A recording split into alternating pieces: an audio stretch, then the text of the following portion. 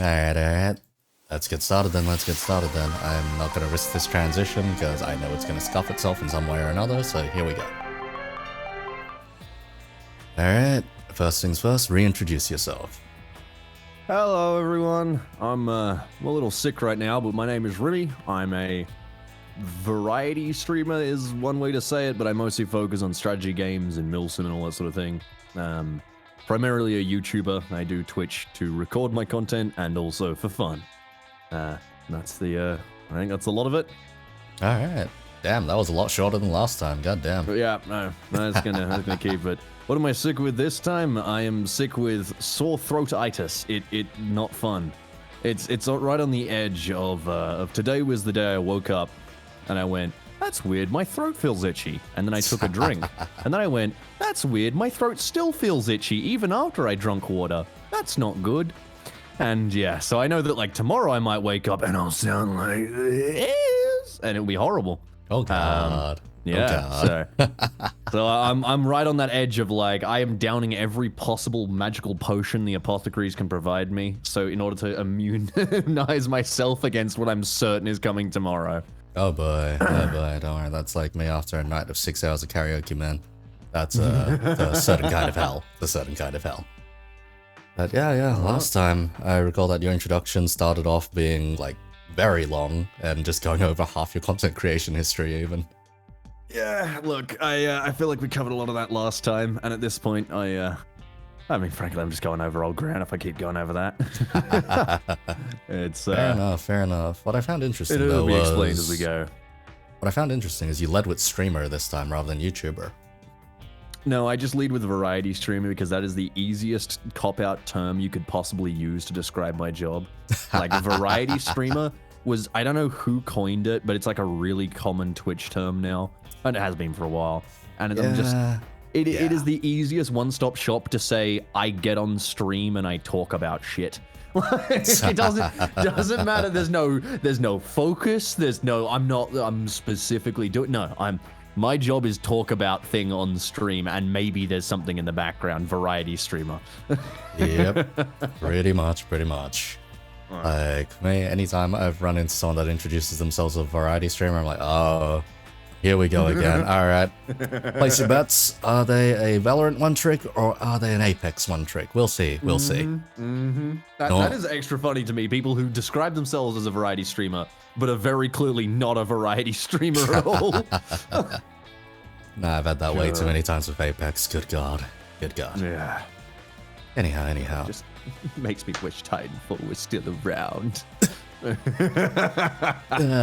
Titanfall gets revived every now and then.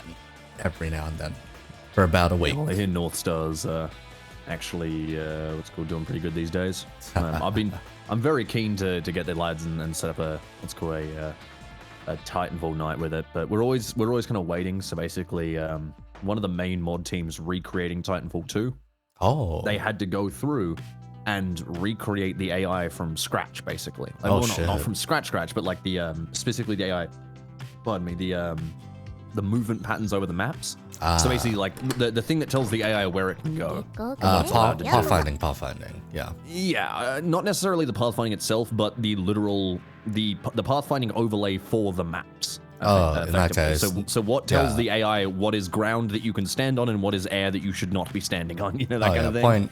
Point node mapping then in that case. Yeah, a lot of that stuff because basically they actually someone had offered even to like for them to get the stuff from the game from not being given it necessarily legally, but they were like, we can get the maps, and they're like, if we did that, if we did that, then we get shut down by the legal people and we get yelled at real hard. So not a good idea. Get a cease and desist real fast. Yeah, so they've been rebuilding that, but they are apparently, I think they're doing the tests on it. I don't know if it's already been done or whatever, but like they're moving into the point of actually being able to relaunch a fan version of Titanfall 2, which frankly, fucking awesome. It reminds me of like Tribes and shit. Oh, like the way the fans kept those games going. Tribes was a different clusterfuck. The devs sweeped in just before their license expired, made a patch, and fucked off again. Yeah, God. Yeah. I miss the good old days. Tribes Ascend was my shit. That, and I played a lot of PlanetSide 1. Ooh. That game was awesome. Okay, PlanetSide 1's a different kind of beast. That one's the really funky one. Yeah, it was a weird mix between milsim and sort of like just normal gameplay that I think Foxhole these days hits that itch for a lot of people. I actually don't like Foxhole. Oh wow. Oh really? Okay. Yeah, a lot of things. That's something that's like a whole fucking topic unto its own. I suppose we'll get into that in a bit then. In which case, because I've seen a lot of people picking up Foxhole recently. Even. But basically, it's PlanetSide 1 far better than PlanetSide 2. Simulated basically how do I say this, but like sort of like player generated dynamic operations. So it's like players are gathering together and being like, all right, if we get together like 100 guys, we can go take that position. And so like you'd find, I remember my best story of PlanetSide 1 was go on. I came across this random field after having hours of just dying repeatedly. I was actually I spent, I think it was like $10 or $15, which was a lot for a kid. Yeah. I spent my money on buying the credits that would allow me to fly a fighter. Ooh. And then I just spent hours playing fighter jet. I was just chasing people around with my guns. I was flying the Terran Mosquito, and I landed down to do some repairs, and I noticed I'm in this field, and there are galaxies everywhere. If you don't know what a galaxy is the big, fat, heavy transport vehicle, right? These things, back in PlanetSide 1, they could carry a shit ton of troops. And I think when I say shit ton, I think, as off the top of my head, it was either like 20 to 40 people in one of those. I can't remember how many. Along those lines. It was... Yeah, I remember it being an insane number of people Or you could also put vehicles in there. So you could put tanks and shit in these. Yeah, like And it there was the clown lines of car pretty these. much, yeah. Yeah, there was lines of these in this field. And I was like, what the fuck's going on here? So I land down and I start talking to these guys. And it turns out they're a whole army planning an attack on a base. And so I'm like, I guess I'm joining. So I just follow this fucking battle group that is formed, and I engage in what is what has to be the biggest battle I've ever fought in PlanetSide 1. It was insane. Like, we had people fucking hot dropping out of these galaxies and like dropping tanks and shit and trying to flank the enemy, and we had, you know, people moving in with max suits and all that sort of shit to secure the air, like surrounding outposts and trying to like fight over the hills. And I was doing aircraft cover, and we're getting attacked by anti-air that the enemy's bringing up and shit. Like, it was nuts. But the big difference there was that players had to organize that shit. In PlanetSide 2, it's a lot more restricted by what the game and the server allows. Oh, so, yeah. Like, you've got that, what was it, 200 player restriction? Instant action. Give or take. Yeah, there's also the instant action sort of system where it's... the battlefield, basically. Yeah, you press the drop pod button and it throws you immediately to wherever there are people to fight. Yeah, whereas in this one, like, the fights, we had to plan that shit. People were like, hey, if we want to like actually take that base over, we're gonna have to get some guys together and like actually get together enough of an army to win. Yeah, form up, start your counter-offensive. Yeah, so again, and that shit was so much fun. But that is old school gaming. That's long since gone. Because that would have just been hard on like the freaking community aspect of things, pretty much. Oh yeah, like with all those sort of games, a lot of these games rely on having a community, and as soon as the community dies or is unfun, then the game is no longer fun, which is precisely why I don't like a lot of Foxhole games, as the community and specifically a lot of the clans are really unfun to be around. Oh yeah, I can imagine. Yeah. When you get that many people, society forms, so to speak. Yeah. It just depends whether you get a good one or a bad one. But at least for PlanetSide, back when I played, it was a lot of oldies as well. A lot of the same guys you'd hear playing WoW were playing PlanetSide. Oh, so yeah. It was a lot of the guilds that were doing that. They would hit PlanetSide as well, and they were pretty nice to play alongside. So it was actually pretty good. All right, fair enough. Anyhow, we can move on now. Now that we've finished my detour. Yeah, this next one's a pretty simple one. So, current choice of platforms. What are you working with? Just YouTube and Twitch, or anything else at this point? YouTube, Twitch, Twitter. Wish I wasn't, but I do. Discord, and yeah, I don't use TikTok. I don't use Instagram. I don't use Facebook either. Yeah, no, I think that's. I can't think of any other programs I could really think of. No, anything of any relevance. Yeah, those are the only three I use. Is YouTube, Twitch, and Twitter. Yeah. All right. Fair enough. Let's see. There was that recent discourse about like the war between the two fucking platforms. Do you actually give a shit, or not necessarily? So between Twitch and YouTube, the biggest thing is at any one point, one side, it's.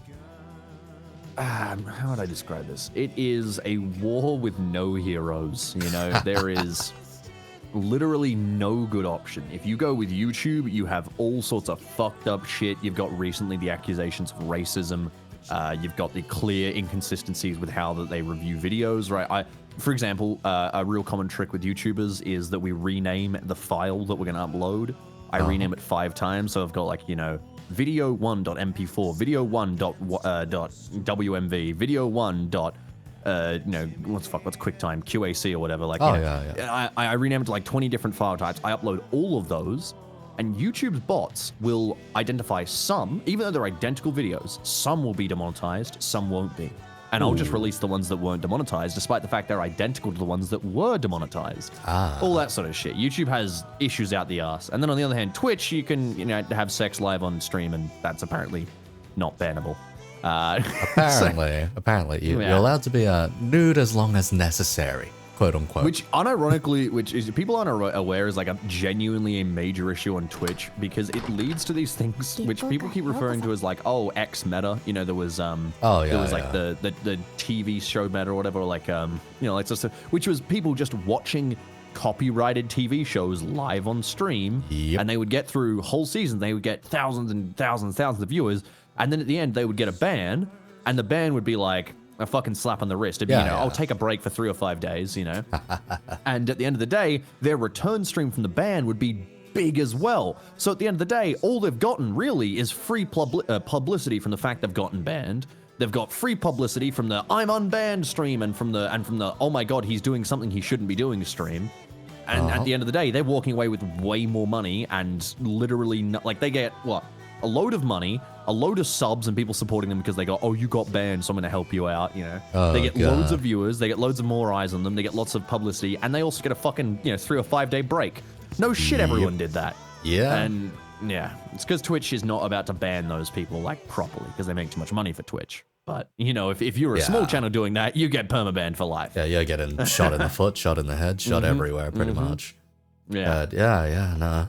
When it came to just metas just popping up, it was just like there's been a lot. There was the whole hot tub stuff, there was TV stuff, and as of recent, there was gambling.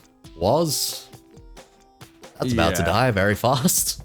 Well, not really, because they managed to ban gambling, but in one of those moments where you wonder who the fuck runs any of these organizations, they banned slot gambling. Yep. And a few other specific things that were like, there was something about regulations and games of skill versus games of just chance, right? Yeah. There's a reason why the game I'm going to deal to you in a bit is not Baccarat. Because that is not a game of skill, believe me. After dealing thousands of hours of that shit, that is not a game of skill. No idea what the fuck Baccarat even is, so helps there. But no, the thing that they're not banning is like sports betting, football betting, horse betting, that sort of shit. And that was what Slicker did. That was the type of betting that he focused on. Yeah. So the whole thing that kicked off this whole "Hey Twitch, why is gambling allowed?" conversation, they're like, Twitch was like, "Oh shit, we better do something so that people don't think we're not doing anything. We better make a public PR move. So let's ban gambling." Which type? I don't know, slots? Oh, okay. But that's not the right type though, that you banned the wrong, I mean, not even necessarily the wrong one. Realistically, both should, in my opinion, be banned because at the end of the day, what you're really doing, like I'm generally very much like a do whatever the fuck you want kind of guy, but when it comes to Twitch and specifically gambling, like there is a lot of laws in Australia because we get fucked up. I'm sure, as you're aware. Yeah, we're well being aware fucked up of by them. gambling. Mr. works at a casino, but specifically pokies, and the slot machines and all that sort of shit. And like those are in every single town in Australia. It is insane. Like your shitty little local pub will have a corner just for the old grandma to waste her pension on the pokies. Yep. Okay, like on one of the streets near me alone, we have what's called the VIP lounges, and make no mistake, that's not for very important people. That's for people that are playing the pokies. And it's like, every single one of these, there's like those free terracotta soldiers lined up in front of them, pretty much. Yeah. And you get the variety. You get the ones that are just, made of stone. You get the ones someone was bothered to spray paint gold. And you get the ones which people are painting like model kits for some reason. But anyway, on this street alone, there's about 5 of them. Yeah. 5 lounges or 5 lounges. Oh, okay. Oh my. Yep. And some of them aren't even more than 5 meters away from each other, so... Yeah, that's like that reminds me of like fish and chip shops in a small town. You got 5 of them within 5 feet of each other. But it's just something you don't want to be showing to kids, especially on Twitch. Because like at least if it was like, oh, I want to gamble, then you can go gamble. Yeah, but there's fucking literally kids everywhere on Twitch, and you can't prevent them from getting into a stream. There's no like, hey, no kids allowed button. Just not a thing, right? Like, that's a thing for maybe, like, somewhere like Korea where you literally have to dump in, like, your social security number. But over here, when you just got kids watching fucking, like, these streamers non-stop, and especially these streamers getting paid to play on these sites. And in the past, it has been proven multiple times that these streamers, when they get paid, often get improved benefits as well. That was the whole scandal around, this is a long time ago now, around CSGO gambling skins. It was proven that those guys, whenever they were doing it on stream, they modified the chances of their rolls so that they would get way better skins. Like, they would be more likely to get the victory, right? The quote-unquote streamer luck, man. Yeah, they were winning like 3 times out of 10 or whatever. Like, oh my god, I'm having such good luck today, guys. What the fuck? Yeah, it's because you turned the fucking luck percentage up by 100. No shit, idiot. And And yeah, and then a bunch of kids get suckered in, waste all their money, and then, you know, rob their mum's credit card and then get addicted to ice. And, you know, that's how it goes, you know? I don't know, it's the promise of getting, you know, rich and famous, so to speak, or just rich, at least. Yeah. Just, you know, not exactly something I'd expect on twitch.tv, the gaming website. That, you know, that doesn't really mean anything anymore, but, you know, it used to mean something. Yeah, it used to. Anyhow, leading on to that, though, so what would you say is, like, the appropriate level of monetization for a content creator, then? I don't have a Patreon, so I don't even have a Patreon, because I'm just not a fan of, well, specifically in my case, I'm not a fan of accepting money from someone and not being able to give something in return. Okay. With Twitch, it's really nice because when someone subs, first of all, it's their choice. It's the thing that's in the site. You know, it's not me being like, hey, you should go sub to support me. You know, because with a Patreon, you've got to advertise it yourself. But the next thing is that, like, all of the rewards they get are automatic and they're already all built in. You know, they get, you know, they get to use emotes. They get access in the Discord to a special channel. They get a special little thing next to their name. They get picked first when I'm doing, like, if I'm naming someone in a video game, I'm like, all right, who wants to be called this soldier? You know, I'm always going to target subs first. And all that sort of stuff. So that's like my return thing there. Whereas with Patreon, you have to find something that you're going to pay them back in exchange for giving you money for. And I'm like, I don't have anything like that. Like, shit, man, it's such a hard thing to do. So I don't know. Appropriate level of monetization is, I don't know. It's hard to say because it's very much a case-by-case basis. Sometimes, you know, you get, it's more in the moment where, like, you'll have people who are like, oh, this is awkward, and you're clearly begging for, like, money here, and that's not great. You never want to see that. You don't want to have that moment where you're like, oh, this is... Yeah, it's a bit... It's very off-putting whenever you see that. But at the same time, you also have those things where it's like, okay, let's say you're doing, like, a charity stream or whatever, or you're trying to hit a goal or whatever, and you're like, all right, guys, you know, holy shit, we raised this much in this time. Can we get it in the next hour? Like, that sort of stuff is just pretty standard hype and salesman stuff. Yeah.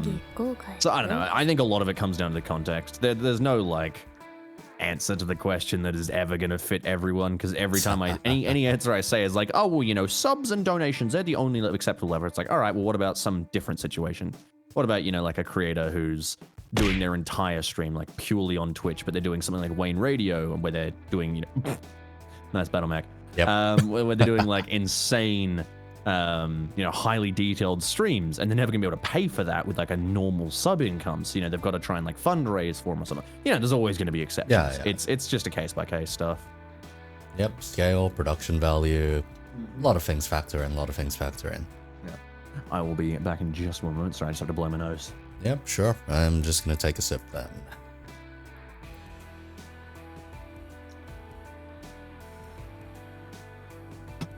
Yep, drink of choice tonight. Double lemon. No. I have a ginger lemon kombucha right now. I'll be making my medicine shot later, which is apple cider whiskey, and then the rest of it's just gonna be some water and some lemon. Oh, good lord. That is to clear the throat out and awaken. Yeah, anytime I hear apple cider mentioned, it's just like, oh no. Because the last person that mentioned any kind of apple as a recommended drink on one of my interviews was Mandalore. Sorry, I did not mention. Oh god. I did not mean apple cider as an apple cider. I meant apple cider as in the vinegar. Oh my god. Yeah, no, I love that shit. I drink that shit straight. But like when you got a sore throat, that shit is incredible. Oh. Fair enough. I haven't had a bottle of that sitting in my pantry in a long while. You should learn how to cook.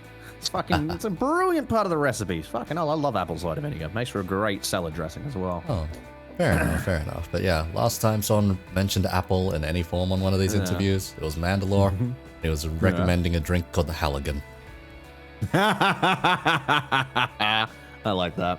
Used him in a recent edit. I used Gianni when he was doing the Durandal voice. Oh god. For one of the upcoming videos. Because I only realized on rewatching, I was like, I want to get like a clip to make this little edit, and I realized at one point Durandal rechristens a ship the Rocinante, which is the same one from The Expanse, which is what everyone's been talking about recently because of Terran Invicta. But yeah.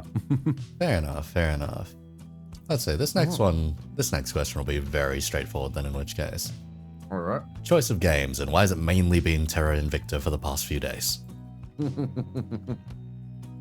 Well, that's a whole story into itself. Yeah, let's hear it then. Let's hear it. I backed Terran Invicta in 2014, I think, on Kickstarter. Like, God, I'm in it from the get-go. I have actually very recently spoken with the CEO of Hooded Horse and the project director on Terran Invicta, specifically because I think I'm one of the biggest streams covering the game, bigger YouTubers as well. Like in terms of, I think my video, as in my VOD, which was like literally just a 12-hour live stream, remains like the most viewed Terran Invicta content on all of YouTube. Right? It's only, and that's not like a major achievement. It's only like 350,000 views, which is definitely saying something for how niche of a game Terran Invicta is. Yeah. Even with the excitement that people have for it, it's still an incredibly niche game. Yep. Hello, Luma. Oh, God. But no, this Terran Invicta. So it's essentially. Oh God, it's kind of hard because in order to explain Terran Invicta, I have to use an even less popular game, which is Aurora 4X. But Aurora 4X is an old game that I adore, and it is a very, very, very, very detailed space simulator. As in, you don't just design your spaceships; you design the laser that you then mount into the laser cannon, which you then mount into the laser laser turret rather, which you then mount onto your ship, and that is how you design a ship in Aurora 4X. So there is so much like fine detail and control, and of course it all looks like a fucking radar screen in a submarine. Oh yeah, because there's no graphics at all. It's all just blue dots and text. Sorry, green dots and text rather. Yeah. So Terran Invicta is like if someone tried to make a single A version of that is perhaps the more correct way to describe the budget. I was about to say AAA, but definitely not a AAA budget. But higher budget Aurora. Yeah, it's got a budget, it's got graphics, it's got visuals, as opposed to not having any of that, which these games tend to have. But it's still maintaining that super detailed, super in-depth sort of gameplay style.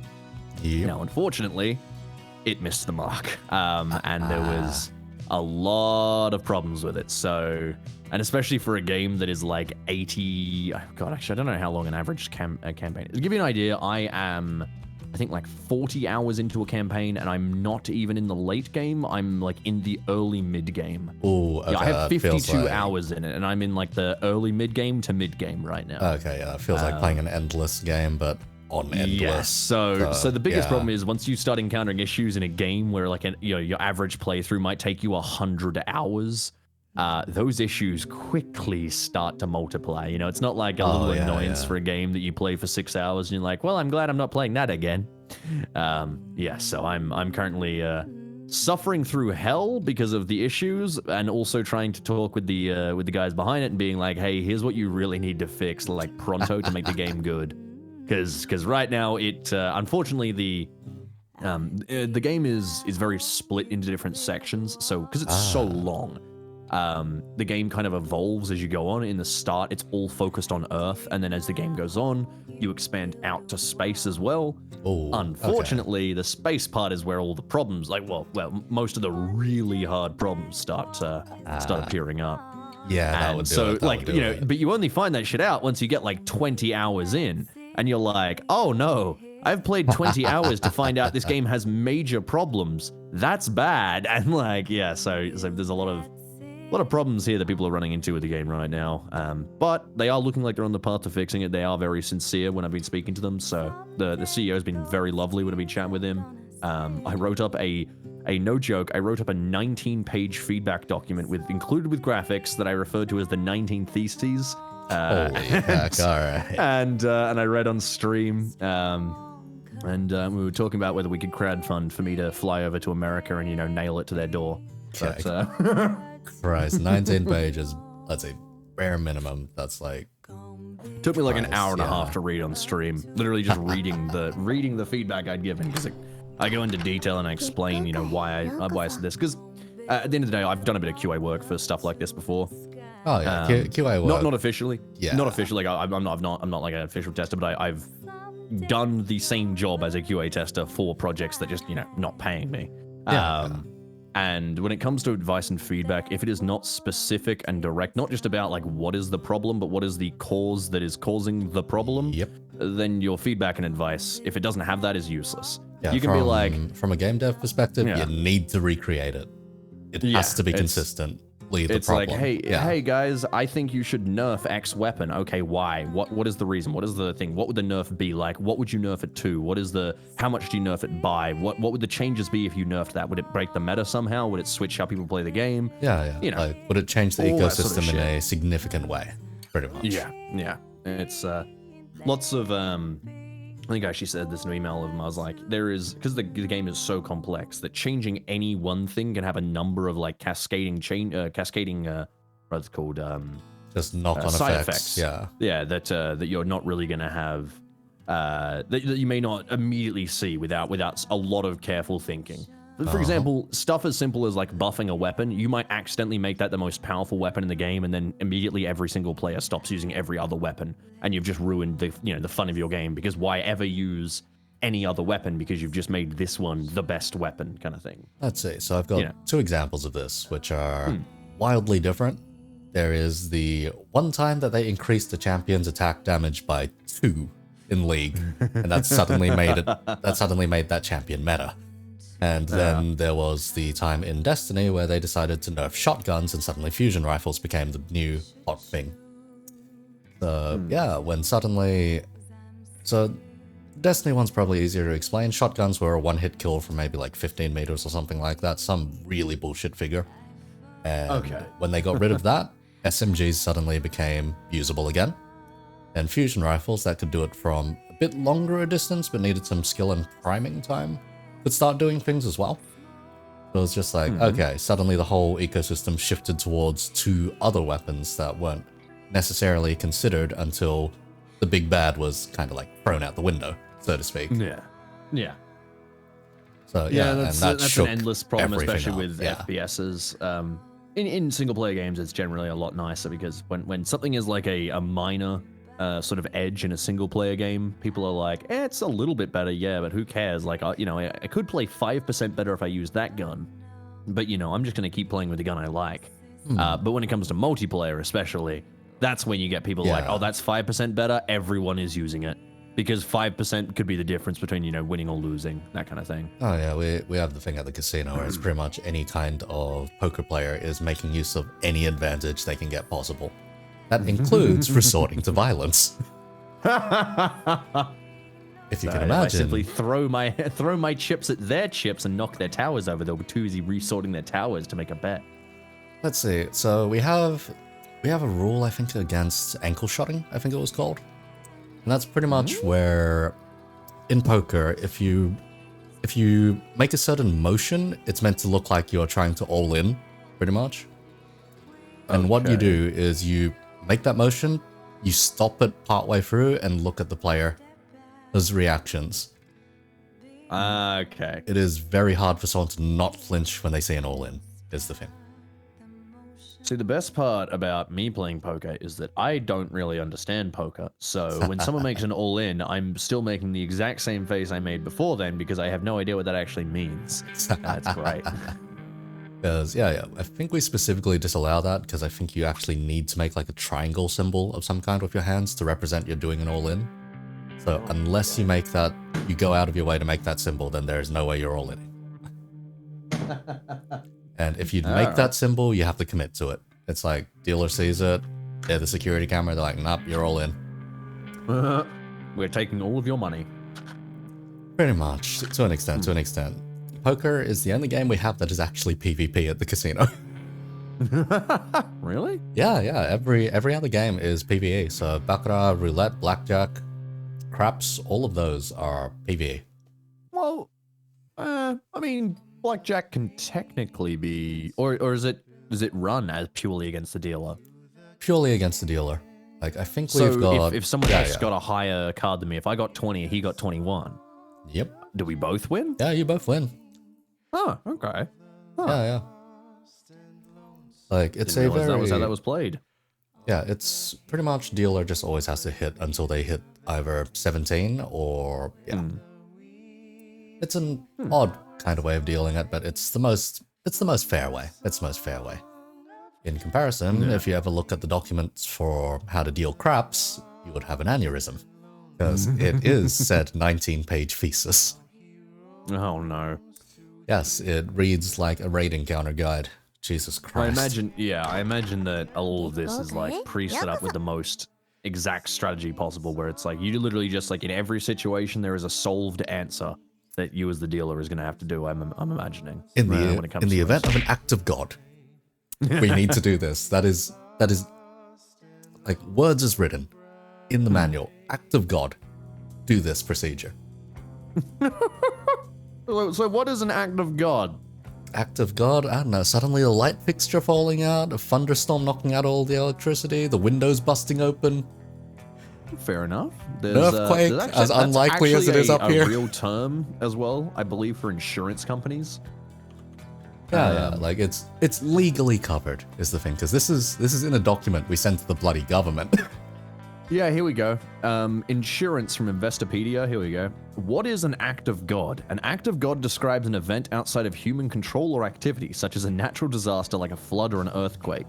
In business, the phrase act of God is not associated with any particular religion or belief system. It's just that they think God did it. It's like, all right, sure. You know, it is a genuine term to say that, like, yeah, okay. And I love this even more. What acts of God are not covered by my insurance? Oh my god. Why? Why? Which part of God's, weaponry can we not get covered by? Alright, how bad is the list? How bad's the list? I'd have to wonder. Oh god. Oh, hang on. I think it was hurricanes. Huh? Yeah, hurricanes, wildfires, and lightning storms is... Oh, no, hang on. That's what it can pay for. That's okay, that makes more sense. This is one of those... Do you know those pages on Google, like, people also ask? It's one of those. Oh, yeah, but it gets it wrong. Here we go. For most people, the things that aren't covered are earthquakes and floods. Oh. Those are generally separate.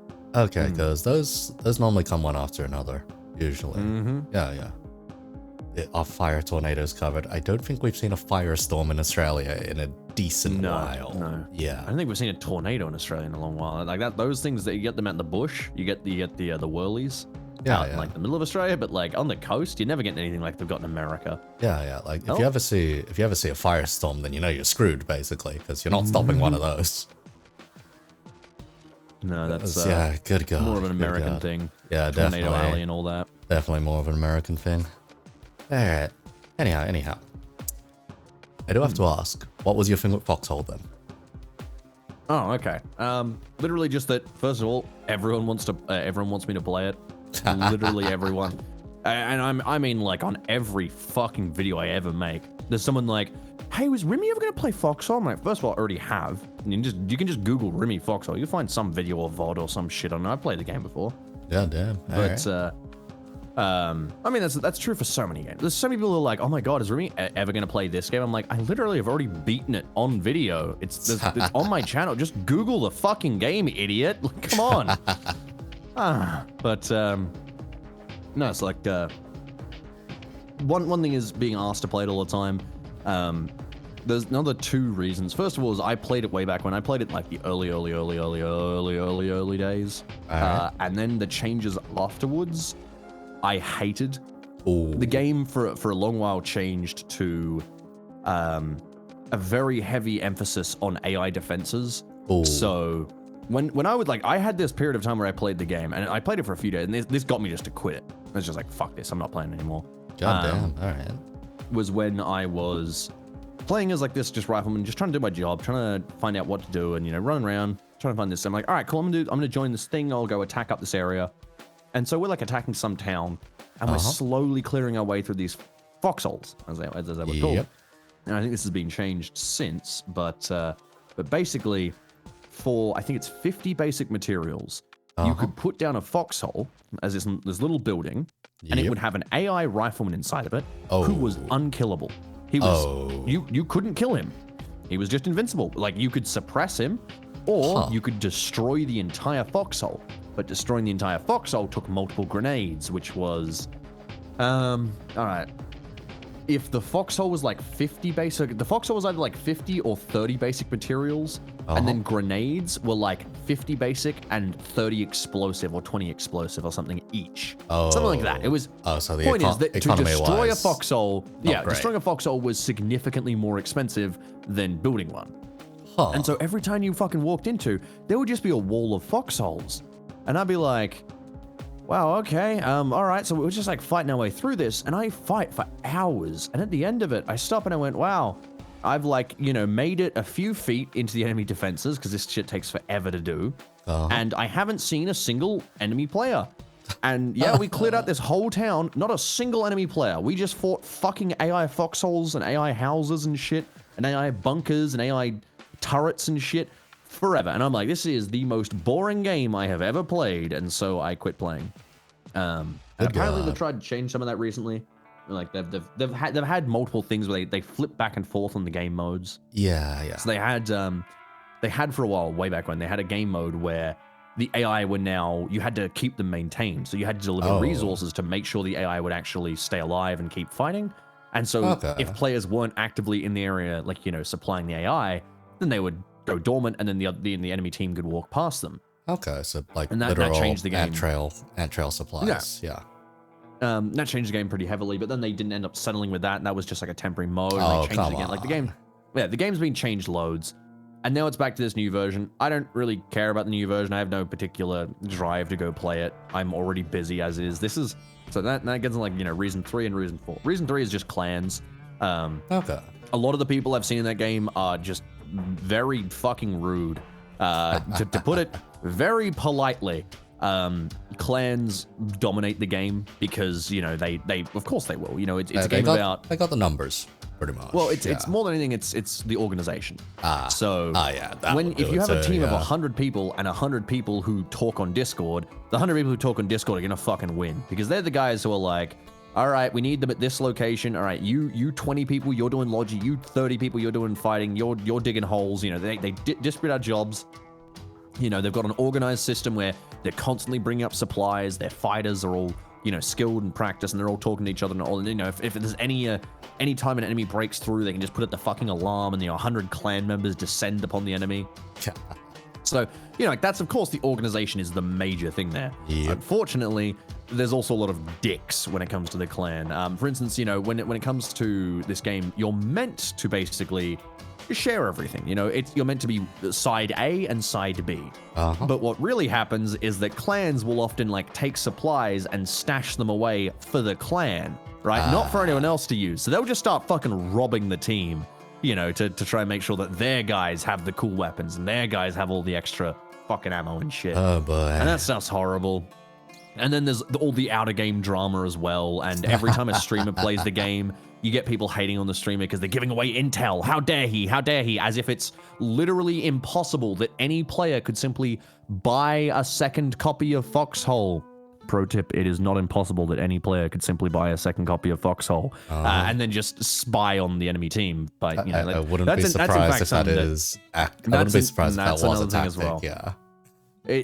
Fuck, I hate shit. Like, dude, even Squad has that. Squad is a basic kind of Battlefield style, but a lot more realistic milsim shooter. Large scale, you will have some matches where some just absolute fucking cumrag gets on your team and then sits and then just directs the artillery fire of the other team by using your map and being like, all right, hit that position, there's guys there. Okay, hit that position, there's guys there. It becomes very obvious when they do it as well, and we all immediately start looking for the one guy who isn't fucking moving on the map and is like laying down in a bush somewhere. And it's like, you're the fucking traitor, you know? So that sort of shit fucking blows. I really hate that. That's common. But the other thing as well is that Foxhole is a game that you need to invest a lot of time to enjoy. You will very much easily have scenarios where you will have ages of playing Foxhole where you are bored out of your fucking brains. Or you will be like, you know, if you want to do like an attack in Foxhole, you can't just jump on and be like, oh, I'm going to attack. You got to jump on, you got to like do the logistics, you got to prep the attack or whatever, you got to, you know, get your guys together, or you got to find guys. Because if you solo it, I mean, you can solo in Foxhole kind of, but the people when they solo, The most successful people there do partisan stuff, which is where they sneak behind the enemy lines and they fuck around in the back and like in the rear. Yes, the classic Viet Cong strategy, of course. Oh yeah, those guys.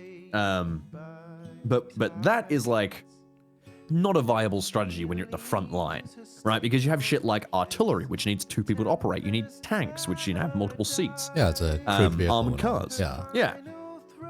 You gotta move like tripods for weaponry because it's more like a World War I focus. So you need to organize and prep yourself towards an attack. And frankly, if you don't have that time spent organization and when you're actually spending your time on Foxhole, if you don't do that, you're not going to get the same level of fun out of someone who just boots up Foxhole and is like, I'm going to play an hour of Foxhole today. That person is going to have no fun. That person is probably going to walk to the front, maybe get a rifle, die a few times, and then go, well, my time's up, and then leave, right? They're going to do nothing interesting.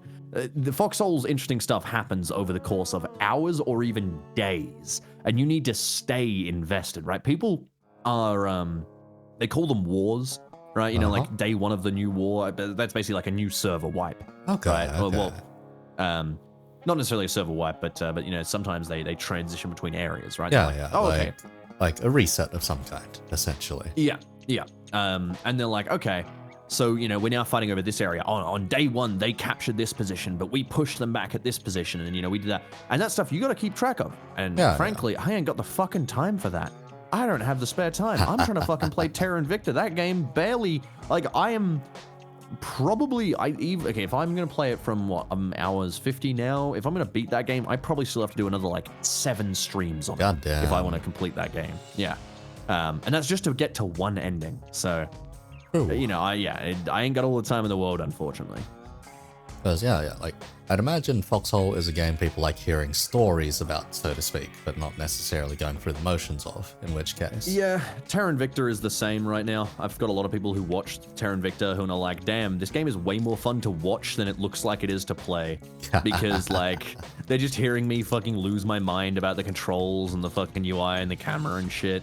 But, on the other hand, the actual stories of, I've got shit where it's like, oh, we had Matterhorn Battle Station face off with an alien mothership and hold the line. It drained all of the mothership's weapons, destroyed every one of them, and didn't get destroyed itself, survived the battle. You got all these sort of epic stories and, things that are happening naturally.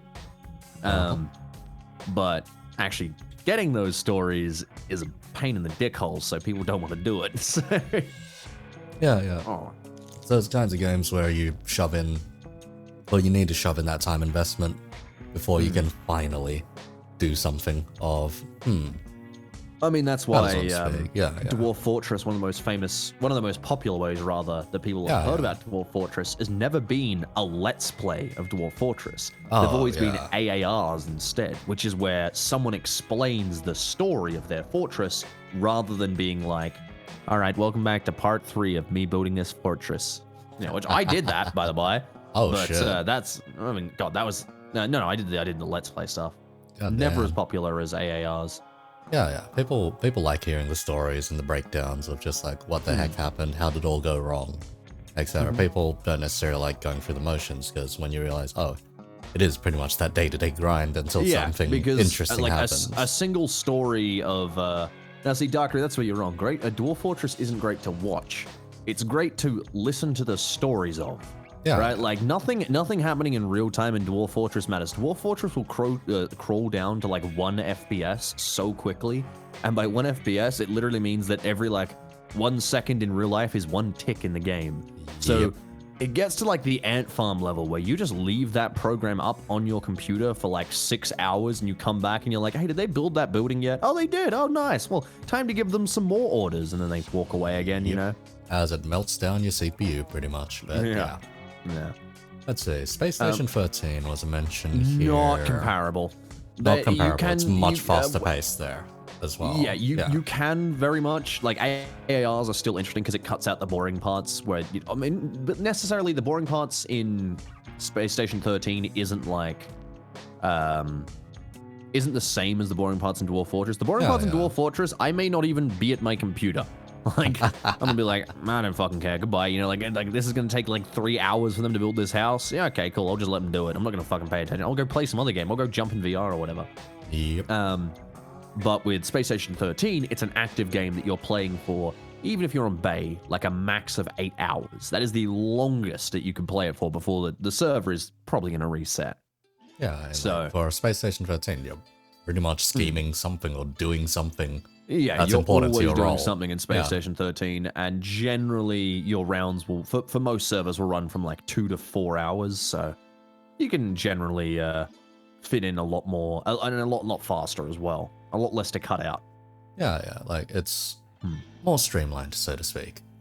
There is less of that, how does one say? Mechanics pile up, essentially, spectacle creep, essentially. I wouldn't say that. I'd say it's more focus on the character. Your character is always doing something in Space Station 13. Like you unlike with Dwarf Fortress, where there may be parts where it's like, is there anything interesting happening? No. My guys are farming. My farmers are farming. My fishers are fishing. My guards are guarding. My builders are building. Yep. Okay. This is it. You know, like there's nothing that's particularly interesting. Whereas in Space Station 13, it's always about one specific person, and you're always role playing as well. So even if there's not like a fascinating moment, there is still at least we're just chatting to people and having a little joke and, making our little bits. Because, everyone in Space Station 14 is just trying to be a funny person, That's 13, rather. Oh, yeah, one fellow here is mentioning Barotrauma. All I can say about Barotrauma is not even comparable, honestly. Like, Barotrauma is way faster. Yeah, way faster. You are plenty active in that. I actually don't like Barotrauma. I have played it a bit, and I've decided that I think it's crap. I play it modded at this point on stream, but hey. Yeah. Each their own. The main thing is that either you play campaign, and it's really, really, really boring because you do something like a transport mission, or you do even just like a kill mission, something like that. Yeah. Super fucking boring. It takes forever. And really, genuinely, and I mean this genuinely, it is safest if you just leave the ship on autopilot. Because players, in their attempt to speed up the mission, will crash the ship, and then you're in trouble. But if you just leave it on autopilot, don't fucking touch it, kill any bad things that show up, and otherwise just don't be stupid, you can complete a round with no trouble. Like, you can complete a round with nothing happening. Oh, yeah. Meanwhile, in the other game mode where you have the trader, now the trader, he makes things interesting because now you're like, okay, there can be something going wrong even if everything's normal. But then the other problem is that the trader in Barotrauma is OP as fuck. As long as he isn't stupid, he can just destroy the ship in like 5 seconds. Right? Yeah, because like you just need to replace a fuel rod, undo some wiring, goodbye ship. Undoing wiring is the single most annoying fucking thing known to man, and the fact that it's a mechanic in the game is so infuriating to me. Like you basically, literally go you don't to know, chat. Yeah. In Barotrauma, you can walk up to like any electrical object in the game, open the panel, and rewire how it works. But you're only going to be able to see that someone has rewired it if you check the panel yourself. And when I say any electrical device, I mean the button to open a door is considered an electrical device. A light is an electrical device. A door is an electrical device. Everything on the ship that is like interactable in some way is almost certainly an electrical device. So you have this. Honestly, got to the point where we banned it, actually. We were like, okay, if you're the trader, you're not allowed to do this. Because you can literally walk up to every electrical panel on this ship and just start unplugging all of the electricity. And so someone's going to come over and be like, our electricity's fucked. And the reactor's going to start overloading, of course, and having all sorts of problems. But they're not going to know where you unplugged all the fuse boxes from. And if they do, like, even if they know, even if they figure out, oh, fuck, he's fucked with the wires, even if they figure that out because you can't, like, see that, they then have to go through with a screwdriver and check every single device on the ship. Okay. Like, it is ludicrous how easily traders can get away with it. And that's without saying anything else. Yeah. The traders can just open a door and let water in. Yeah. Nowadays, you can actually see the wiring these days. Oh, can you? Yeah. Oh. So recently, on one run through I did, mate was complaining about a flood warning going off constantly. So I was like, okay, let's just unplug this. So we unplugged it. It's like, oh, there's a hanging live wire here. Are you sure about this? It's like, yeah, that's fine. That's fine. But that's pretty much, I'll say most of the issues are unfortunately fixed by mods. So at that point, you need to go through and mod the damn game. is the thing. That's the big difference between Space Station 13 and Barotrauma. Barotrauma is too focused. It's too, actually, if anything, I think it's the rounds are too short and there isn't enough to do on the submarine. Oh, in yeah. Space Station 13, if I ever get bored, my immediate response is, all right, I'm going to the bar. And I'm just going to go walk to the bar and I'm going to see what's going on. There'll probably be a bartender. There'll probably be a clown hanging out. Someone will be playing music. There'll be drinks to steal. Someone will be fucking building some weird contraption inevitably. You know, everyone's just hanging out and having a good time. But with Barotrauma, you're like, okay, do I actively need to do one of the like 3 jobs that exist on the ship, which is like repair the ship, drive the ship, or shoot the gun? That's like the 3 things you're ever going to have to do. Yeah. Do I need to do any of those? Nope. Okay, I guess I stand still. Because there's nothing for me to do otherwise. Yeah, pretty much. Like, yeah, roles are very uninvolved, so to speak. Yep, that's the biggest issue. Like, whereas in Space Station 13, roles are like, you know, oh man, if the engineer doesn't set up the engine correctly, power is going to run out to the station. In Barotrauma, it's like, just don't crash the ship and you're fine. Like, it's, yeah, the level of that is such a different, a different level of involvement, rather, compared to Space Station 13. Also, Space Station 13 has way better defenses against people fucking with the station. If you blow open, like, a hallway to, like, the void in Space Station 13, the station has natural, like, airlocks that will seal it off until someone can come repair it. Whereas in Barotrauma, you can just, like, open the doors and just sink the ship if you wanted. You can open the doors, you can plasma cut a hole in the fucking ballast tank, and literally just cut a hole in it and be like, yep, there you go, we're fucked. There you go, good luck finding the one hole I've cut in the ship, morons. You know? Like, it'll tell you where it is, at least on the captain screen, but guess what? What if that's unplugged? Yeah. Or what if that's not doing its job? Every role can do everything. Absolutely agreed there with Snowcrab. That's another major issue, which is that the roles, like, apparently have skills, but they didn't at all restrict them. So it's not like if you found electrical, you'd be like, our trader must be one of the engineers. You can't do that because literally anyone could do this. So it's like, well, it's fucking anyone. Until we see them do it, we'll never know. No, the strongest one is just if you're the medic and you do anything, because at that point, the thing is, if you're the wrong role to do something, you may shock yourself or injure yourself in some way, and the medic can just, you know, take a peek at the injuries and like, okay, clearly you're the cunt that's been unwiring everything because you've got a fucking shit ton of shock injuries. All right. Sure, but if you're the medic and you're the one with the shock injuries, it's like, I don't know, man. Who the fuck's been unplugging shit? There's no burns on me or anything. I don't know how much they've changed it since, but when I was playing, the odds of getting an injury was so low it never even happened anyway. It's about a 50-50 shot at this point. Okay, that's definitely changed then. Yeah.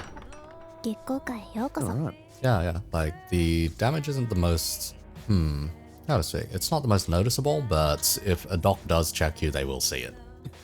They will know. They will know. The problem is, if the doc is the traitor, then it's like, well, gotta eliminate every other possibility first, do the Sherlock Holmes thing, where it's like, yes, no matter how improbable, last thing's the fucking truth.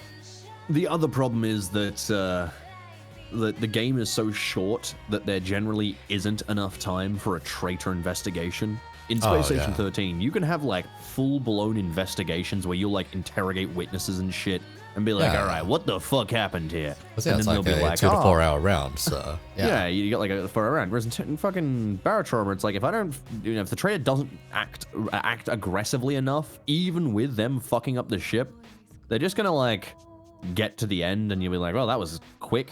15 minutes, basically. Yeah. In and it's out. like, 15 minutes. not that long. Even 5 minutes, 10 minutes, depending on what you're doing. Yeah, which is insanely short for a role-playing game. Yeah. Like, and the thing is, the traitor isn't even known from the very start. They just suddenly get a letter dropped into the inventory, and it's like, oh, 5 minutes into the round, oh, you're the traitor now. Oh, that's not great. Basically. Reminds me more of Trouble in Terrorist Town's level of roleplay rather than like a true role-playing game. TTT is kind of just like, okay, I have the AK. Well then, make this quick. Tell me why I shouldn't shoot you in 2 seconds. All right, you're dead. Okay, next guy. Okay, you're dead too. You're dead too. All right, the only person I trust is my fucking rifle, mate. Nah, that's how you get karma banned, and that's how you lose damage. Nah, that's what I love. TTT is TTT. I think a lot of games tried to copy TTT, and I still don't think I found any game that has nailed the concept as well as just traditional Trouble in Terrorist Town did. Yeah, Like, pretty much. it nailed it so well, the fine balance between the players have the same guns as the terrorists, and there's more players, so they're gonna more likely to win. But the terrorists have, you know, little traitor weapons that can give them like a bit of an edge, or like, you know, they can kill one guy in a specific way, but you know, it's a specific restriction, so they have to knife him or they have to blow him up with C4 or whatever. Yeah. These days, you watch people like the Yogscast play it, like, hi, my company that I work for. And they've modded it to such an extent that I'm like, this isn't even fucking TTG anymore. Like, the traders are fucking firing out, like, map-crossing trains that kill everyone they hit in the path. I'm like, this is silly. This is... Buddy. It's not... Yeah. No. Fallen Red, in original TTT, the detective does have detective skills. They can go up and they can investigate crime scenes. And here's the thing is, practically fucking no one knows that those skills exist. If you find a detective who knows how his skills exist, it's incredible. But you can find like DNA evidence on a corpse and be like, hey, I can see that you touched this guy. Like, I can see that you came up here. I'm gonna kill this guy. And you know, you hunt him down, and because I'll say, the detective can be useful. Yeah, I'll say another game which kind of ran into kind of a complexity problem, so to speak, was just Project Winter. Even. Oh, yeah, I played a little bit of that. Because yeah, it's fun when you're just using like the vanilla stuff, pretty much. But the moment they introduced quite a few of the roles and quite a few of the new stuff, they realized, oh shit, each round is only meant to take about half an hour. We can't get this done in half an hour. So they streamlined it, made a beginner mode, and it was like, okay, this mode takes 20 minutes, and it's like super simplified, a whole bunch of objectives that are very simple, blah, blah, blah. It's like, I personally thought that game was just very bad. It was... I can't remember exactly what about it was like just not great for me. I think it was... A lot of these games struggle with one of the biggest things that Trouble in Terrorist Town kind of has down to a T. Which is just, how do you let players talk to each other without immediately letting them tell when someone's betrayed you, right? When like, God, Project Winter was real bad for it, because I think when the Yogscast first started playing it, they played it without directional voice, which was very funny to me. Oh dear. Nowadays it has it, at least. Yeah, but like, because it takes so long to kill people in that game, they were able to be like, hello, it is Duncan who is killing me. Duncan is the man who is the traitor. He is killing me. Yes, you should kill Duncan. And everyone's like, okay, got it. Yep, okay, good. Like, you know, they had enough time to fully discuss this. I think it was the time to kill in Project Winter that made me unhappy. Because with Trouble in Terrorist Town, you have those moments where it's like, if you turn your back to a traitor, they can just, you know, head cap you with a shotgun. Yeah. And it's like, all right, you're dead. And that's one of my favorite strategies, is just fucking using the shotty.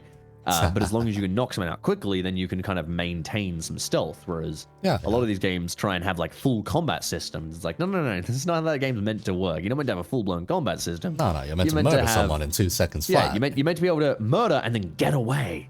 And too many of these games fuck up the getaway part, where it's like so impossible to hide the fact that you've killed someone. Because Project Winter is a bit too rough in that regard, just simply by, okay, you need to get one powered melee strike and slap them 4 extra times after that. Yeah. If you get that first hit in though, you're guaranteed to kill the guy. But they're guaranteed to get word out. Yeah. Especially they have I think they have radios. Yeah, they have radios. They sometimes get disabled by RNG events, but that's the problem. It's down to RNG. Like, yeah, so you have a radio, and it's like, well, whatever. Yeah, like, I just need 3 seconds of shouting to be able to get the word out, you know? At that point, it comes down to your person's skills. In like a random lobby, they're gonna take the guy's word. They're gonna no risks. No risks. Just that's the problem. Is at the end of the day, if you are ever in a situation where someone is like, this person is actively killing me, they are killing me, right? And you are trying to kill them, there is no way that you can talk your way out of that situation without just praying that they forgot that they said that.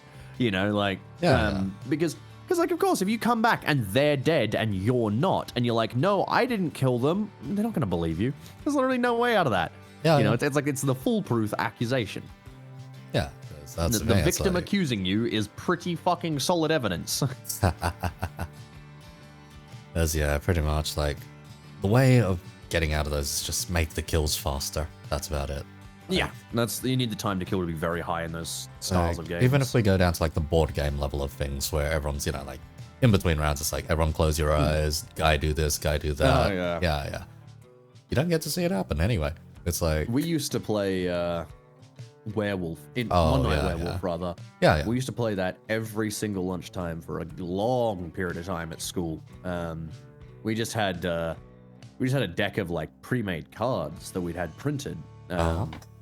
It was like wooden cards, right? So they were holy shit! All right. Yeah. They had the things carved into them, and yeah, we would just get out these cards and play that every single lunchtime. We got so fucking good at that game.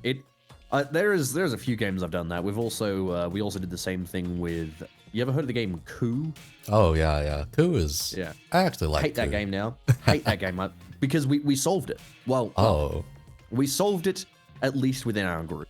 To the point that we had gotten so fucking good at that game that someone would play something and like 5 or 6 rounds before the round was over, we had already decided who had won the round.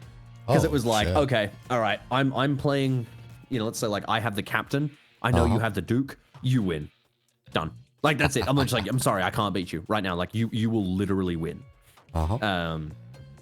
Yeah, everyone claims Duke. That was real common. Yeah. Duke is just hard to deal with, is the thing. Basically, unless you've got captain specifically. And then after that, everyone claims captain. And then everyone claims ambassador. It was claiming captain. Oh, sorry, hang on. No, that was right. No, as captain was you'd win. It was if you had Duke and you didn't have a captain, they just won. I think that's what it was. Yep. Because essentially, for those guys who aren't aware, Coup is this game about you're all trying to backstab each other and you're all spending points and using your characters to do so, right? Now, there is various characters that you can get as cards, and they have abilities. Like the captain, if I recall rightly, for only 5 coins or something, can like put someone out of the game. No, assassin was a free coin. Yes, but that is where you have people who protect you from those. So you've got like the captain who protects you from assassins or whatever I think it was. Contessor. Or was it Confessor? That was okay. Contessor, Captain, Ambassador, Confessor? Duke, Assassin. That was the base game for Coup. I think so, yeah. Anyway, point is that there were certain scenarios in that game that you would get into, and it was like, okay, I know that, so if you actually have a Duke right now, I just lose the game, right? Like, I can't possibly win, except if you somehow misplay. But, it's like, it's a very clear and obvious thing. So what the Duke does is it gives you more money per turn than you would normally get. Yep. And if you have, I think it's $7 or $9, you can kill an enemy character and they can't block it. They can't do anything to stop it. It just happens, right? Yep. So $7 to essentially, coup. $7 to coup. Yeah. Essentially, the game is you've got to try and beat the enemy players either by getting more money first or by killing them early before they can get enough money to just insta-kill your guys. So, you end up with these situations where we had played it so often, we knew each other's tells, we knew all that sort of stuff, but we'd also just known like the general overall game strategy of like we had seen every single outcome.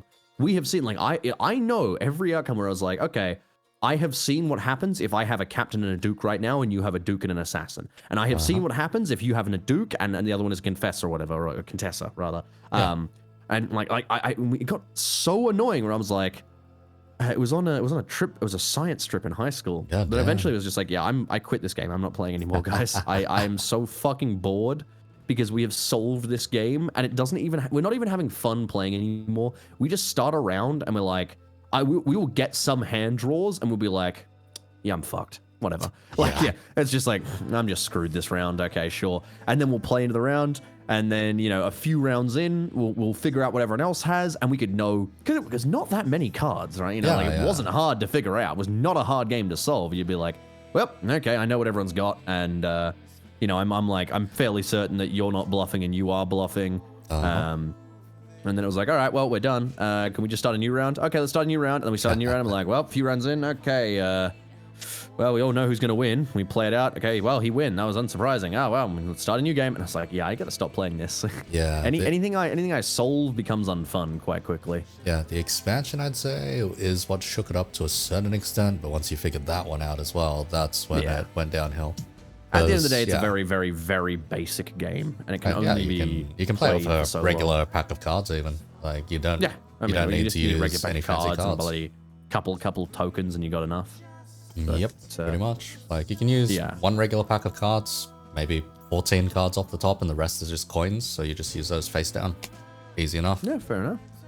But yeah, that was as with anything, I find games that are that simplistic to be very quickly boring. It's why I don't enjoy a lot of war games that are very simplistic. So people recommend me either strategy games or war games, especially turn-based ones. Ooh. And I'll look into them and I'll be like, wow, yeah, man, recreates the entire, Western Front. Okay, cool. But like, what's like the combat resolution system? And it'll be something super fucking basic or whatever. Yeah. And I'll be like, man, I don't really want to play like a war game where the result. Oh, my riflemen have 4 attack, your riflemen have 3 defense, and we just roll 1 dice, and that's the entirety of the combat system.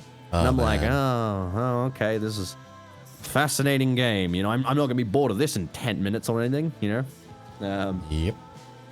That's Pretty why. much, it's like, yeah. Terran Invicta actually is a great example of that. Really? So the military system, specifically the armies system. So in Terran Invicta, you can fight with armies on Earth. Okay. But it is a very bad and very boring system. Well, Oh no. it's not necessarily like it's not the worst part of the game. It's not like this is like a terrible part of the game, because at the end of the day, if they had poured ages into making this system super well refined and super amazing, it would have been wasted effort, because the game is not about fighting wars on Earth. The game is about fighting wars in space. Yep. So the Earth thing is all a sideshow. But Pretty much, in yeah. effort of being a sideshow, it's very boring. So like when the militaries fight, militaries have 1 stat and their HP.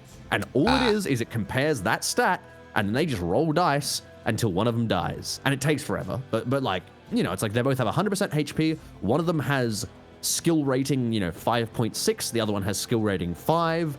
So the 5.6 will eventually, with enough time, just win the battle. But it'll take a fucking effort. And that's just literally like, yep, fight, and that just happens. They just attack each other back and forth forever. And that is the entirety of the combat system, right? Yeah, that's just like endless space then. The space combat's alright. They make it very cinematic, and pretty much it's just set and forget. Yeah, the space combat's pretty nice. But yeah, after when you try and actually attack a planet, it's like, the only things I'm making in terms of considerations are the strategic considerations. So I want to burn the planet, or do I just want to try and occupy it? And then that's all you're doing, really. Yeah. Everything else is just rock, paper, scissors from there. I have played Disco Elysium, Aussie. I'm probably not going to play it again. If I'm going to play it, it probably will not be publicly. It'll just be me playing on my own. Fair enough. I don't mind that game, but I think that game suffers majorly from a really shit opening. I think the opening is fucking terrible. Really? Yeah, I think it is terrible. It is the exact thing not to do in a video game. Now, like, and I say this is like, I'm someone who I really adore games when they buck trends. Like, I like, one of the things I really hate in media in general is when someone is like, oh no, you have to do this in your art. That's the rule. And I'm like, no, you fucking don't. It's art. Fuck off. If I want to write a manga where nothing happens and there is no story arc and the entire manga is like just a dude's life, like day to day, nothing interesting happens and that's the end of it, I can write that. And you know what? That might be a dog shit manga, or it might be one of the most fascinating fucking mangas ever written. Right? Yeah, potentially. Like that sort of shit, Like, I hate that.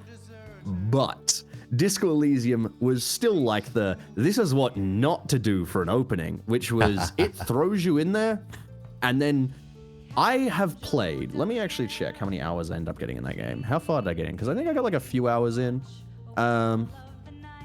Disco Elysium. Okay, so I got like 4 hours in. Okay. I have no idea what the fuck I'm even doing. I have no idea. I started, I'm a detective, I think. That I mainly know that by the fact that, the game is, says so when you start it up. But it's like, I'm solving a murder? Am I? Of whose? Of what? And it's like, it's so fucking unclear. and they do bugger all explanation, and the game mainly spends most of the early dialogue making fun of you for not knowing what's going on.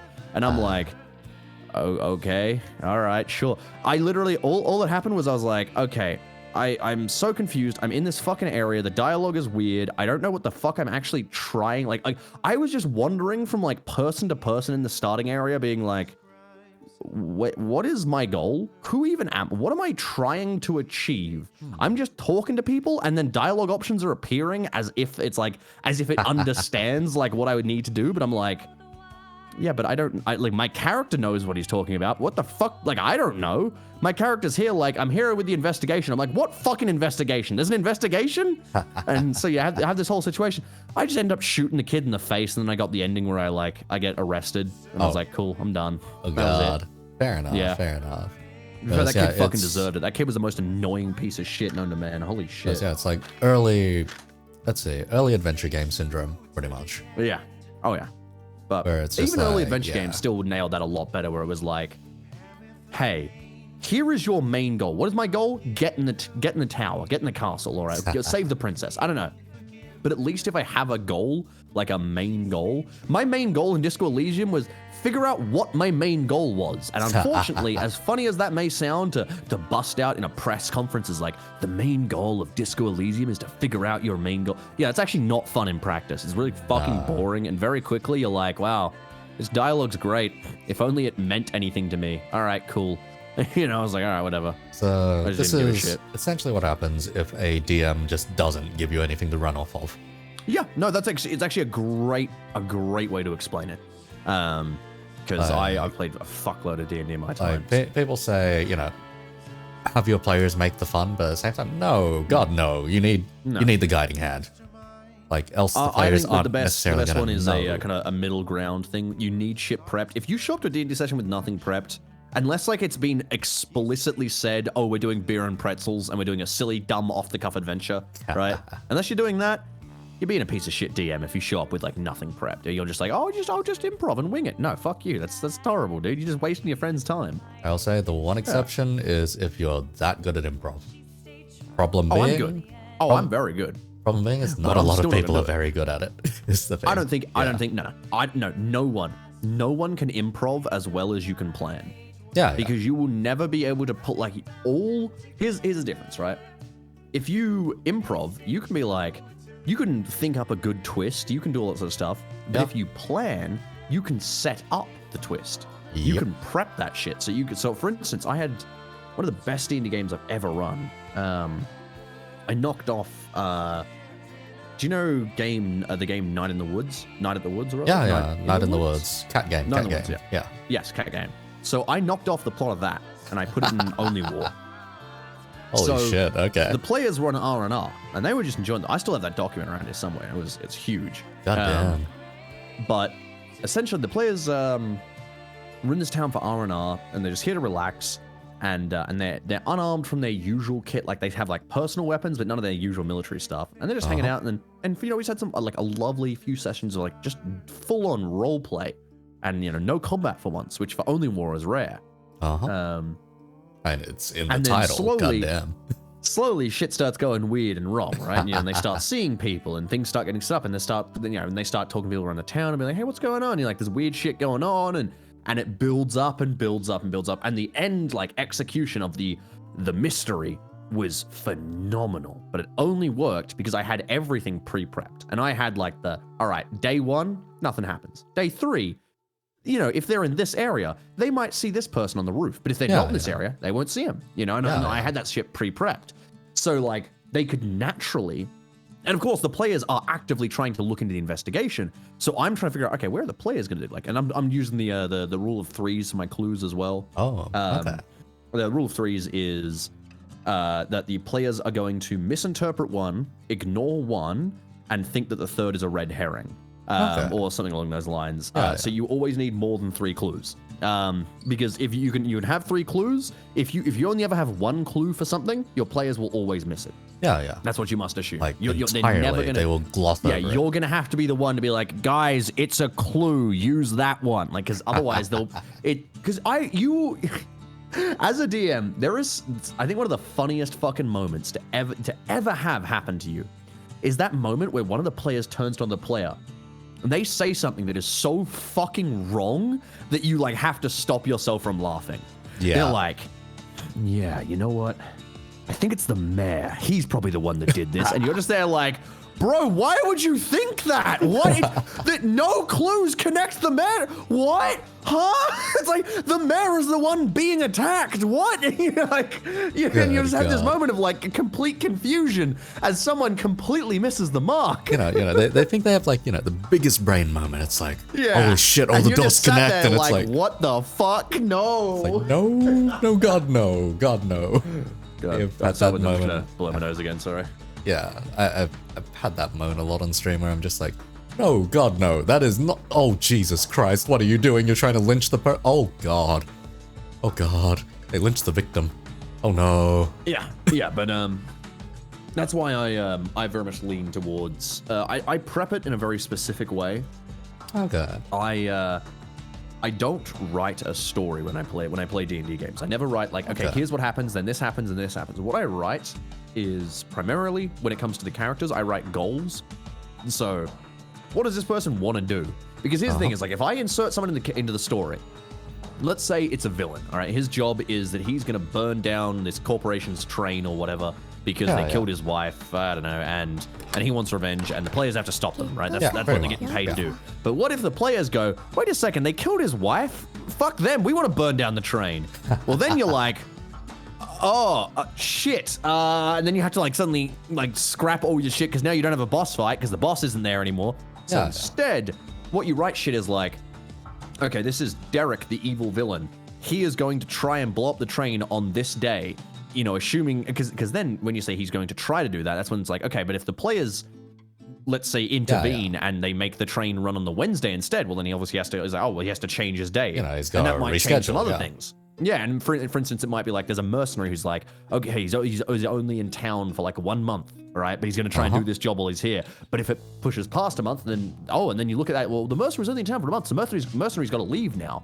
It's like that sort of, you've got those character goals that help build, basically, like, it's not a direct guideline where it's like, you must do this, do that, do that. It's, not guidelines, rather instructions. Rather not direct instructions, they're more like guidelines in that. Yeah.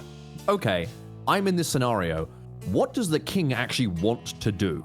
Oh, the king actually wants the prince to die because he thinks he's a shit prince. Oh, okay, so the king probably wouldn't help the players here, and then you could decide there. And that is a much easier and more efficient way to write than ever writing like, and then King Vesemir says this, and then he'll do this, and then, because all it takes is one player slightly knocking the scene out of line, and then you're like, shit, and then now you have to improv everything, Pretty much. Like, so yeah. Personally, when I was running D&D, I did 5 to 15 minutes worth of preparation, but that's because I was that confident in my improvisation skills that I could run it for at least an hour to 2 hours, pretty much. Well, if you're only running for an hour to 2 hours, okay, fair enough. My games were like 5 to 6 hours. Yeah. When it gets to that length, I actually just knuckle down and I'm like, okay, I'm writing. Fuck, let's go. But yeah, for 5 to 15 minutes of prep, you can easily stretch that to an hour to 2 hours. Yeah, as long as you have some prep. It's more when you have no prep. Like when you have no prep at all, show up on the day, you're fucked, mate. Yeah. No, it's just never gonna be fun. Like, because you can still do good games that are improv, but you'll never hit the same heights as someone who's actually put some vague thought into their game. You know what I mean? Like, if you can't spare 30 minutes to design the next encounters for your players, then do you really want to play that game? Like, is it really that worth it? I know. Me, I took 3 months just to pay off a single story beat one time. Jesus Christ. Yeah. God, I think I DM'd for about 9 years straight. So damn. I've been doing it for a while. Yeah. Because I've come and gone for about 5 or 6 campaigns at this point. And it's just like, okay, the last one I ran was probably the most consistent one because every single week everyone would somehow manage to show up, and I was like, the heck? You guys want to listen to me for like an hour or 2 on stream? Yeah, sure. All right. Let's see what the hell we can plan. So one of the things was just like, you know what? I'm going to introduce enemies. Special bosses and whatnot. Big guys, big bads. And you know what they're going to be? they're going to be you from a different plane of existence. Well, you're not going to fucking know that. You're going to have to clue that in eventually, because then you realize, wait, these guys are using the same kinds of things that we would employ, but at a much higher level. Fuck. Yeah. They clued in on it slowly, and eventually, by the end of the campaign, they reached those heights. Was the thing. Very So nice. eventually it's like, oh, we have this power now. Oh, we can end this plane of existence, can't we? Like they did to their last one. Should we do that? Oh, I see. Yeah, no, we had a scenario once where God, I made so this is something I was quite proud of. I'm really mad that the game ended up falling apart. This is one of my few games that fell apart thanks to like players rather than like, oh, we just got bored of it. So fair enough. So that's always like this the sore spot. Yeah, that's a sore one usually. Yeah. Where basically I didn't tell them the system we were playing. Oh. The system we were playing was Stars Without Number, but they didn't know that. And so my guys were so experienced at this point, and like I've had the same group since high school that I've been playing with, like DMs for years. They were all theater kids. Well, a lot of them were at least. And, the acting is fucking top notch. They're very good at it. I've had all sorts of shit. I've had like people get up and like act out scenes around the table, and that's why I fucking love IRL. Every time I have played a lot of online D&D, and every time I'm like, this just isn't as good. It doesn't scratch the same itch. Does not come close to IRL D&D. Yeah. It is such a different experience. Oh god, fuck, hang on. The Stars at number 1. So basically what it started off as was they were civilians in an XCOM game. Oh. So weird shit just started happening. And like weird lights in the sky. What's up with that? And then the communications going down. What's up with that? And so they have to slowly start figuring this shit out.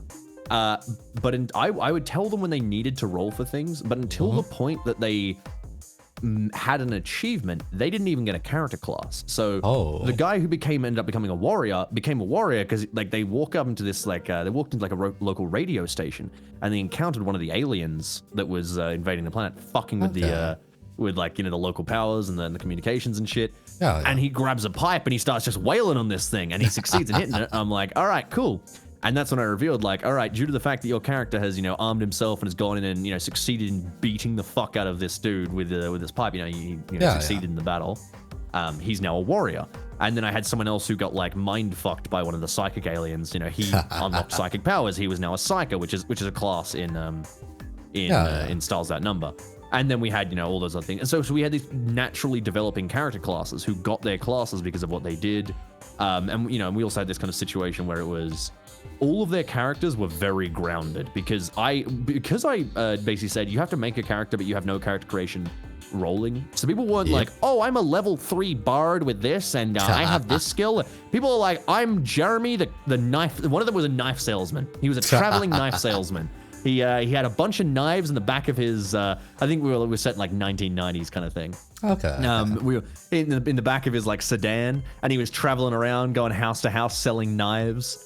So he had that, and we had all that sort of stuff. We had different characters, and they were all very human, and that's one thing I really like as well. I really like running D&D games where people are way below what you'd expect. There's a term for it in Shadowrun. It's called street level. It's when you play effectively gangsters gangers in Shadowrun. Yeah. So you're playing the guys who are broke and can't even afford an assault rifle, right? And so what you do in those games is fascinating because even in like normal, there's basically in Shadowrun there's 3 different levels. There's 3 different levels. Yeah. There's street, I think it's street runners or street level. Yep. There is runner, which is normal. Your shadow runners, And then I think there's high roller is the 3rd one. Yeah, your corporation, and those are like 3, pretty much. Yeah. Well, not corporation. It's just that you're rich you're or rich. you're skilled as fuck. Basically, it's like starting D&D at like level 15, right? If you play high rollers, you're basically deciding because there's no levels in Shadowrun. You don't start. There's no such thing. You get skill points and EXP basically. Yeah. Or EXP to spend rather. Yeah. And also money. Money is XP in Shadowrun because. Money is fucking incredible. Oh, don't worry, Fallen Red. It's one of mine too. I have videos on YouTube. I actually worked with a guy making tutorials on how to play Shadowrun. That was something we covered last time. Because Shadowrun is such a broken fucking game. I have spoken with the people who've written the book, which were all freelancers, by the way. The way they did it was they would just They had like 8 chapters to write, and they would just give each chapter to a different freelancer, which is why the book is so fucking insane and is just has like wrong information that references pages in other chapters that don't exist, or like the examples in the sidebar use the rules incorrectly, or like the example characters they build are illegal by the character creation rules. All that sort of shit. Catalyst Labs, you tried. Good God, you tried. No, I don't think they did. Catalyst Labs is fucking... I've never spoken to anyone from Catalyst Labs, but Jesus Christ, they certainly a fucking company. They don't know what QA is. Yep. They're such fucking low quality products for such an incredible game. Is BattleTech is a special kind of spaghetti if you ever try it on tabletop, thanks to that. I've always wanted to, because I think BattleTech's very fascinating, but like the new prints of BattleTech are a lot better, honestly. But if you try and read back on all of the technical manuals, oh yeah, if you read like the first published copy of a bunch of these things, the Rigger book was disgusting for Shadowrun. It had so many tables that you would look at, and they had just shifted the table across by like 1. So for example, the speed of my motorbike was 160,000 yuan. And you know, like the armor was fast, right? No. You know, like that sort of shit, right? Like they had all that sort of shit. And like these are like immediately visibly obvious problems. And I'm like, how did you publish that? Have one intern scroll through the book before you publish it for fucking sale. Come on. Ooh. Like, yeah. So yeah, the thing with looking through like old BattleTech stuff is you're like, okay, so we have like pilot level, we have the mech level, we have, you know, strategic layer, and then all of a sudden we have the intergalactic and everything above, and it's like, oh, well, fuck, that's a lot. That's a lot. And but yeah, it's getting back to the bloody stars out number. What ended up happening, the whole reason I started telling the story was basically the characters in the story kept they started, you know, facing off against the aliens. They started to see what was XCOM, what was like proto XCOM in this story. Pretty much, yeah. But they were doing like more like the Wolverines, you know, the movie Wolverines, like that sort of stuff. Like they were fucking around in the jungle, you know, in a woods, fucking with aliens, and then, you know, they're facing off against them, and eventually they get, I think it was either captured or they accidentally got on an alien ship, and I can't remember which one it was. I have to go look at my notes again. But point is, they got up to an alien ship in orbit. Ooh. And they're like, So they're getting ready to like have to like face down with the enemy base, having accidentally been transported there. And they get greeted by a guy who appears friendly. And when I say appears friendly, I mean I played this man as the most suspicious man you have ever fucking met. Oh no. He was so fucking suspicious, right? Like, and I made it clear, you know, this alien was lying to these people, right? He was fucking like, you must join with us humans, and you'll gain great power, and you know, you'll be able to you know, stand among the stars, you know, shoulder to shoulder with our race. Oh god, this is the old alien man selling a kung fu manual.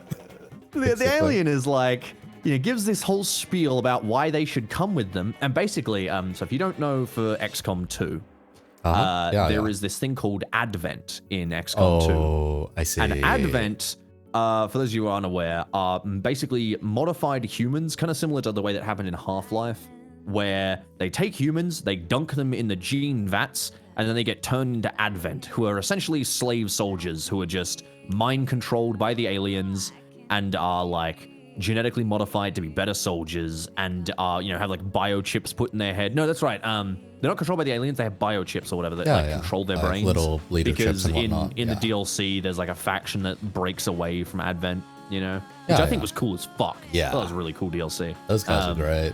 Wolf the Chosen was a good one. Basically, the alien was telling them to get into vats that would turn them into those people, and they'd met aliens like this before. And originally, all of them turned to each other and they're like, well, we're not doing it, obviously. But then one player goes, yeah, but it would make us as strong as them, right?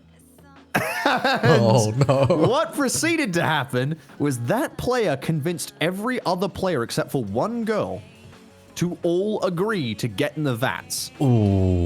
so they all got in the vats, and I was like, well, I didn't think you'd do that. Roll a willpower save, and like a bunch of them failed, and I was like, yeah, you guys get turned to fucking, I didn't call them Advent, they were called something else, I have to find it. I was like, yeah, you guys got turned into Advent. You have no memory of who you were. Why would you do this? And he's like, oh, I thought I'd get superpowers. I was like, you just TPK'd most of the party. What the fuck? Yeah, some of them had like vague memories of who they used to be, like that, because they passed their willpower check. But the ones who failed were just, they're gone.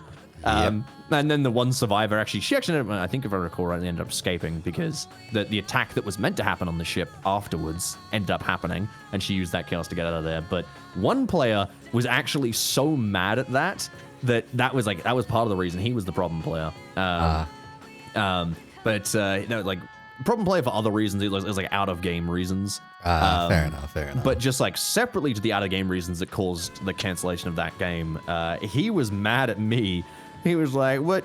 But you told us to get in, and you didn't make it clear that it was bad." I'm like, bro, a strange alien that's been invading your planet told you to get in a strange vat of goo. Why would you do that? Like, yeah, I can't believe you really thought it would give you superpowers. It's entirely your fault on this one. Oh god, yeah, that would do it.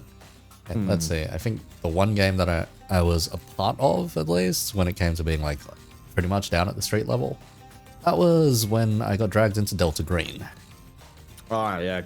Want to play that. Yeah, the thing with this one was the DM was like, you know what? Because we're all Australian here, we're setting this in Sydney. My Shadowrun games are run in Australia as well. Yeah, because like...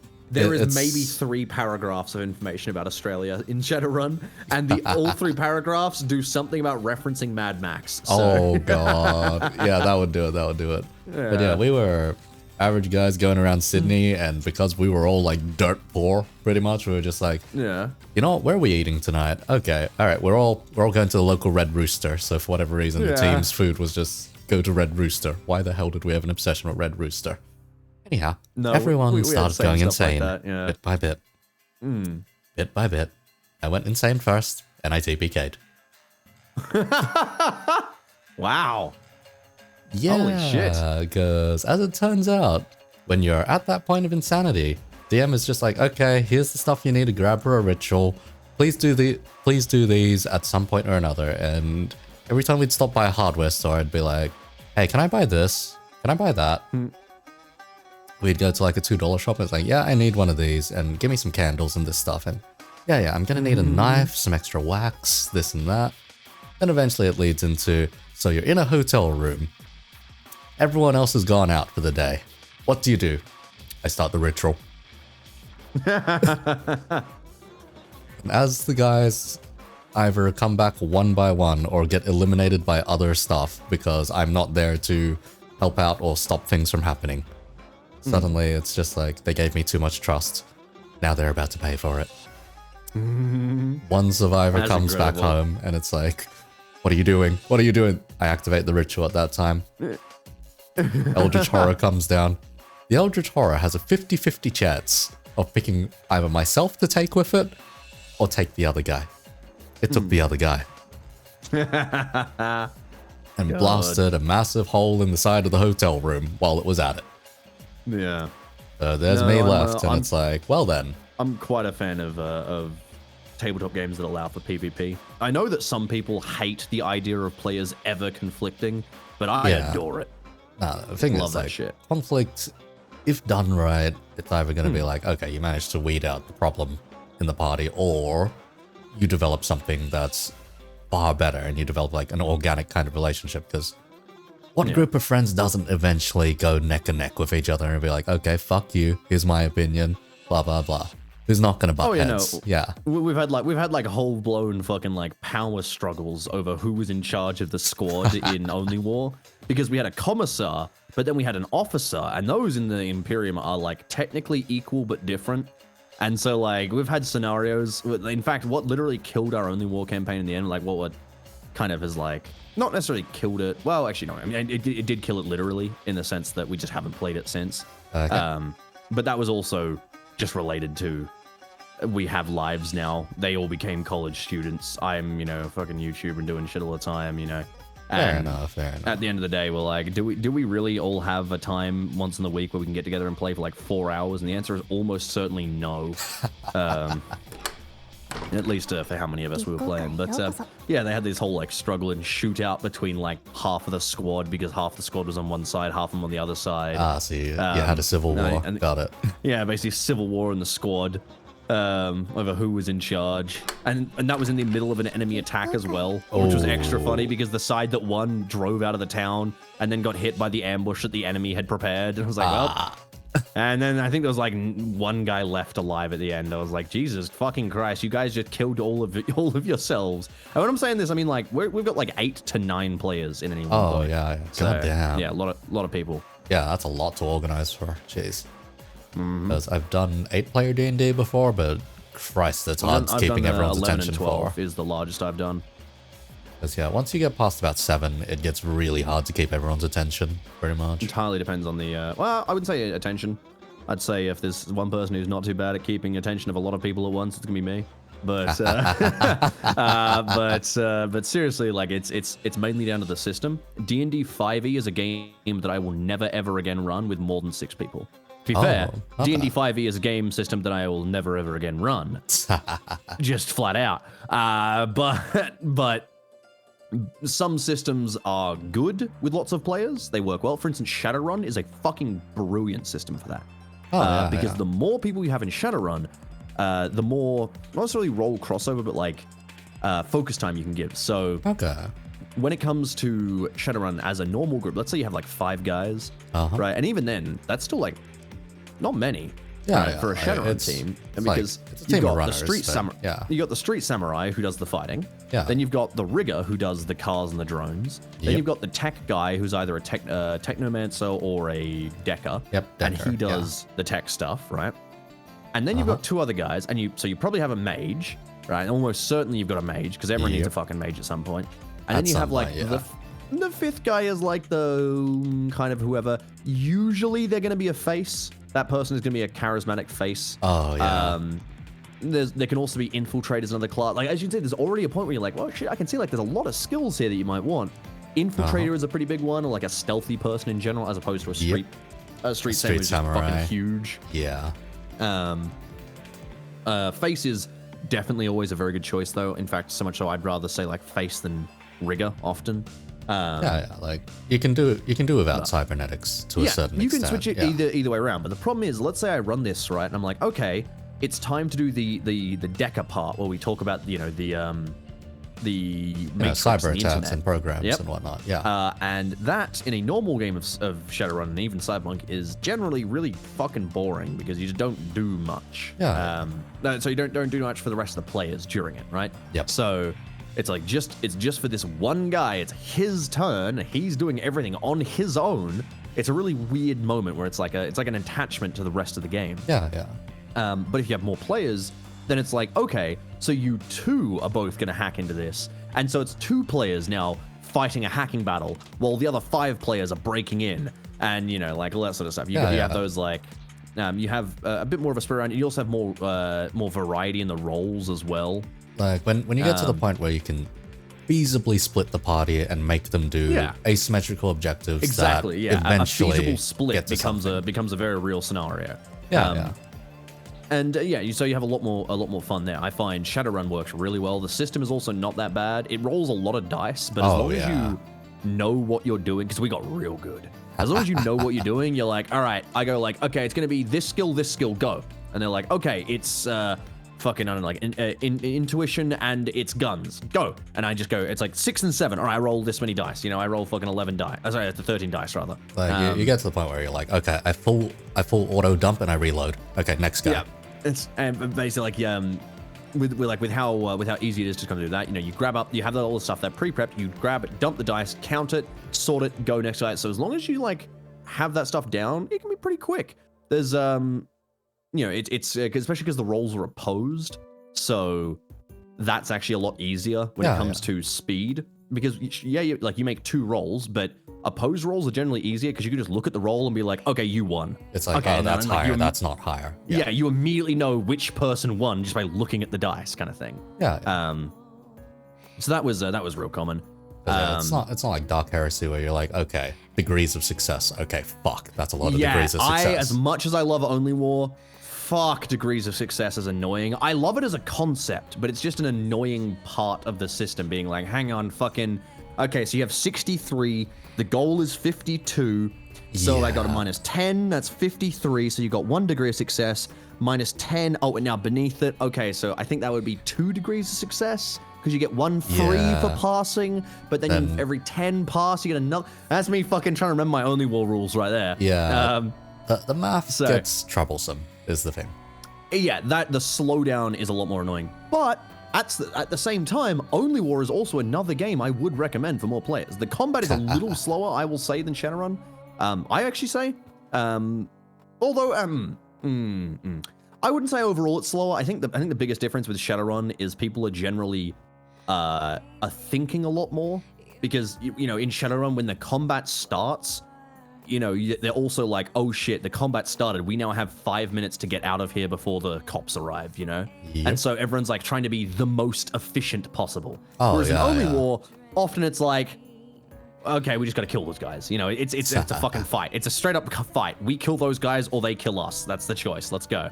Right? And so it'll just be a bunch of fighting. Like, it's either the scuffle or the time limit, time pressure. Yeah, where people are trying to like perfect every move because they know they only have so many turns before the cops show up. I'll say time pressure is hard to get right when you're doing like 5A, for instance. 5A's rule sets are not fun for time pressure, pretty much. No, 5E's worst part is not the any of that. It is the balance. So it is not built for the number of players I put in. Because I ran a game with like 11 or 12 players. And my choice was either A, I could throw them up against something like, I don't remember what the number was, but something ridiculous. It was like 70 goblins or something, right? And like that's equal to their challenge rating. Right? I could either put them against 70 goblins, which would take maybe 5 hours to resolve, you know, just all right, and Goblin 34 attacks you. Oh, he misses. Oh, you attack Goblin 34. Nope, you miss. Okay. Next turn. All right, Goblin 35. And like that would take for fucking ever. So I could either do that, or I could set up a single monster that is on the CR of the entire party. Now, here's the problem with that. I put like an Oni against them. Action economy is a huge one, by the way. The players were so fucking powerful because it didn't matter what they came up against. They had more actions than it, and when you have more actions than it in D&D, you can just beat the shit out of anything. You can you can have one guy dedicated to running around pouring potions in people's mouths if you want, right? So like anyone that goes down, nope, they're right back up. The problem, I put them up against an Oni, and this was like I think it was a level 3 party. I think it might have been a little early. I can't remember. Goddamn, 11. Oni has Frost Breath. Frost Breath is an AOE thing that shoots out, hits you guys, and does a good bit of damage. So a CR level of like 4 or whatever this Oni was, I can't remember what it was, which is equal to the party, was capable of instantly killing multiple members of the party. It'll still lose the battle. It'll still lose in the long run. But any one of its attacks does so much damage that it will just instantly kill a player. It'll be so it's fatal, like, is the thing. So we had this situation where like that game, it was a bit shit. And in the end, I was like, I still had fun with the guys. It was still a fun campaign. But, well, I mean, fun in the sense that, you know, hanging out with your friends is always fun, you know. I wasn't saying like it was exceptionally good. Fair enough. But we unironically had minimum of a death per session. And I am a blood-hungry DM. I will kill as many players as I possibly can. I will happily do that. I actually believe attachment to players makes for far more boring. Sorry, attachment to characters makes for a far more boring campaign because people get way too complacent in their characters, and and especially like one of the things I really love doing. God, this is an entire fucking tangent, but really quick, one of the things I love doing is making players roll a trait. So as part, a lot of games actually have this as a default thing. Like D&D has it in there, but no one really uses it. But some games specifically state like, okay, you don't have to do this if you want, but it's intended that you will roll for a trait for your character, and you have to role play that trait, right? And I enforce the rolling. So someone now people might think, oh, that's really mean, or how dare you make someone roleplay a character they might not want to roleplay. To which I say, you're a boring motherfucking person if you can't manage that, right? We had a fascinating character because of this. We had a character who was playing themselves as the proud, it was a guy player, but he was playing a female sergeant, and she was the proud sergeant of the squad. She was efficient. She was well liked. Everyone loved her. She was good at her job. She was very popular as well, very famous. Not like famous, but like among the army soldiers, she was well known. And everyone's like, yeah, that's the reliable sergeant. So he's like, yeah, I want to play this character. And I'm like, all right, cool. Rolls his trait. He rolls coward. To which we made the most fascinating character. He made Caiaphas Cain. Yeah, I was going to say, that's Caiaphas Cain. So it's Caiaphas Cain. So the entire time, she had a massive, it's called insecurity complex, persecution complex. She was terrified of being found out for being a coward. So she would be in these scenarios trying to live up to her, her fucking, oh, I'm a well-known person in this unit. I'm the popular commander, I'm the one who's first into the breach every time, but I'm a fucking coward. I do not want to be into the breach, right?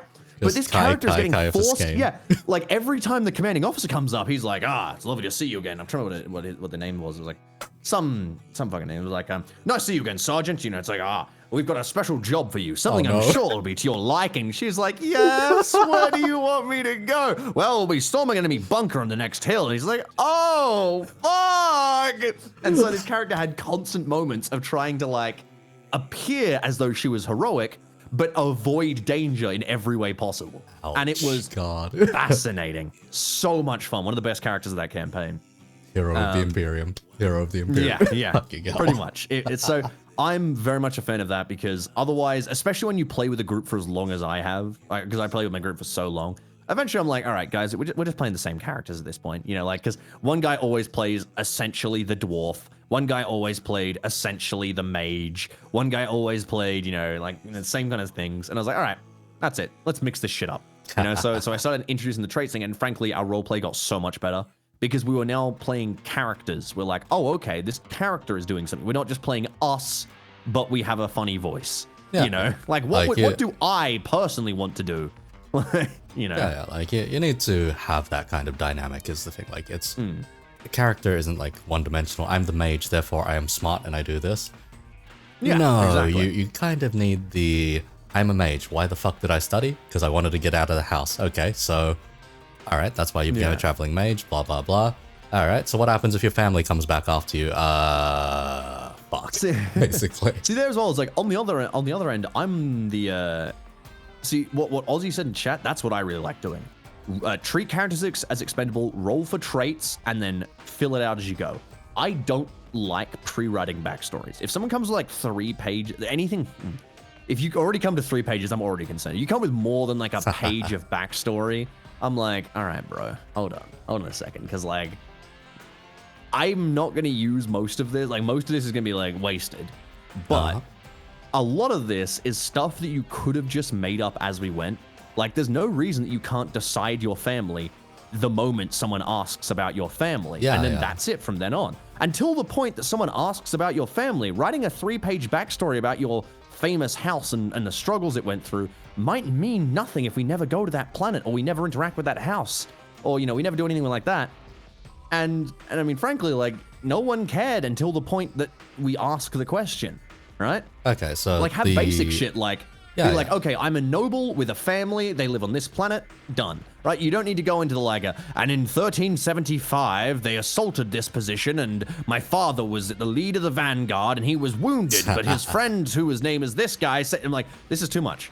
Right? Just instead, it's way easier to, when you're in person in the character moment, you could turn to someone else at the table and be like, hey, I'm a war veteran. It says here you're a war veteran too. Do you want to be war veteran buddies? And they're like, yeah. And then done immediately. You're war veteran. And people just did that all the time. Shit's so much nicer like that. A few traits and a few ideas of okay, I'm this character. Here's I think what's a better idea? Instead of writing a backstory, write bullet points. Yeah. Just a fuck ton of bullet points about your character, and then you can just pull from that and expand it as you roleplay, and that's way more entertaining as a roleplay scenario. So the dodgiest thing I did was I made I made a guy be, let's see, so he was a mage character. His family was kind of the problem. He was, you know, exiled, whatever the fuck it was, running away from home. So when I did have that family catch up, we then had to kind of make that father on the spot. And what I decided was, oh, this is going to be my mastermind. This is going to be my big bad. All right, let's see what the fuck I do with this.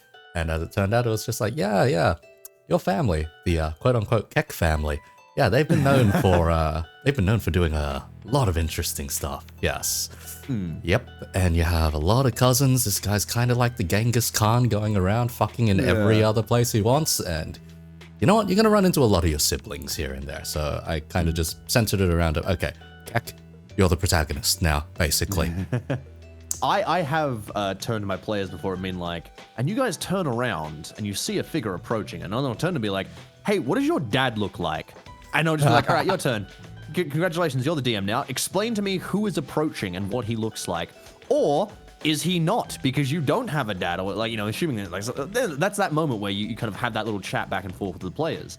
I love that question. I love that question of like, hey, player, what do you think like your character's house looks like? What is this, like, just ask them, they explain it. Anything that's related, you know, like what are your friends, like the guys who you hang out with, what do they look like? And then they give me like a rundown, I take it, I'm like, cool, I can run with that. And then I start role-playing as that thing that they've just given me the rundown of, and then there you go, just like that. We didn't have to write like a bunch of backstory for a character who might die in 30 seconds. And we still have like a way more organic and fascinating thing. And in the moment, the big secret is that if you don't tell anyone about your character's secrets, you don't have to use them. Yeah. And that's a big one. That's a huge one. And this is a genuine piece of player advice, because a lot of people will build a character and they're like, my idea is that I'm going to play this bard, but once I get like, I don't know, enough money, I'm going to hire a dwarf to build me a personal wagon or whatever, and I'm gonna live out of that wagon, and I'll do like stage performances out of the wagon or whatever, right? Some shit like, let's say like that. Okay, cool. But then the bard dies. But then you're like, oh, but I want to make a new character, but I still want to do the wagon idea. Here's the thing: if you told everyone about the wagon idea, now you can't do it because you'll be copying your old character. You know, no one wants to be the guy who's like, this is Ted, the brother of Jed, and he also wants to build an armored wagon with a special stage on it, custom designed by Dwarf. You know, but if you don't tell anyone, all you can do is you can stay quiet about it up until the point that you are actually going to try and do the thing, or reveal that actually I'm a secret noble. If you don't write down secret noble, you don't have to reveal the fact that you're a secret noble until you are a secret, like until it's relevant. And if it doesn't ever become relevant, you could always just be like, well, that character died. I'm gonna put that one in the back pocket for later. And then for the next character, you're like, aha, this one is a secret noble. And now you're like, wow, we didn't see that one coming because you didn't reveal it on the first character. Yeah. So what I did with this mage boy is in the following few sessions, he ended up murdering most of his family and convincing the rest of the party they were not his family. And what I'd be doing was like, okay, you have arrived in the Keck family household. And you know what? The party is lawful evil, so to speak. And you know what? They don't want the Kecks ruling over this town anymore. This is our town now. Keck just sweating there. Oh god, oh god. Oh, that's my father. Yes. It's like, okay, and what about the rest of the Keck family? I pulled out a random name generator. That is Elizabeth Keck. That is Liza Keck. That is Stephanie Keck. That is this and that. Having a name generator on standby is a fucking essential thing as a DM. And he would go in, he would murder them, and keep repeating in his head to the party, twice removed, twice removed. These people aren't related to me anymore, twice removed, as he kept downing each one after another, one after another. We got to the end, and eventually the druid just shapeshifted and squashed the entire house. Meanwhile, all of his family that was still left over was screaming in pain and horror as their house collapsed. And he's there blocking his ears, being like, twice removed, twice removed. These aren't my family anymore. Yeah. That is, yeah. And eventually the character got fairly traumatized by that. I was like, you know what? After all of this, my family's dead. I'm the new guy in charge of town, blah, blah, blah. I'm gonna live a life of indulgence. So we To did be about fair, yeah. We I think did that makes the most sense for a character. Yeah, we did about a 10-year time skip at that point. He was in charge of financials, blah blah, matters of state, and eventually he was an ugly bastard on the throne, basically. I kind of like that. I like the sort of just like the ending of seeing where campaigns sort of move to. I like doing those sort of moments where it's like, okay, let's like wrap things up here, but like, you know, in the last session, where do they end up? You know, if you're ever gonna leave something, I quite like that. That's if fun. that was where the campaign ended, oh god. Oh god. No, never mind. All right. Well, hate to interrupt, but I would love to both A, move on to the next topic because we have talked about this for far too fucking long, and I have a feeling that we can talk about this forever, and I would like to talk about other things at some point. And B, I'm gonna run to the loo real quick. I'm gonna do the same. Okay, for everyone in chat, I'm gonna do things for your own good. I'm gonna get myself some alcohol and I'll get back with all that. Everyone in chat, this is for your own good. I'm gonna run the longest ad possible. That way you don't have to see any kind of ad for quite a while. So give me a second here. Let's see.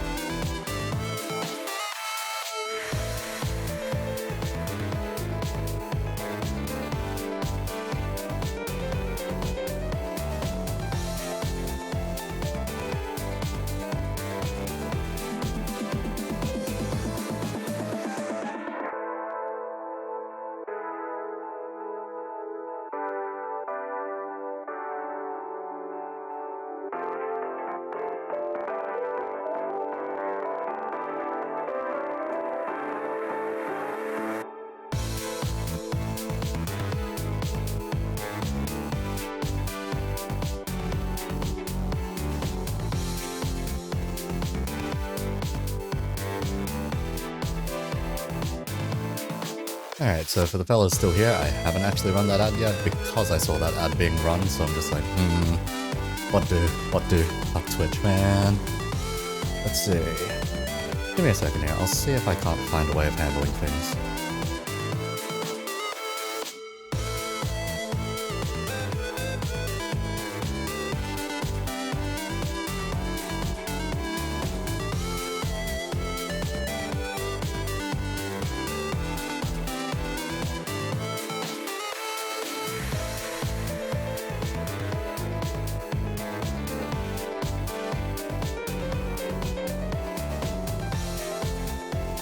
Alright, simplest and most painful thing is I've got to run another set of ads. It's going to be the most painful by far. It will stop ads for like the next 2 hours though. So 1 second here.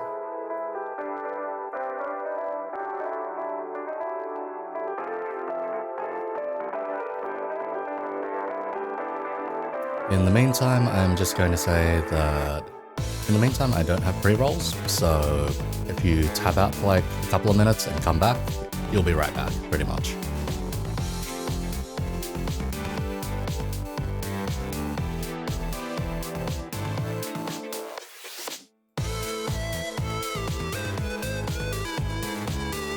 Never mind, Twitch doesn't even let me do that. Well then, guess we're just snoozing ads until the next one.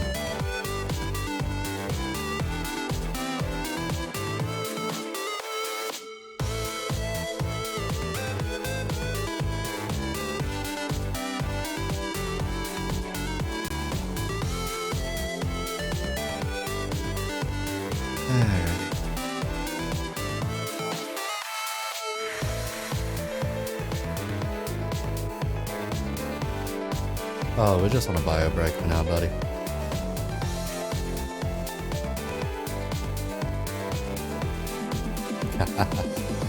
Dude, missed Aussie YouTuber. No, we're still going. We're still going. Like for the moment it's just it's a bathroom break for now. Meanwhile, I am going to ping somebody that I wanted to get on about an hour ago, but has since been absent.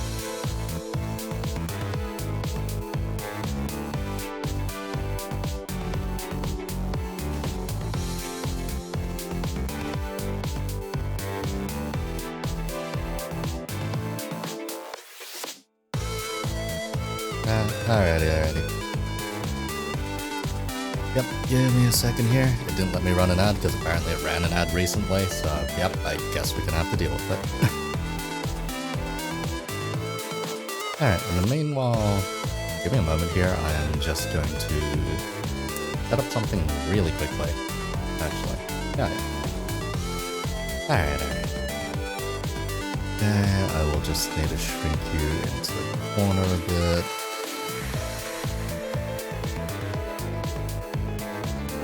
And move myself a bit further into a corner.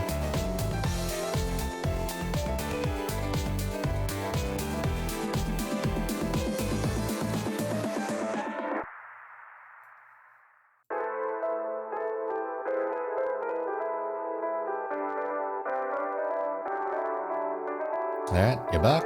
Alrighty. In that case... 1 second while I get my hands on screen, pretty much.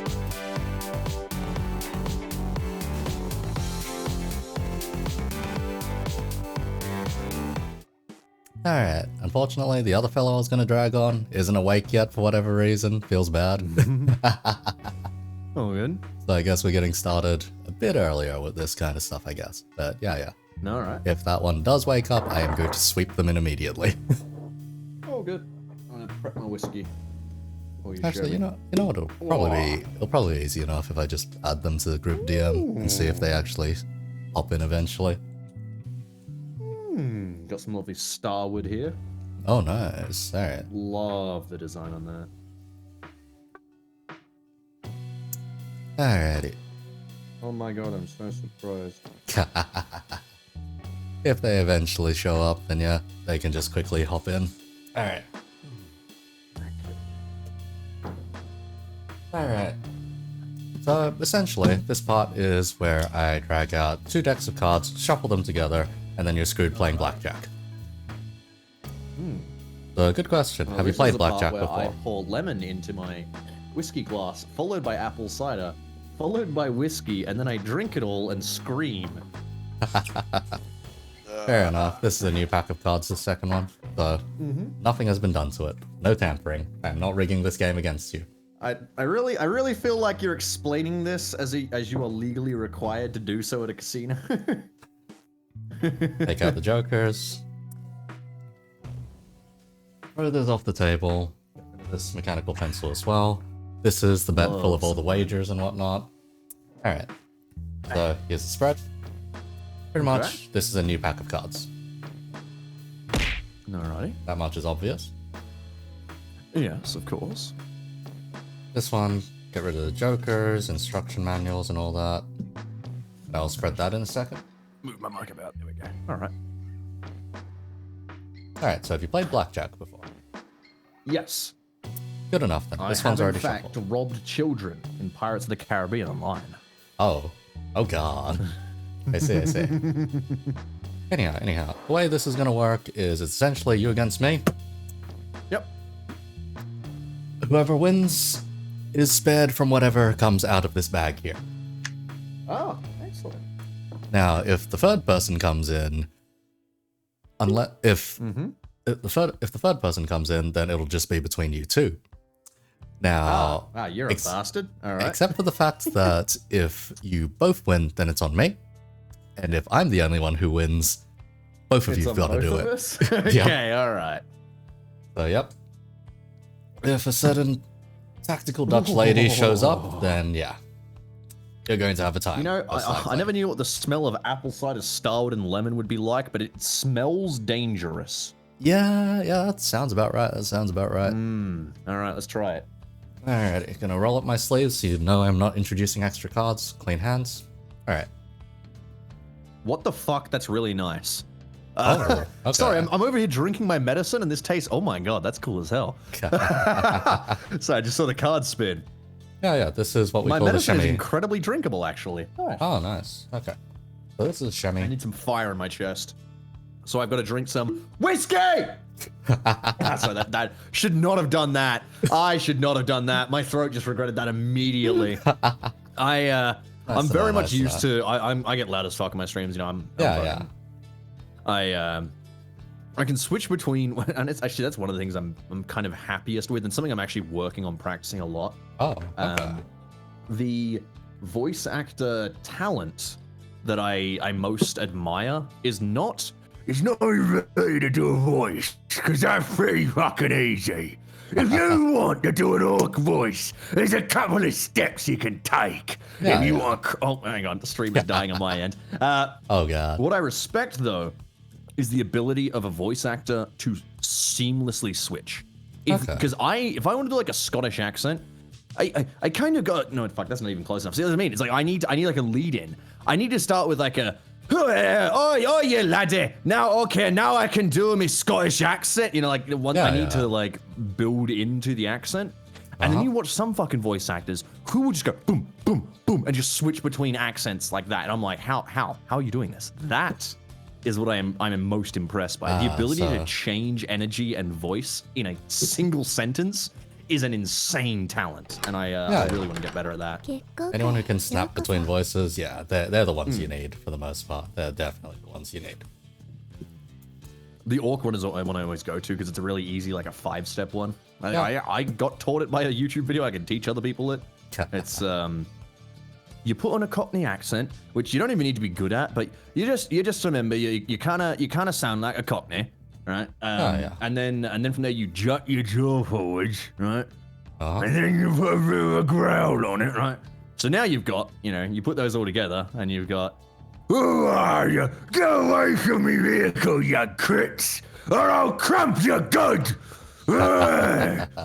Okay. Yeah, that one works. I'd be surprised. That is actually not that bad on my voice. That's actually not. I know it sounds terrible, but that one's actually really nice. Because of the way that you move your jaw, that it doesn't actually hurt the part of my throat that hurts a lot. Okay. Instead, if I want to do like a sore voice right now, it would be me doing like a normal deep voice would hurt because of where my throat hurts. Fair enough. So, trying to do something more. Oh fuck, I can't. I'm actually not going to do it because my voice will just break if I try it. But trying to do like a deep narrator voice kind of thing like that. That will probably not work right now. My voice will be fucked. Oh god. Fair enough. This medicine is really nice, actually. I'm surprised that apple cider and whiskey taste so nice. Yeah. Hey, 196. Yeah, those give me terrible fucking headaches. And the things I've got on me right now. Yeah.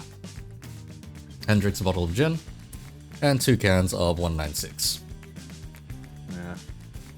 Yeah. Other problem with the 196s is that for the whole day, the day off, if I drink too many of them, if I drink like 4 or 5, for that whole next day, I will have the latent taste of lemonade in my mouth. And it's not nice. It's very gross. Yeah, there's nothing worse than like waking up at 4 p.m. the next day and being like, why can I taste lemonade? Just lying there like, oh. Alrighty then. Shit's horrible. Okay. I'm good whenever. Okay. In that case, no more bets. First hand then. Okay, player 6. So practiced. Dealer 3. Player 14. Your call. So 14 total in your case. Yep. Hit me. Yep. What are my options? My options, by the way, are hit, stay, or split. Correct. Split only works if you get a perfect pair. Okay. I've never ever once seen a split in my life, so I knew it's a thing. What have I got there? I got 18. 18.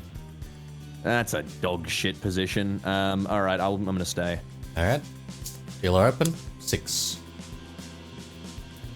16. I need to hit one more. Oh yeah, you're. And I'm dead. Oh no, you brought. Oh my god, I thought I was fucked on that one. All right, well. No, you did fine. Enjoy, mate. Enjoy. Let's see what I get then. So since there's 2 decks mixed together, I can just discard these to the side for now, instead. Gotcha. So normally, if you're doing one deck, you would discard once, and then you would shuffle them back in the second round, pretty much. Alright. Oh, is that how counting cards works? Legally, if you're allowed to tell me, Mr. Casino Man. Legally, the 4 steps I did at the start already killed the card counting, basically. Basically because it's a new deck, right? Yeah. New deck, shimmy shuffle, shuffle E, and then usually burning some cards if need be. Alright, first thing. Ah, fuck me sideways. Okay, this is one I didn't want to draw. So, on this little note, it literally says Pilk. I don't even have Pilk in my house. So, in fact, I don't actually have milk right now. So, at so one thank God point, you got it. Yeah, at one point, I'm going to need to mix this for myself. I will probably tweet out my reaction at some point. But yeah, for all of these, you don't have to do them immediately. You just need to do it at some point in the next year, basically. I'm probably doing my best to do them immediately, otherwise the people will get remarkably bored of them. I live with a list of like 12 jobs hanging over my head. Okay. Oh, Jeffrey's Whiskey. got it. Oh, Whiskey woke up. Oh, did she? Yep. If you don't mind, because I can't really reach my keyboard, it's over there right now. Just at her in the group chat, and that should actually just ping her over. Yeah. Anyhow, first one, Pilk. God fucking damn it. Okay. I'll leave that in a pile next to my 196. Alright. Next round then, next round. Okay. Player 4. Dealer 2. Player 9. So I'm just gonna change up to source. There we go. Because I was like way behind your stream. Yeah, hit me. Hit. Player 19. Stay. Dealer 12. Dealer 20. Ah, you fucker. Oh, well. Okay. Alright, next one's on you. Let's see what I draw.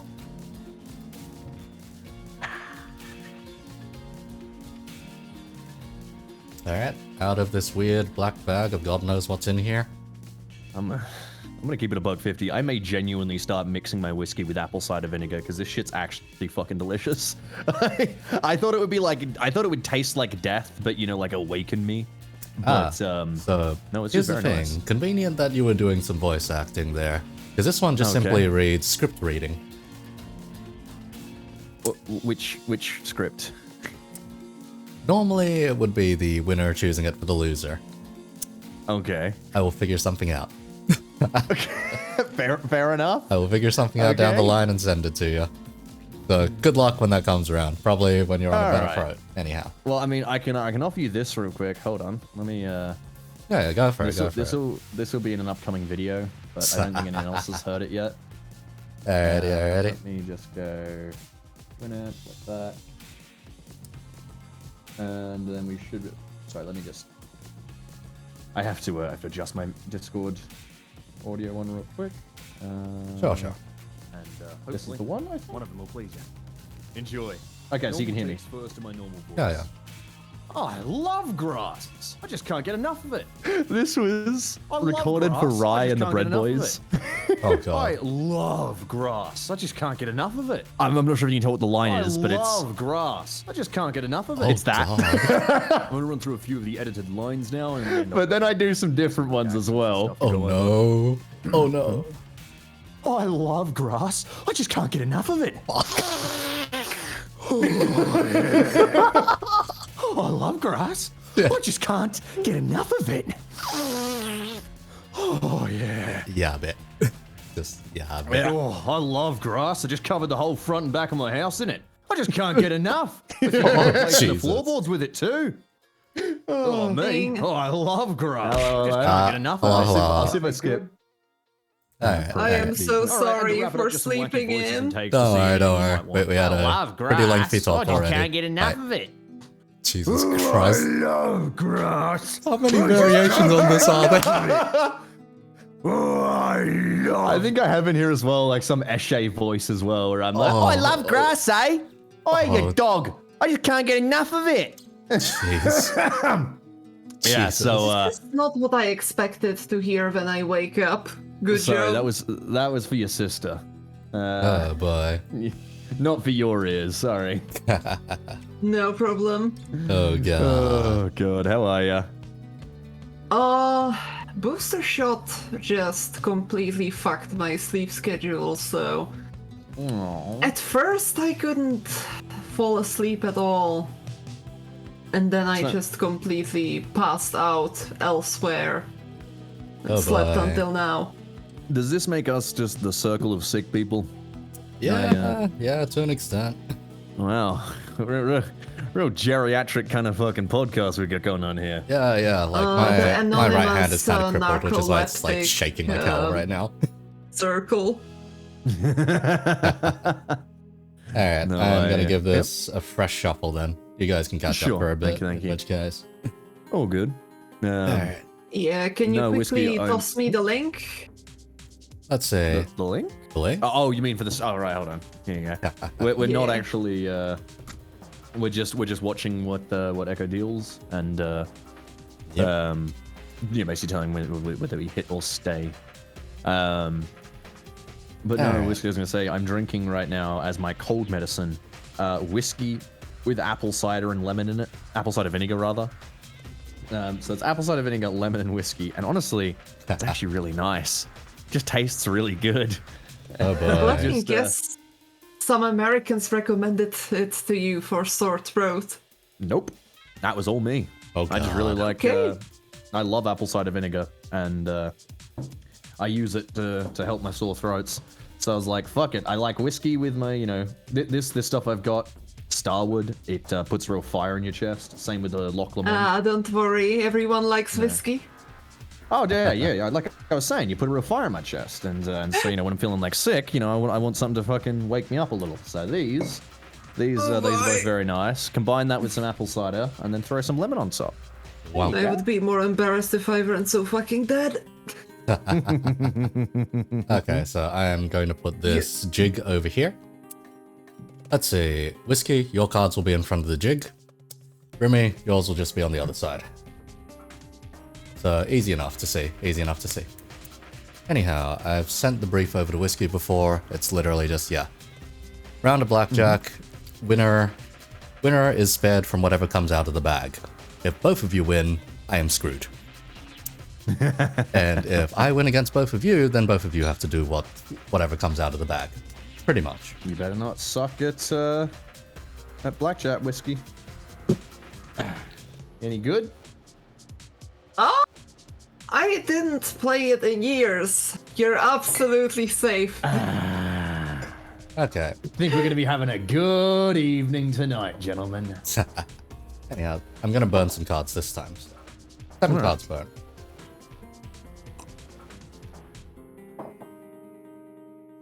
Seven cards. Alright. Yeah, Ozzy, I hate to break it to you, that's not how sicknesses work.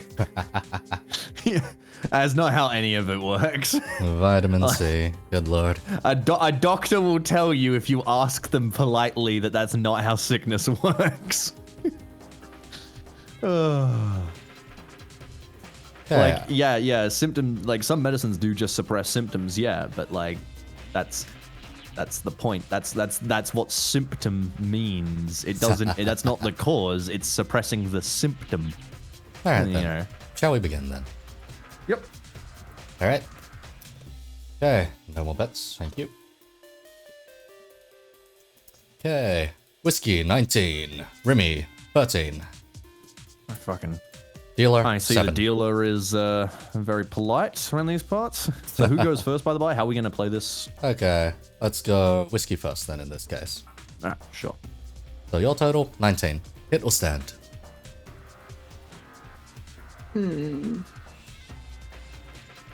Are you seriously thinking about this, Wes? Stand. Yeah, that's what I thought. Jesus. Okay, Rimmy, hit or stand. Hit. Bust. Fucking goddamn it.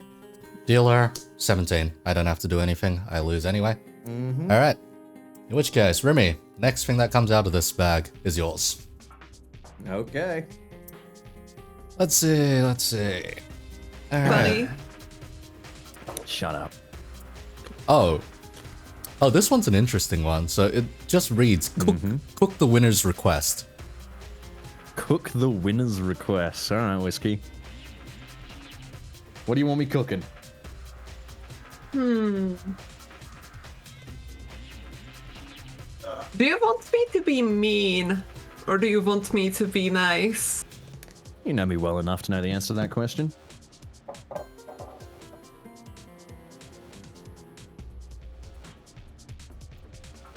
You see, I had some real heretical thoughts about how to torment you, but I would feel bad. It would actually hurt me more than you. I want you to learn how to cook bitterballen. All right. I have no idea if you can actually make them in Australia, but you better fucking try. I'm pretty certain I can make a fried bull. Yeah, I don't think that is outside of the culinary capabilities of Australia. I might make it Australian themed, but at this point I'm going to have to start fucking marking these down. So I've got to do a script reading for Echo and cook bitterballen for Whiskey. Alrighty. Jesus Christ, I'm fucking coming up with a shopping list. Oh boy. I hope that there is more things like that for him, you know, to... We'll see. To, you know, teach him all of the useful skills to visiting him. Oh god. Alright. I swear this isn't grooming. Oh god, oh fuck. Alright. Okay, no more bets, thank you. Alright. Next round It's we okay, go. Whiskey. If it was you, I wouldn't tell the police. Ah shit, this is looking bad for me right now. Whiskey, 20. Remy, my 14. God. Dealer, 10. Alright, Whiskey, hit or stand? Stand! Yay, Remy, hit or stand? Hit. 20. Stand. Fuck me. Alright. If I reveal a 21 right now. If you do, I will fucking hate my life. 16, I need to draw a 5 or I just straight up lose, pretty much. You're fucked. Come on, come on. 22. Come on. Fuck! Yes! Yes! Alright. All right! Woo! Cheers, Whiskey. Next Hold one on, out let of me the bag make is me. There you go. God. Alright, Oh my what have I God. got here? Oh, this one's a thin I am one. drinking in the morning, but I have some nice whiskey too. What are you drinking, Whiskey? Because I can tell you all about mine. So essentially, one of my relatives went through Poland and they brought some really luxurious Polish whiskey. And it's really finely aged too, it's like really soft taste. Yeah, I've got Starwood, which is an Australian whiskey. Very soft actually, so which is surprising because it's 40%, but it honestly like God. tastes very smooth. Like it's very easy to drink. And then I have Loch Lomond, which is 40% as well, and is the exact opposite. It is the roughest whiskey to drink. Like I like it, but oh my god, you take a mouthful of this shit and you are just on fire. You're just like, oh god, you know. I actually couldn't see what was on the screen. Yeah, all I'll the paper. say is the paper reads as cross-dress. Sure, Echo, that you didn't lose on purpose? I'm sorry, you're making me laugh too much. I'm extra. That's extra funny because I know right now whiskey is molding so fucking hard that I didn't get that one. Yes, I'm really sad that you didn't get that because I've been trying to get you to cross-dress for ages.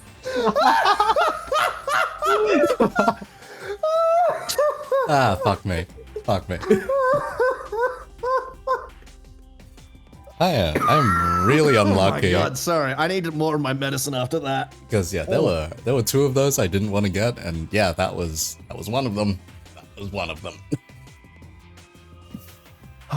It's not like I haven't before, is the thing. I have before. It's just God, I'm gonna need to figure this out. Jesus. Okay. All right. I think I'm recovered. Next round then. Okay, 9, 4, 5. Whiskey, 18. Jesus. Remy, 9. Dealer 5. I need to talk about this dealer preference, alright? Alrighty. Whiskey, hit or stand. Stand. Okay, Remy. Yeah, sorry, I was taking a drink. Okay, we are now looking at 16. Hit or stand. What's whiskey at? 18, was it? Yep, 18. Hit me. Ooh. Oh my. You phrased it very interestingly. Okay, 21. That is what you say. I phrased it mad interestingly, didn't I? Stand. 21. Fucking hell, mate. Yeah. Alright. Yeah, alright. 15. Me, bust. Doesn't matter. Whiskey's got this one, so let's see. Let's see. Oh no. Now, there's one freebie in here, but that's 1 in like 15, basically. If she gets the freebie, I am quitting this stream immediately. Don't you dare. Oh, this one's quite simple. This one just says, explain your favorite tag. I like that. My favorite tag. Uh-huh. Come on, Yeah, Whiskey. I don't have to ask what type of tag, right? But No, I'm gonna no, you make you just- say it anyway, so go ahead. Bruh. Whiskey, you lost that one, so you're the one explaining. Yeah. Son of a bitch. Come on. Come on, Whiskey. Fess up. I What's your mean, it favorite? could be any type of tag the way you phrased it. It could be dog tags. Buddy. No, buddy, it says tag. It says tag. Buddy, it's not very, tags. very specific kind of literature, so, very- yeah. Very specific, Whiskey. All right. I mean, I can go to your Twitter and I can just start pulling commissions and I can just I start guessing. mean, If you'd rather me speak for you. Or you could just fess But- up right now and say okay, look. The problem with, the wording favorite every single time is picking just one. Exactly. Oh, yeah. okay, So okay. pick one and explain it. Let's hear it then, let's hear it. Okay, let me pull out what I were looking at lately and just check what was probably the favorite one. Alright, we'll continue to the next round then in the meantime. That would have been the Okay. easiest question for me to answer. like, I mean, for you, it's just tomboys. yeah. Unsurprisingly. Okay, Whiskey, it's- 14. Remy, 11. Dealer, 8. Wow, dealer. God damn. Alright, Whiskey, 14. Hit or stand. Hit. Bust. Remy, hit or stand. Fuck. Now just be clear. I have 21. Oh yeah, you do have 21, so you're instantly won. Okay. Yeah, You're good. okay, You're good then. I So stand. unless I beat you here, which I can't, so 12. Yeah, I was gonna say And I'm bust. Alright. Another one to Whiskey. Oh no. Well, Hey, Kay, keep thinking about that tag. Come on, we haven't heard yet. the first one. Mm-hmm. Uh-huh. Mm-hmm. Mhm. Mm-hmm. Clouded sex is pretty nice. Whiskey, that is such a fucking patrician tag. You don't understand. My God. I mean, you see, the thing is, I could so say another good. very. Thank Oh. you. Look, Whiskey, I'm so sorry. You managed to roll the second tag related one. Yeah. So the first one is a mercy. That one is just explain one tag. This one simply reads as tag tier list. Do we have a tier list ready to go? Because otherwise, that's not really good. Like, we're gonna have to find one, aren't we? I logically have one ready to go sitting around, so I will. Awesome. Then I will we're gonna have to go get that. I will link you that after stream. Good luck. Oh no. So that's one for Whiskey. I'm just gonna put that in the jig. Because that makes the most Now, come sense. on, Whiskey, you haven't actually explained the tag yet, though. You said it, but explain it. I believe the card said. I believe the card said. Okay, explain the tag. Oh god. Yeah. That is how it is. Let me think about it. How to explain it without getting someone banned of Twitch. As long as you explain it, Band. as long as you explain it in the most, how does one put it? Roundabout. Educational way, actually. Education's allowed. Then you're fine. Conducting coitus while wearing clothes and being either fully or partially dressed. Oh, come on. Explain what's good about it. Explain the Conducting fetish. physical union of male and female genitalia accompanied by rhythmic movements while being partially or fully dressed. Jesus Is that Christ, how you I wanted never to hear met it? like sexy talk that could put me to sleep. Oh my god. Okay. Luke, sometimes hiding a bit more makes it more exciting. Agree. Okay, there we go. Everything There fully, we go. Because That's- revealing everything fully is just boring. Dare Okay. I aid Whiskey in her quest, but it is a based as fuck tag because clothes are like one of the biggest characterizations of a character. Oh, yeah, Like yeah. what someone wears tells you so much about that character more than just about anything else they do.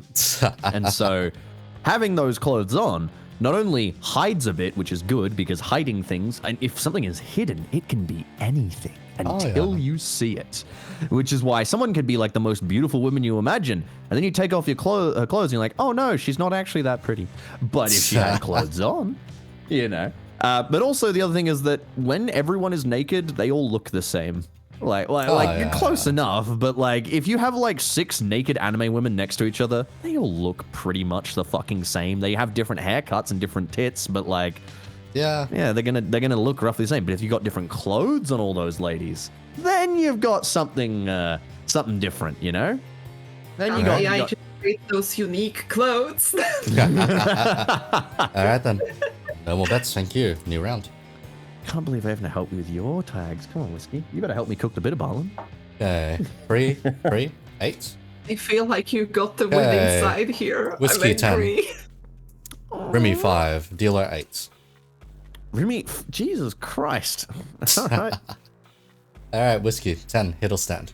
Hit. 21. Rimmy, hit or stand. Hit. Okay, 11, hit or stand. Hit. Okay, 17, hit or stand. Yeah, it's a zero sum, so hit. Bust. If that came one Yep. earlier, you'd have been fine.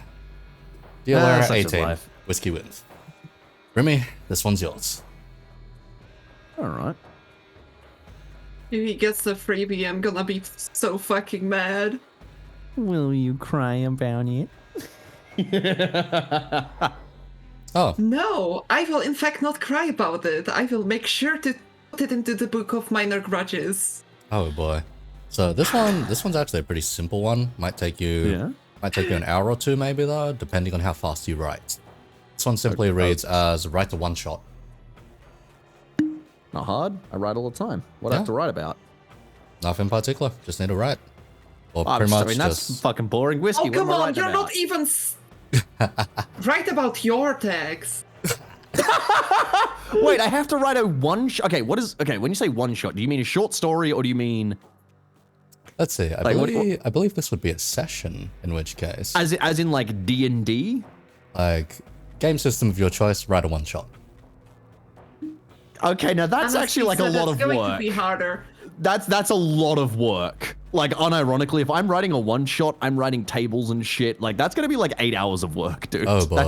If you write a one shot in 1 hour, what the fuck are you doing? I'm Like, this is- how does one put it? I used to be a professional writer and game dev, so this is. I actually yeah. also wrote a bunch of one-shots in sub 8 hours. Okay. Probably in 3. Okay, here's the thing though. If I am writing a one-shot, I am pre-planning this to like the highest degree. Oh, I'm not gonna okay. like okay, yeah, like if you say like write a one-shot as in like your friends are coming over in an hour and they want to play any D&D game, I can do that. That's no problem. Yeah. Like that's not, and to be fair, I could do that in like 5 minutes. You know, like that's because at that point I'm just like, this is the quest, this is the big bad, this is what this is. Like I write all that, you know. Oh yeah, that's about the level I'm expecting, pretty much. Okay. All right. Well, well, Whiskey, what is the one shot going to be about? Which systems do you know? I know a shitload of systems, like an absolute insane amount of systems. Start naming them, and I'll give you the yes or no's. Do you know ops and tactics? No. I can send you the rulebook. Oh, I'm not going to God. learn a rulebook, Whiskey. That is not what the challenge said. Zam, can you write me a list of systems so I can pick the best one? Jesus, we're going to be here for a while. All right. Yep, no worries, no worries. You can, like I said, you can resolve these anytime within the next year. It's just 1 year from now. Expect you to have it out. That's about it. Alrighty. In which case, next round. Here we go.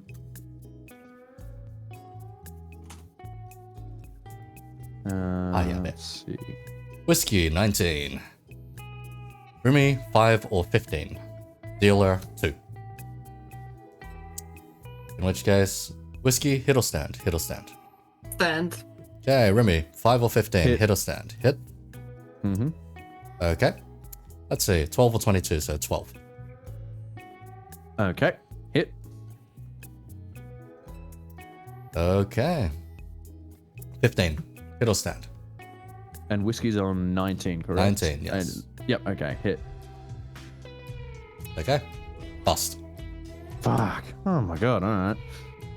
Dealer, 11. This rate, he will 15, hit the freebie eventually. 17. Okay. Yeah, well, fucking, oh my god. I'm gonna play after you every time. Alright, Remy, your next one. Let's see what it is. Let's see, what else have I got?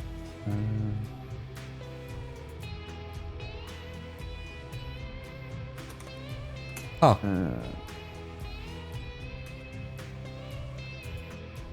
Okay. Not sure what I was thinking when I wrote this one, but it literally says welcome to New Vegas. What, am I meant to shoot you twice in the head? I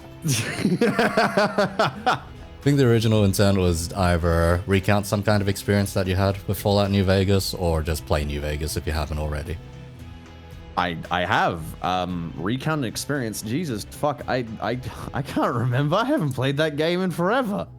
Like, and I played Honestly, that game. I feel like some of those tasks are way lighter than the others. Yeah, they are. Someone's a little embarrassed. She had to say clothed sex. Oh.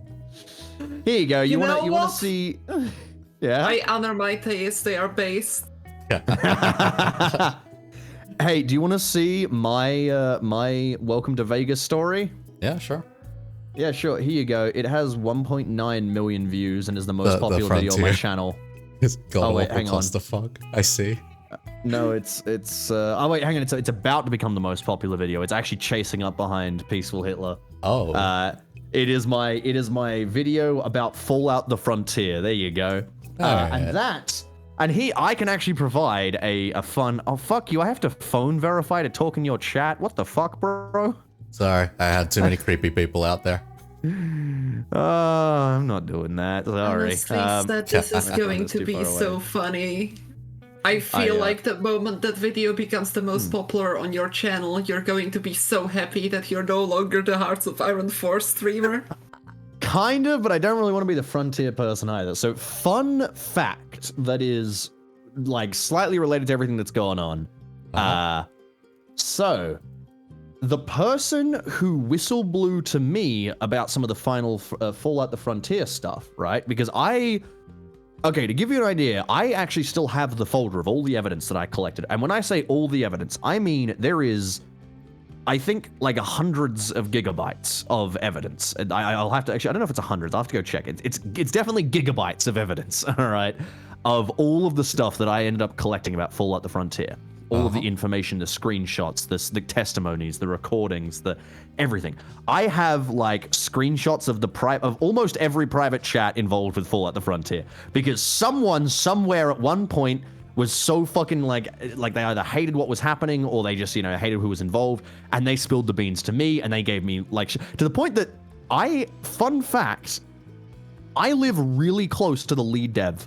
Oh. Whilst we were chatting, we were on a call and we were just chatting to each other, and this is like during the breakdown period where shit is going horribly wrong, and I'm speaking to the lead dev, and I realize after we talked for a while, I am maybe 20 minutes from this guy. He lives in Australia, and he lives about 20 minutes away from me. I invited him out for a beer. He did not accept me on the offer, but he was quite displeased at how much information I had before ever speaking to him. Oof. Anyway, the whole connection here is one of the whistleblowers about Fallout: The Frontier also put me in contact with one of my contacts in the Ukrainian war. They hit me up out of the blue and they go, "Hey, I don't know if you're gonna remember me, but I was the guy who blew the who helped you out with you know, Fallout: The Frontier, and here's someone who you want to speak to about the Ukrainian war." And it was someone, Whiskey, you know this person, in the DPR. And that was the connection. Oh. Yes. Oh, that. Yeah. No, God. don't say it if you know. No, I just find it really amazing that this is actually a story I'm connected to, really, as well. Yes, you are. Good lord. Good but lord. yeah, he was like, "Hey, I was this person for Fallout: Frontier. Here you go. This person is someone who you want to talk to," and then we talked from there. And that was one of the people I worked with in regards to my work on the Ukrainian war. Goddamn. Yeah. All right. So there you go. That is my fucking New Vegas story. The Fallout: The Frontier whistleblower leading you right into the Ukrainian war. Jesus. All right. Goddamn. All right. Next round. Here we go. I'm always here. Get in my glass already, then. What the fuck are you doing in the bottle? I will need to ask someone to draw a chibi whiskey sitting inside of a whiskey glass. Okay. Whiskey. Do you know what I'm gonna 14. fill the glass with? Yep. Whiskey. Whiskey 14, Rimmy 15. Hey, that was the first time that Whiskey has ever started with less cards than me. I'm sorry, a lower number than me, rather. Amazing. Hit or stand, Whiskey. Hit. 21. Rimmy, hit or stand. Hit. Bust. 24. I'm amazed. 13. 19. All right. Pouring more apple cider into my fucking whiskey. Not the other way around. I just call this stuff apple cider. It's apple cider vinegar. But Yep. All right. Next one here. Oh, this one's a very simple one for both of you, honestly, if you wanted to do it. Literally just post your setup or your gear. that's not hard. Yep. Hold on, better idea. You able to show this? Oh fuck! I don't want to be on camera for too long because I look. Hilariously enough, it's good that I didn't lose on this one because Whiskey. I didn't write this one out yet. I was supposed to do this months ago when I upgraded my rig. Oh, God. So wait, hold on. Do you want the computer or do you want? That's it. Yeah. Computer and general setup is fine. Yeah.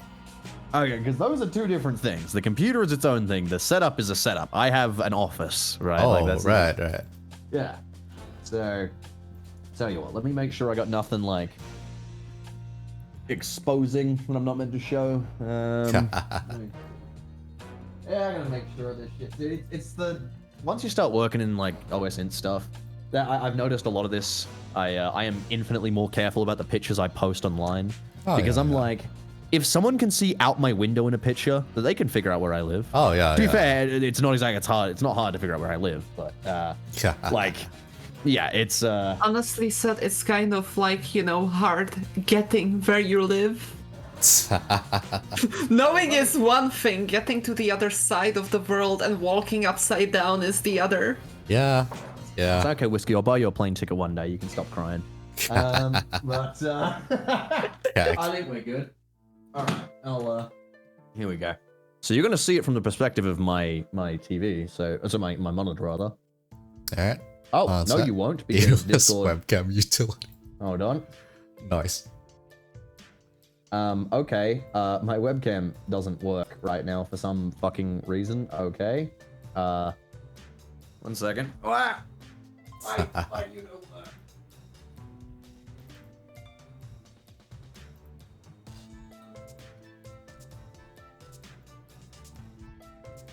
Please open Vegas stream. Wow.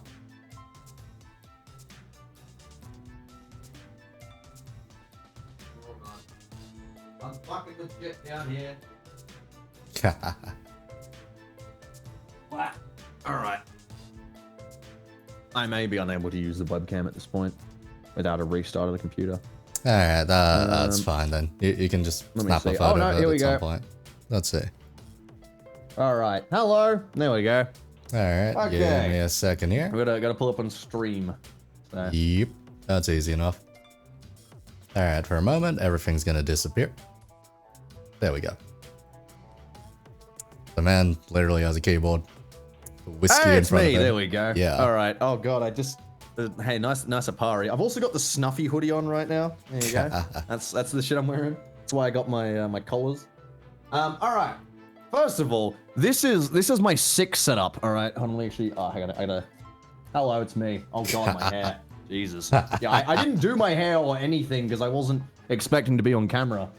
Fair enough. But Fair there enough. you go. There is the entire pile of like various medicines and like whiskeys and lemons that I've got there. Fuck, you weren't lying that you were making it on the spot. Holy shit. Yeah, so that's my creation. This is the end result. Actually amazing, very delicious. These apple cider and just straight whiskey. Apple cider vinegar and just straight whiskey. Very nice, actually. And then here is my room. It's empty because I do VR in it.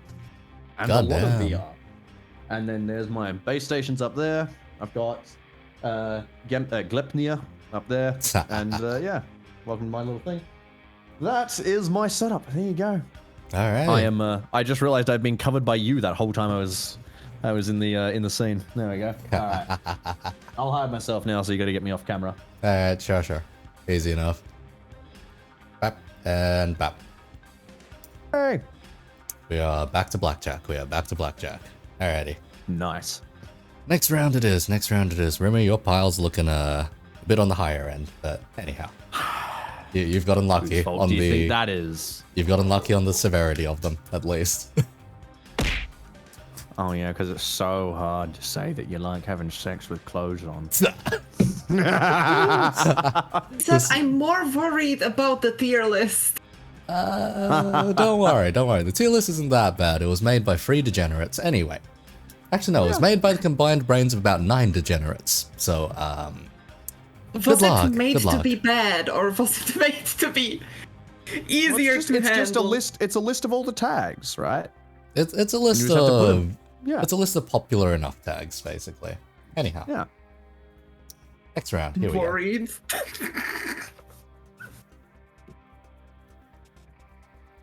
Yes, Glepnir, the pegging anime. Yeah. Whiskey I've never 19. met an anime with an analogy. Oh my fucking god, Echo. Jesus. Rimmy 14. Dealer 8. Okay. So, Whiskey, hit or stand? Stand. Okay, Rimmy 14. Hit or stand? Hit. Alright. Okay, 21. Oh, okay. For once, luck's in my favor. Cry about it. Dealer 18. Alright, next one's Whiskies. Let's see. Come on, this was supposed to be mine. I don't remember what's left in this bag at this point. Honestly. Oh, this one's just easy, honestly. This one's just reads finished current drink. Oh, Okay. come on. Cheers. Cheers. Cheers. Cheers.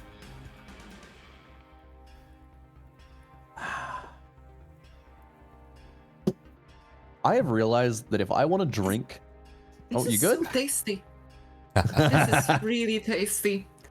This is like honestly said this whiskey has like really, really very, very slight burn to it. Like really. All Well, I right. just Really realized good. if I want to drink straight whiskey without like even pausing, if I just pour some apple cider vinegar into it, I can drink it straight. Should, man. I don't know what this is, but this tastes so fucking good that I am drinking straight spirits like I would drink a soda, and that is dangerous. Oh, God. Yeah. Man. That is a recipe for a very, very, very bad hangover, especially if you didn't eat. Uh-huh. Eating? Oh. Oh dear. Oh dear. Next round. All right, whiskey 9, Rimmy 14, dealer 7. Oh my god! Whiskey, hit or He stand. has to actually hit for once. Hit.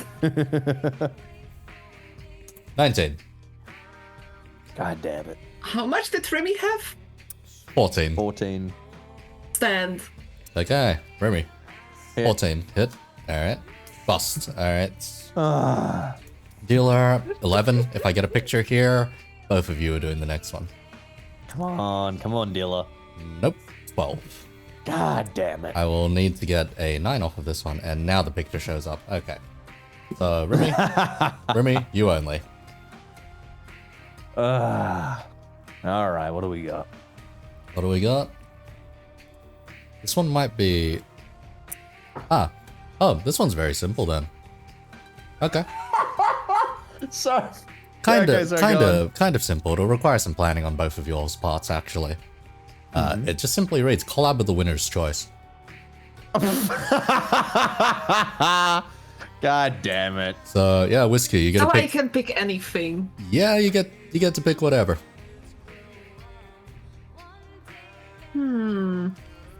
Mind if I plan later, because this is a very unique opportunity which I should Yeah. not waste. Like I said, you can have an entire year to resolve anything in this list. You know what? If I had more multiplayer horror games, I would immediately invite Remy to my Halloween stream. Oh boy. Oh? Whiskey, you think I'm gonna get more scared than you are? Good luck. Honestly, Good luck. said on one side, maybe a possibility. On the other side, even if you don't, I feel like none of us get scared easily, so... For Thankfully- once, I am invite you to join the side of the people abusing others. We will invite some scaredy cats and laugh at them together. For once, you don't get the easy answer, because you can't just say hoi for, because you've already done that with me, and that was already a fucking travesty. So... Oh my god. Alright then. god. Next round. Fucking Here we go. holy. No, What a I could game. force you to play Tarkov with this. You That's could. gonna be a special beast. If you want me to lose, if you want me to make you lose all your gear by capping you in the back of the head every time you make a bad joke. Alright, Whiskey 10, Rimmy 17, Dealer 8. The Whiskey 10, Hiddleston. Hit. Whiskey 20. Stand. Okay, Rimmy 17, Hiddleston. Hit. I like how you ask me as if there is any strategy to my choice. 18, There Hiddleston. isn't. Hit. Surprised you didn't die just there. 19, Hiddleston. Well, wait, she's 20. I have to hit again. Yeah. 20. Done. Stand. That's Wait, it. that's not 20, is it? Or, That's- hang on, wait, no. That's 19. Oh, no. That's 19, sorry. Sorry, right, sorry. Sorry, my stream's delayed. So I saw Okay. you put the ace down and go 19. Sorry. Rip. You were perfectly timed for that. Alright, No, I busted. Bust. Yeah. Okay, 19. No, I literally have no strategy. Like, you can play my turn for me, genuinely, because as long as I am beneath Whiskey, I can do nothing but hit. It's the only time I have a choice is when I'm equal to her. Oh, shut the fuck up. Right. Oh, Check this real quick. Jeffrey just made this. That was what he made. That's why I was laughing. oh, this is gonna be a time, Remy. Community writes a tweet. Oh. Alrighty. Yep. I never know how these are organized, because... Honestly said, if the community writes a tweet, your community is way better than mine. I disagree. I disagree. I despise the word dingus. I despise it. You're a bit of a dingus. Dingus. But, If you will say it again, I will probably friendly fire in the first game we play together. Oh god. what game is that gonna be? Let me No decide idea. how it. We'll figure Let me it. decide how annoying the friendly fire is gonna be. Oh god. Alright. Oh god. Okay, No, next round but then. I don't know how to actually like organize my community to write a tweet, so I don't know. We'll have to do that for some Oh. stream. You just posted an announcement on your Discord. If not, yeah, I'll stream. No, and see right, what yeah, but happens. how do I organize the community to write the tweet? That's the problem. I mean like the literal process. Whiskey, how'd you do it? I gave them a new Discord channel in Discord. I allowed everyone to take a look in it, and then I told them to just react with a check mark or something to the tweet they want to be selected, and then I picked the one which had the most reactions on it of the same Okay. type. Because fuck counting multiple reaction types Yeah, from no, exactly. 25 different ones. I'm glad Whiskey doesn't come to my casino. Whiskey 20. Rimmy 15. Dealer, Wow, I wonder what my 9. choice will be in my turn. Whiskey, how would you like to proceed? Stand, of course. Rimmy. Hit. Bust. Oh wow, unsurprising. Dealer 19. Still not enough to force both of you to do something. Alright, Rimmy, here we go again. Yeah, shit, here we go again. Feels like there's like 4 of these Starting left. to feel like we 5 should of maybe these left. change direction occasionally, and Whiskey can understand what it feels like to go second. Alright, sure. Let's see. That's perfectly fine with me. Oh. Hey, Remy. Mm-hmm. We're testing your artistic skill. I don't have any. Yeah, this one literally says draw, do art, or sketch. What do you want me to draw, Whiskey? Because I can tell you whatever you want, I won't draw it. Hold on, I'm grabbing my tablet. Oh boy. I have an art tablet. You have an art tablet. I see. Yep. God damn. Draw. I'm glad I avoided this one because I didn't draw in years, despite, like, you know, being like, yeah, once I'm done with all of this, I will return to it. Procrastination. Come on, Whiskey. Sorry? What to draw? What am I What to drawing? draw? Come on. You see, I am risking if I say me. I mean, if you say you are getting the most demented stick figure you've ever seen. Okay. Earlier we had the prompt of whiskey in a whiskey glass. Actually, no. I want to see that in a really cute way. You know what?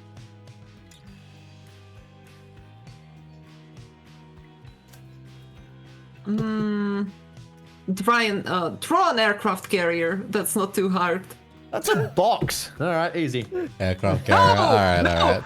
Put actual effort into it, you fucker. Oh, Whiskey, you're gonna understand what my effort entails in just a moment. All right, I Oh, can't God. draw.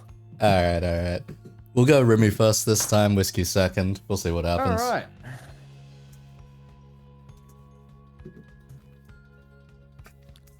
Remy 8. Whiskey 14. Dealer 2. All right. Hit me. Hit. Okay.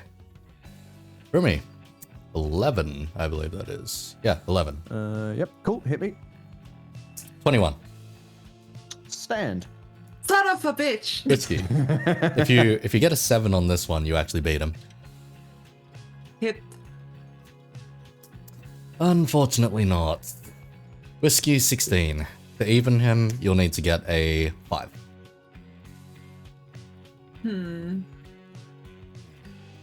Honestly said, you are very, very likely to beat me as a dealer too, so I will go for hit. And that's where the 7 comes out.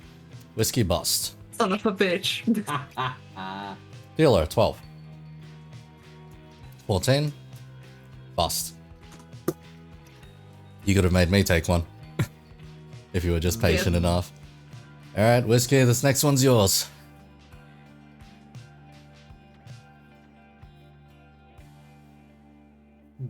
Huh. This one is literally written just as challenge run.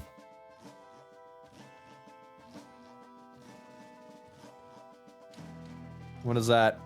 Literally what does that just literally put a condition on some kind of game to finish it of some way. So a challenge run can be as simple as like doing a speed run, or as hard as say like 100% completion or whatever, pretty much. So basically, Whiskey at some point in the future just stream something with a bunch of conditions tied to it. Let's see. Well, I mean, do I get to pick Kind what of her it. challenge run is? You know what? Let's say Whiskey picks the game, you get to pick the condition. Being real lenient, huh? We can do it the other Oh, way around God. if you want, but one or the other, one or the other. What game to go on? Go for even? Challenge run is like a full playthrough. Full playthrough, or until you hit a certain kind of objective that you set for yourself, basically. Or that is outlined by whoever sets it. Honestly said, I'm tempted to say Cyberpunk here because that game, I should probably replay it, but I'm not sure if I can force myself to replay it. Yeah, but I can't exactly give you a challenge run for Cyberpunk. That game's like fucking 60 hours long. It is what happens if she names the game, though. I mean, I could also say Total War Warhammer 3. Oh god. That's not that bad. Fuck, problem is I don't know what the challenge runs would be for that, because I don't play the game. I don't interact with 4 I played with the realism mod. What does that do?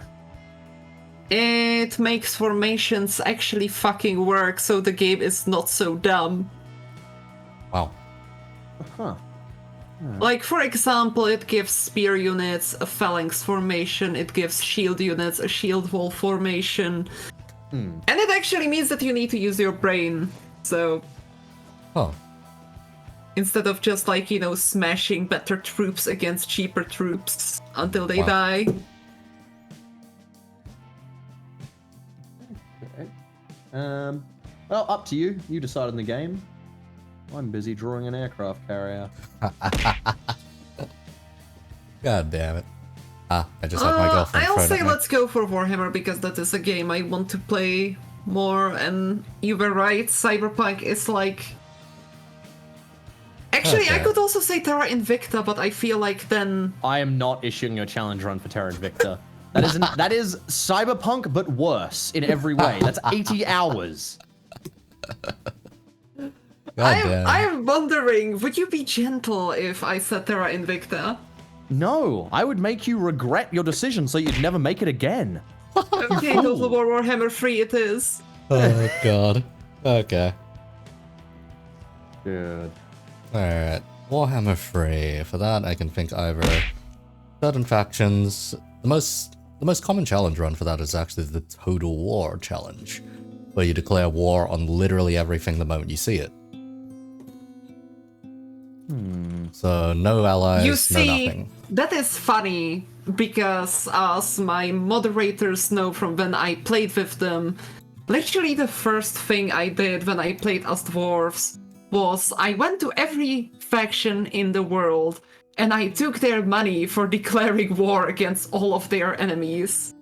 I see. I see. It was very funny, and it kind of devolved into Total War eventually.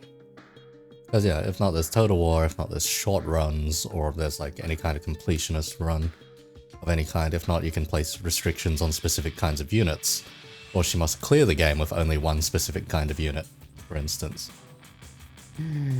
Yeah, that's mean to do for Total War. Considering the combined arms nature of most armies, yeah. Yeah. Yeah. Oh, I mean, there are some types which are probably unrestrictable, but others which you definitely can restrict. well, I'll leave that for you guys to mull over later on then, in which case. Anyhow. next round we go. Actually, I have one question. Yeah. Can great. I use the collab thing to make him suffer with me if he makes it too bad? Yeah, you could. You could. There's nothing Yeah, but if stopping you you tell from me it's doing going to that. be the collab, I'm just going to not pick a challenge. I'm going to be like, okay, the challenge is that we have to be great friends. Because Anyhow. fuck you, I'm involved in the stream. Anyhow, Rimmy 8, Whiskey 11, Dealer 2. All right, hit me. Hey, Rimmy 16.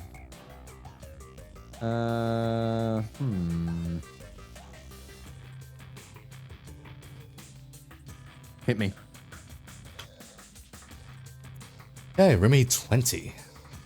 Stand. Okay, Whiskey a bitch. 11. Hit me. If you pull a picture here, you instantly win, basically. Nope, no such luck. Whiskey 17. Stand. Okay, you want to see if I lose then? Okay, okay. Very nice. Dealer 12. Dealer 16. I'm forced to hit one more time. Dealer bust. Fuck. Okay, that's on me.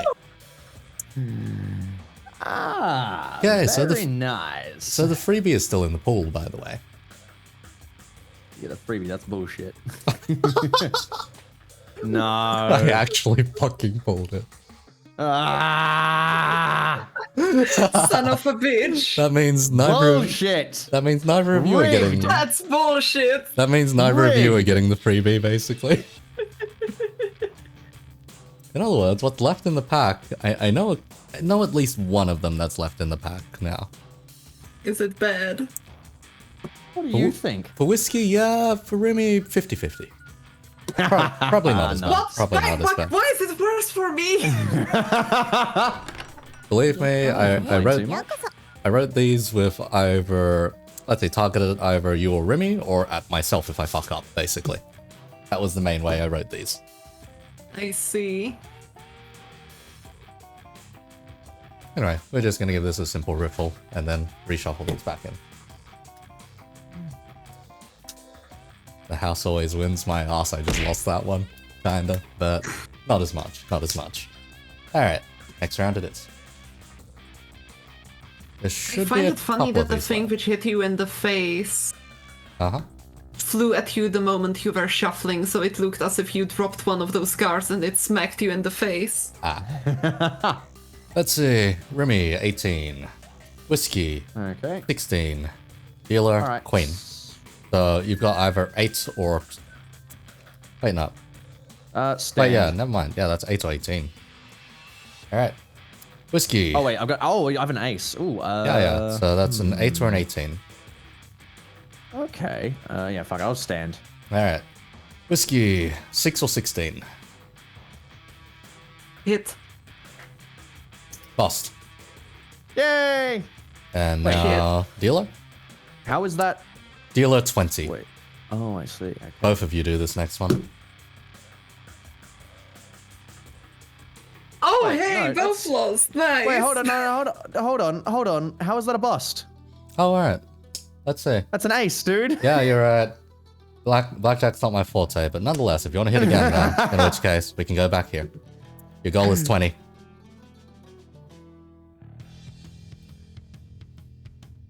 Hit or Well, stand then, I- Whiskey. Hit or stand. I assume she's. How much am I at? Let's see. You are either at 15 or bust. You need to beat 20. Hit. 19. Oh. Hmm. You need a one or Can a two. you still bust? Echo. I can no longer bust. Once it's past 17, I can't actually hit. I'm not allowed to hit. Okay, so you technically lose if I end here. No, No, he wins. I win by 1. He currently is winning. and can't be Okay, stopped. then. So you need Yeah, to let's hit for a one or a hit. two is the only possibility of stopping him. I kinda need to hit then. 9. Bust. Fuck. Yeah. Alright, your last chance was dashed. Here we go. Both of you need to do this next one. Oh, this one's a pretty thick piece of paper. Huh. Oh, this one's the one that was easier on Rimmy. Oh yeah?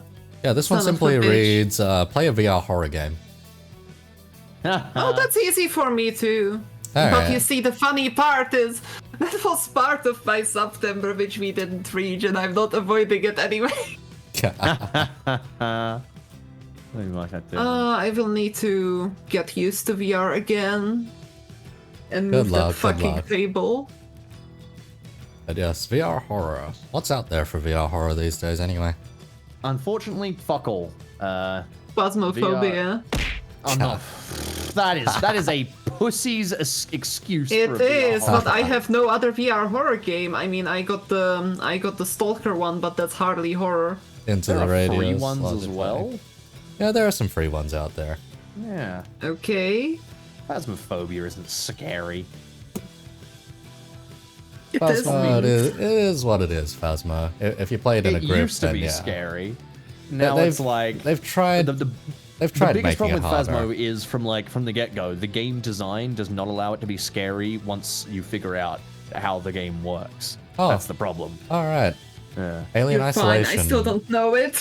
Alien Isolation does have a VR mod attached to it now. It does. I've also already played it in the past. Yeah. It's also very bad, and I'm not playing it, so don't suggest that. It fucking blows. It sucks. That bad, huh? Oh yeah, it's real bad. It's sickeningly bad. Man. Alright. Next round then. Here we go. We should be running pretty thin on leftover stuff now. Oh, hey, Zombie Elf. Thanks for the sub. Remind me to play Mahjong with you sometime. I Alright. didn't think that that's gonna be worse on me than on Rimmy.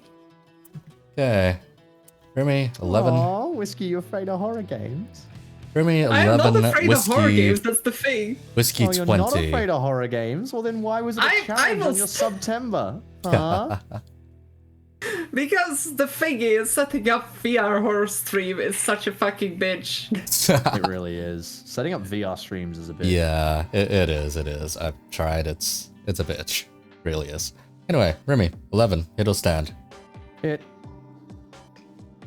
21. Excellent. Stay. Whiskey, it'll stand. You're at 20. And Stand. Okay, you're relying on me losing this one. Alright. 20. Tie. what happens in a tie? Head to Yeah, what head. happens in a tie? Head to head usually. If not, it's a payback, essentially. So in which case, I draw one card face down. Whiskey, if your card is higher than mine, you win, basically. Okay. Alright, so mine is another picture. Yours, on the other Son of a hand, bitch. is a 2. Whiskey lost on this one. Uh-huh. Alright, Whiskey, what's the I'm punishment? sad. But hey, if you thought that VR horror stream is the worst thing left, then there should be only chill things left. Oh, this one requires me to do something. Tarot reading. Huh. Yep. Plain and simple. Do a tarot reading. Okay. So, this is the way I run these at parties, pretty much. So when it comes to tarot readings, Major Arcana only, free card reading. Give me a second here. Pretty much all you need to do is ask a question, any question at all. Based on that, I then consult cards, and then answer accordingly. I can't believe that I have to do a fucking, like... What was it again? I have to learn how to cook food, read a script, and write a tweet, and she has to get a tarot reading. How horrible! What a travesty! What an absolute punishment that she is receiving. All I'll say is in Southeast Asia, this destroys entire families. Thank God You we're not in see Southeast Asia. The hilarious part about me and tarot readings is that the last time someone did for me, or more like, you know, convinced me enough to take a tarot reading, they predicted that I will become a VTuber. Fuck off. No, they... I'm not even kidding you, I still have it Nah, saved somewhere. I don't Oh, believe boy. you. I literally do not believe you. Alright. This is reasonably shuffled. Ask a question, any question whatsoever. If not, just specify a topic.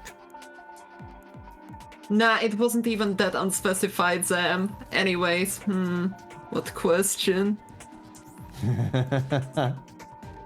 If not, Rimmy, you can have input into this to one. ask about anything which would, be a bit,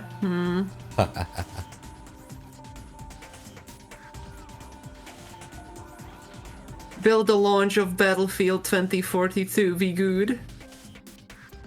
Launch of 2042. Yeah. That's what it's gonna be.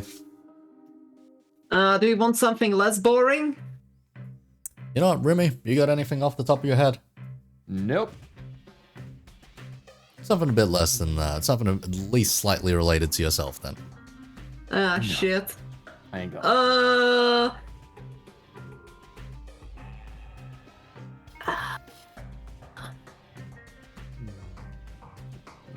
Fuck. Honestly said, this is harder than you think, Remy. Most common ones to ask are finances, romance, exams. Those are the three most common ones I've had. No. Easy whiskey. You know, one of those I can't ask. The second one is kind of a bitch to ask on stream. You ask, and you ask whatever you would ask a magic 8-ball. Yes, that is pretty much the way of doing it, yeah.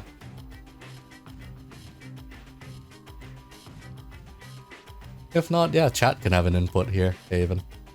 I mean, chat can make suggestions. I'm very open to suggestions. Will Whiskey succeed in her goals for October? Nuclear war. Wait, what? That one's really funny, though. I like that one. Alex, that's very funny. Nuclear war sounds pretty funny, actually. Alright. Will we all die? So the way this works is this is a past, a present, and a future reading, since it is done in 3 cards. Yeah, and in First this one, the one. future card just didn't appear for some reason. So the first one is the High Priestess in the reverse position. High Priestess normally refers to, how does one say, purity, morals, sticking to your ethics, so to speak. That's out the window long ago. I'm just hearing the High Fleet OST in the back and just like, seeing Whiskey MacArthur hovering over the nuclear button. So the next one is the Hanged Man. Hanged Man is pretty much, how does one put it? Either seeing new perspectives or sacrifices, so to speak. Sacrifices for the greater good. Some GI out there is going to think, you know what? Let's smack the nuke button because this is going to be the quickest way of ending the war. Something like that, something like that. We must end the Korean War. And now... Back in a second. Wow.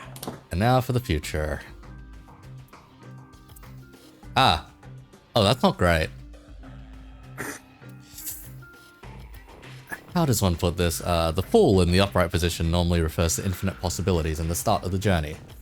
In the reverse position, this logically means the end, so to speak.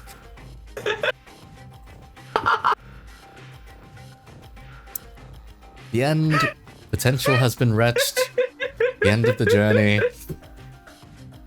Yeah, so ethics were ignored. Some people are willing to do some extreme things.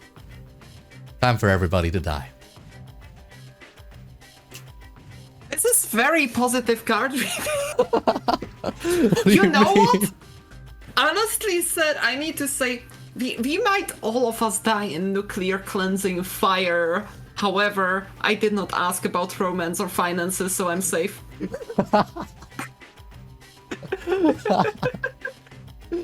Oh god. Christ. You need to see the positive side of it. You need to see the positive side of it. We are going to die in cleansing nuclear flame because someone thought it was a good idea. However, our romance life and money is gonna be okay. It's going to remain neutral, basically. Oh god. Oh, Also, god. it doesn't specify that, us specifically will die in nuclear fire. To be fair, you're pretty safe in Australia. There is nothing worth to nuke. Yeah, for now. What happens if we get all the war refugees? I'm back. So did we die or not? We died. Die. Okay, cool. Hey, here's my drawing of an aircraft carrier. Oh my god. We managed to we managed to. Oh, that's a fair bit more you technical than I see? expected. Is that tracks? Yes. Huh? And that's water. I see. It's an I see aircraft that. carrier. I see Carries. that you play. I see that you play Homeworld. Oh my god. I Nice. told you I Deserts of can't draw Karak. for shit. I haven't tried drawing in a very long time. I suck at drawing and I don't draw. So I'm just not good at it. Alright. For those My on stream. hand- Honestly, is said this repulsive. could have been slightly better if you, like, put float planes on it, since you put water on the deck. Yes, Whiskey. It would have been slightly better. Whiskey, I don't know how to draw float planes in such a way that you could recognize them as float planes. Aww. I figured that you'd I mean, that figure one out could when... be a flying boat. Yeah, that's kind of what it is in the original picture that I was practically tracing from, which is this one. Oh no. Oh god. But, I see. But yeah, I don't draw, okay? And I made it distinctively clear when you told me to draw a fucking aircraft carrier of... Hey, you could have picked, like, a house. A car. No, you picked an aircraft carrier, you bastard. Oh god. But Wait, yes. that shit so I don't have to see it again. Yep. Oh, man. It's on screen for those fellas watching along. Fucking horrible. I don't draw. I don't even know why I got a fucking drawing. Honestly said, you know what? I'm perfectly okay with this aircraft carrier. At least it's not the loony dream of Habakkuk. What was that? boy. Essentially during World War II, someone in the British arms industry decided it would be an amazing idea to make a floating iceberg carrier. Yes, Except but it that- would have cost more than 20 normal carriers. So Okay, good but job, Britain. originally the idea was actually super smart. Originally the idea was super smart. Oh. And Oh then it yeah, was- just break a chunk of ice off and turn it into an airfield, not, which is that's gonna... not what the idea was. All right, let me tell you the exact story because I know Alright, this. alright. Let's hear it. Let's hear The it. end of the story is that it was impractical because keeping Yes. the fucking sawdust ice carrier. Yes, actually because it frozen was the not bottom. an ice necessarily. It was pykrete, I believe, is the name of it. It was Pykrete. Pykrete, yeah. Yeah, and pycrete's actually wild. It's bulletproof, like material made, and it floats as well. And it's made out of literally just sawdust and ice. So the idea was because the most danger to the Allied convoys was any period where they weren't covered by air cover. Because if you have air cover, submarines, at least U-boats rather, become sitting ducks. Because you can just, at the moment they appear to try and attack you, you can dive on them and kill them really quickly. So Yep. a bunch of U-boats died to planes, and like what they were trying to figure out was how do we extend the range of our planes so that they can cover the middle of the Atlantic. And so the idea was we tow this literal iceberg, but it's not an iceberg, but it's made out of wood and ice and all that stuff. We tow it into the middle of the Atlantic, we leave it there, and we land planes on it. And then we, reload the planes and we send them back out. And in that method, you could consistently have air cover over all of the convoys. And had it worked, it would have changed the war in the Atlantic overnight. It would have been like the most fucking what's it called? Like smartest military tactic ever used in naval combat kind of thing. Because it would have won the Battle of the Atlantic straight up.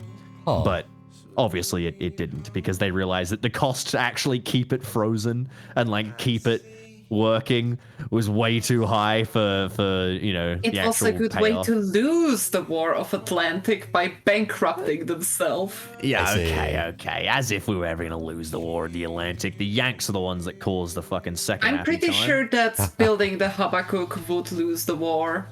Oh boy. I disagree. I mean, it's just as retarded idea as the Mustang. Oh boy. As the Mustang? Actually, As no, the it's even plane? more retarded. It's like the thing. The Mustang the- is in the plane?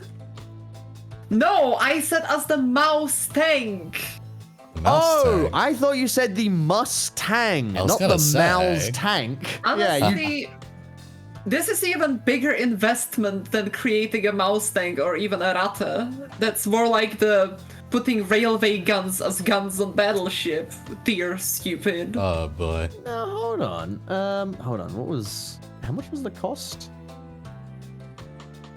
The cost was essentially several normal aircraft carriers, which would have been also more effective than it.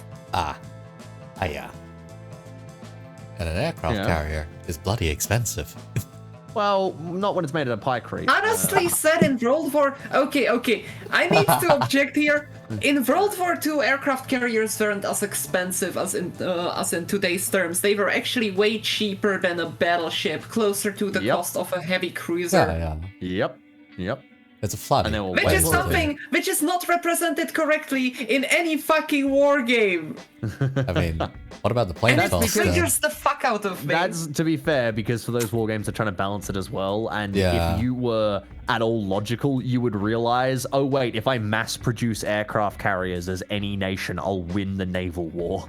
Yeah. Because it's called aircraft carriers, are just so fucking good. They're too much of an equalizer. Way too much of one. Like, depends on the ocean, really. Yeah. In the Pacific, definitely. Oh yeah, in the In Pacific the they were Mediterranean, disgusting. it's a little bit less impactful, but still very, very useful, especially for the Allies. In the Atlantic, it's... Well, sorry, I'm about to give a lecture about aircraft carriers in World War II, so let's prevent me from that and continue. Alright, next round then. For me first. Okay. For me, 14. Whiskey, 13. Dealer, 10. Alright, hit me. For me, 20. Stand. Whiskey, 13. Hit. Whiskey bust. What? Come on! Son of a bitch. 19 on my end. Alright, Whiskey. You're the tall one receiving this one. This jig is starting to look like it has a fair few pieces of paper in it. Damn, being on the receiving end. Alright. Oh, speaking of which, this one is literally just best hot take. Oh no. What do you want a hot take on? What do you consider your most controversial take then, in which case? That's a hard question. That's a hard question. I have many hot takes. I wouldn't even know what the hell I'm gonna say. Okay, what would guarantee you to be, like, you know, roasted over the coals at least by one community out there?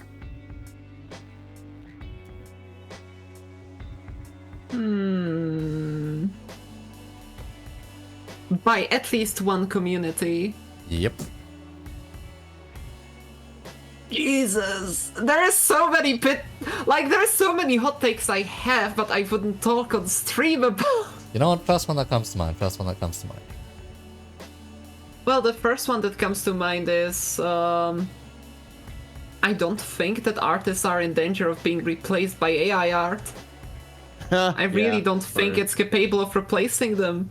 Yep. It's just shit and will be shit at anything specific, and especially guns. Or any specific gear. The AI is just garbage at it. I tested it with multiple artists, and I'm preparing a stream where I will have 2 people from both sides. Like, the thing is, like, I've tested it out. The AI is very bad at drawing very certain things. Oh yeah, like Very, you can make very it more specific specific by adding priorities and adding load of things you do not want, so to kind of like, you know, refine the results you get, but it's still it can't replace artists. Like, I notice I invest a lot of money in art. I wouldn't pay the AI. Oh yeah, over no, that. like the thing people have got to remember as well, with loads of AI art, the AI art that you see posted that's like, look, I did this generation and it came out with this, you're like, wow, that was so accurate, the AI is so smart. Yeah, but you don't see the 300 generations where I type a prompt in and the AI gets it completely wrong. Yeah, that's like, the I have thing. typed in so many prompts where I'm like, Like, okay, Vietnam soldier with helmet underarm looking into camera. And it gives me something completely fucking different. And I'm like, well, it's that's going not... to scramble the rifle into being horrible. Yeah. Yeah, and I'm it's like, going this to give isn't me even close to what I asked. Okay, so specifically... Also, to give another yeah. hot take, because someone said that this one is ice Ice cold, cold. is... I mean, it kind of is. It's kind of a cold Yeah. take. Because the thing is, I tried doing any kind of weapon in an AI, and it couldn't do it. It really couldn't. Yeah. Like, if you ever It try to does get an faces AI... okay, and that's about Yeah. it. The only thing which it can actually do is spears, and only if you get lucky. Yeah, I tried swords and I tried bows, and both of them were, no, that is not a bow. Oh no, that is not a bow. Yeah. It can do spears because sometimes you get lucky and the line actually goes continuously. But yeah, what would be a hot take? God damn it.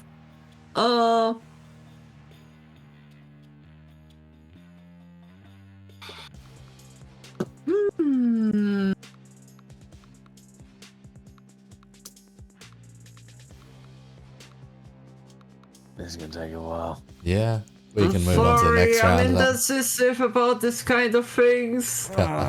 Next round then. Need more whiskey. Okay, Rimmy, 14. You see, I'm not even Whiskey, nearly 13.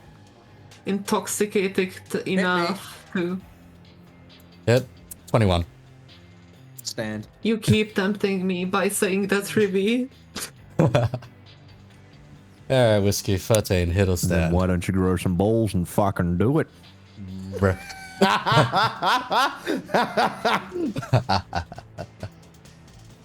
Alright then, hit or stand, hit or My stand. hot take might be that beating Rimmy is absolutely okay because he fucking loves it. You think that's a... Pardon me. Think that's a hot take? Yeah, that's not a hot take, that's true, that's cold as ice again. Let's see. Hit. Hit, alright. Let's say that is a 14. Are you... Wait, 14? Yep. Oh god, hit. You needed a 7, you got a 6. That is a 20. Yeah, stay. You stay? Okay, Sam says that's a goddamn mayonnaise take, not a hot take. God. 18, I lose. Okay, deal or loss. I'm drawing this one then. Oh shit, did whiskey stand? Yeah. Oh, On 21 or what? on 20. On 20. On 20, okay. So this is the one I wanted Rimmy to eventually draw. This one just simply says take a shot of gin. Ah, fuck you. Fuck you. I got this You know close. what's gonna be extra mad as well is I went to a Twitch party over the weekend because of PAX Australia, and fucking they have a cocktail there. This is really common at the Twitch parties I've found, and something actually I don't like is that they will give you, it's an open bar, except open bar as in beer and wine and only one cocktail. They did the exact same thing in at TwitchCon Amsterdam. Oh, So they have only one cocktail, and it's always a Twitch cocktail. You know, it's like get the Twitch mix or whatever. In Amsterdam, the Twitch cocktail tasted like actual dog shit and was disgusting as fuck. What did they use in it? Oh, I can't remember. It was gin and something, and it was gross. Was it the God. Dutch gin or something else? I have no idea. It was just a bad cocktail, and no one really liked I it. feel like they used cheap gin rather than proper Dutch Genever, because Genever is fucking tasty. I hate gin. But that's why we come to this one, which is this weekend. They had another cocktail, and it was like a purple. So I asked the girl behind the bar, and it apparently used like violet syrup in it, which is why it was purple. oh yeah. That stuff exists. It's mainly Yeah, used and like a bunch of other yeah. stuff. And it was gin based. And I gotta say, it was a very tasty cocktail. It wasn't like my favorite drink in the world, but it was like enough. It wasn't one of those drinks I had to force down. It was a drink where I'm like, sip, oh I like that, sip, oh I like that, sip, oh, you know, like Yeah, it was yeah. one of those like level of, oh, this is a good cocktail. There is so yeah, I had a a good gin specific cocktail on the weekend. There's a specific classic cocktail out there which is exactly that, that might have been similar to that. Anyway, here's my shot of gin. Poured out on camera for all to see. Gross as fuck. Blech. Honestly said, if I say any of my gun control takes, it's going to be controversial for a VTuber, but for the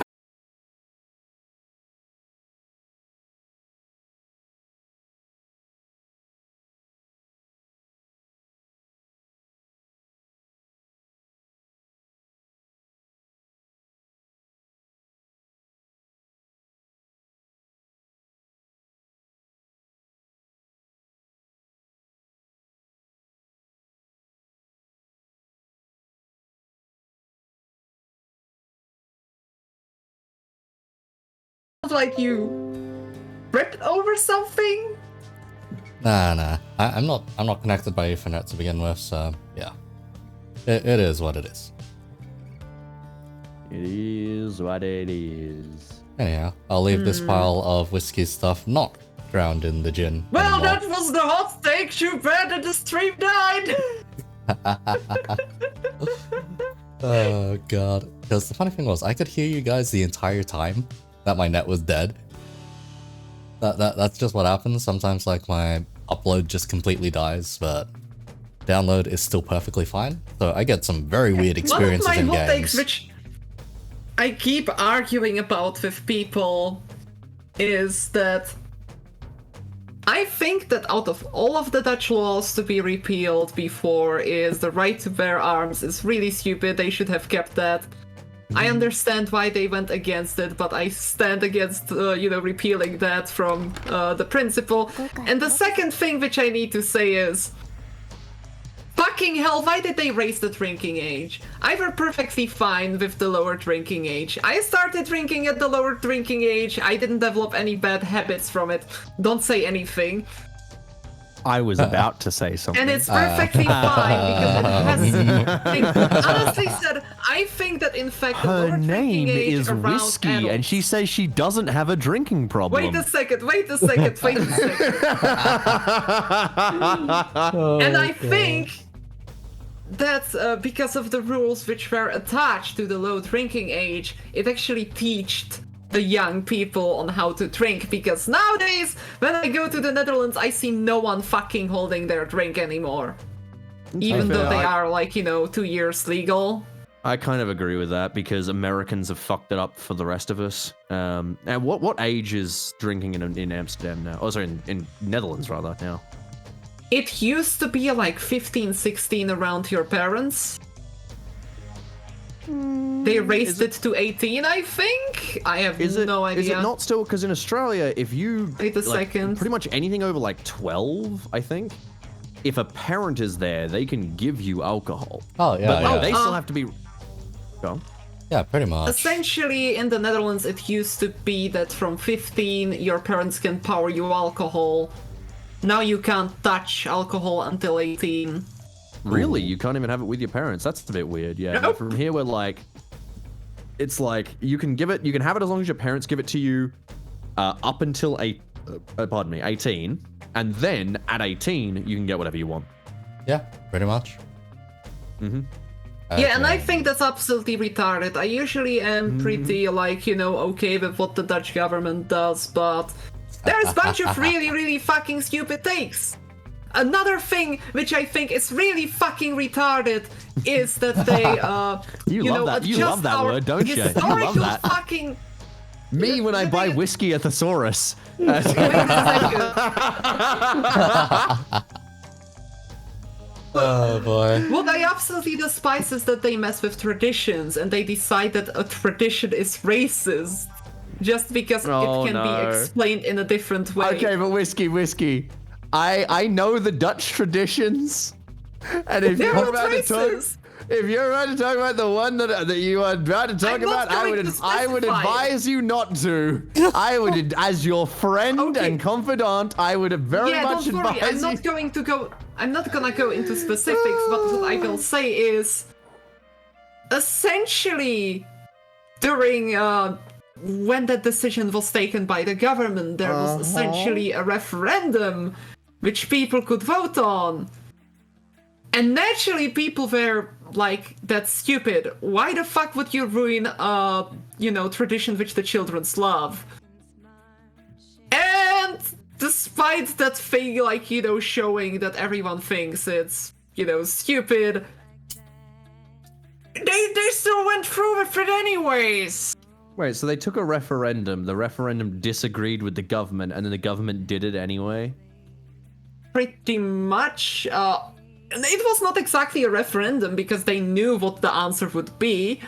It was more like some political parties put it into their agenda for, like, the voting recommendations. So it And, wasn't a referendum. All right, that's very different. Yeah. It Referendum has pisses to be me guaranteed. off. It's pissing me off so much. Hey, we are currently under ad break censorship. It's like if they banned Australians we're from under saying ad the break? word Oh, cunt. Thank God we can finally let Whiskey say whatever she wants about Dutch culture. For the 30 seconds we have all ad break. Nah, it's fine. Oh, the ad God, break's alright. for another minute. I'm glad that we Yeah, did don't- finally find a hot take for Whiskey there. That is unironically a hot take. Oh god, I have no idea what the tradition is. I would to say that begin in the with, Netherlands but- it's not a hot take. I have an idea. It's a hot take. Don't worry. Oh god. Okay. Like, I don't disagree with her, but I'm very much aware of like how hot the take is and the territory she's walking into. I did not Oh. say which tradition. It could We have been know any... the tradition, Whiskey. All right. It's the one thing that everyone around the world knows that the Dutch do. I don't actually know. Oh god. The one thing everyone knows the Dutch do is Oh, weed. that's a very hot take. Yeah, specifically 200 degrees Celsius or 220 if you prefer to activate some different hallucinogens. Yeah. Anyway, your dealer is at least tipsy at this point. I know we have about 2 more left in this bag.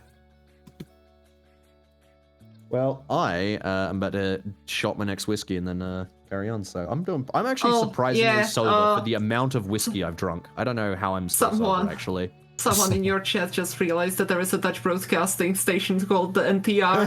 Oh my That's Darkry. god. He's a good lad. Darkry's the Really? guy I went to Queensland with. Did the mill sim. Oh Lovely lad. shit. Nice. Yeah. He's a mate of mine.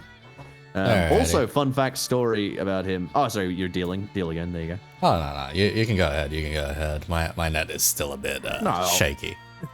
Oh, okay. All right, we'll see what's happening. But no, he is how I know that the Australian government have seen my videos and investigated my channel. Oh boy.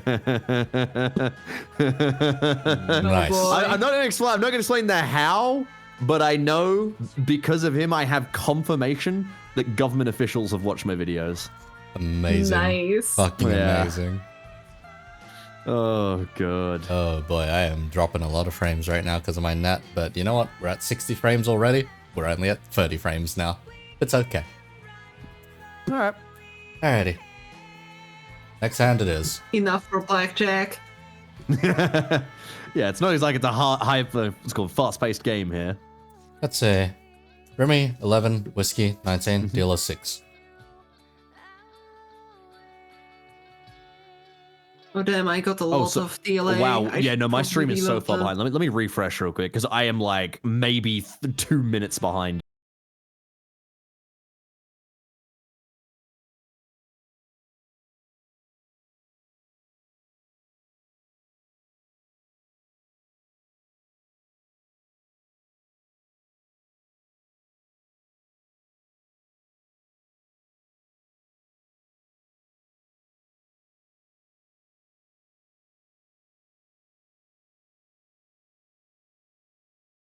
It's actually back. Okay, my net's actually back. Fuck. Yay! We back again. Hello, everyone.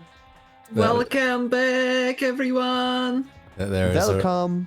there's a reason I have the not like this emoji actually done up.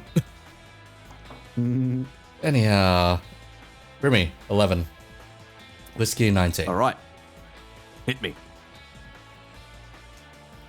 Okay, Rimmy me a 14. God damn it. Not what I needed. Hit me. Okay, Rimmy 18. You can bet on me busting if you want. Stay. All right. Whiskey 19. Stay. Dealer 12. Dealer bust. Okay. Yeah. High five. Nice. High five.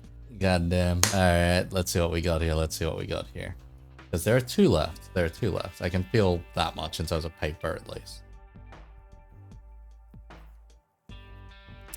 Ah, fuck me sideways. Yeah. This one reads as favorite R18 media.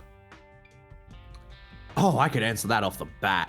I like that is one of those few things where I'm like, I know the answer immediately. That's easy. That's easy. That's Okay. easy. Give me a second here. Jesus Christ. Yeah, I'm gonna say Boku no Pico. Yeah, Pico. Oh, God.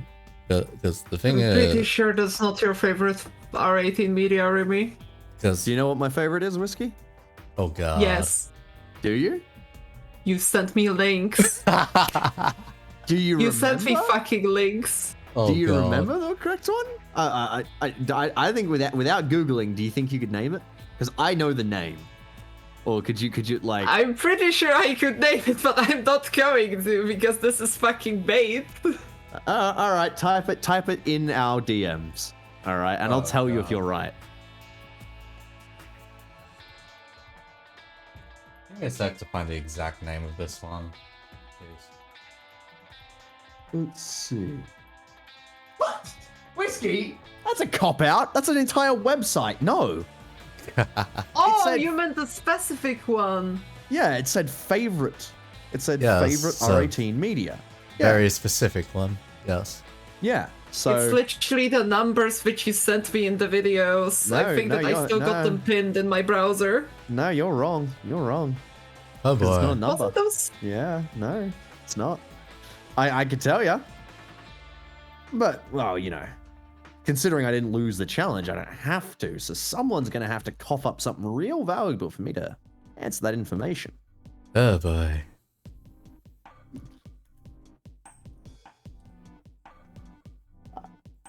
Let's see. Alright, I need to kill that filter. She's getting there. desperate. If you can't, Whiskey, if you can't name it, I won't tell you. You need to name it. I'm simply going to say yes or no. Like what you just said was such a cop out. Come on, there is a specific one. Wait a second. Whiskey's scrolling back through our DMs right now, being like, "Fuck, did he ever mention the name?" Oh, God. Let's see. What's this the artist I was thinking of? One sec. It's possible I do not remember it. Ah, Possibly what a you didn't say shame. it. Oh, I'm not sure if I said it or not. I'm pretty certain if we were talking about it, I would have said it. Huh. Interesting. But until then, Whiskey, you're gonna have to pay something a little more if you want me to cough up that answer. Because so far, you don't got it. Let's see. What was this artist's name? Oh, the artist's name was Rage. Okay. Okay. Oh, God. Okay. Let me see if I can find the exact number for this one on a certain website. Because that way I don't have to paste a fucking link. Let's see. Alright. What's the number for this one on M? Now I'm curious. Honestly, said this got my attention. This is going to be funny. Better judge some tags. As far as I'm concerned, yes, my I'm god. wondering, will all of those tags be in the tag tier list? Let's see. Half of them are. Let's see. If you guys know how to search up numbers, this is the number. That is all you need to know. All right, let's see what we got.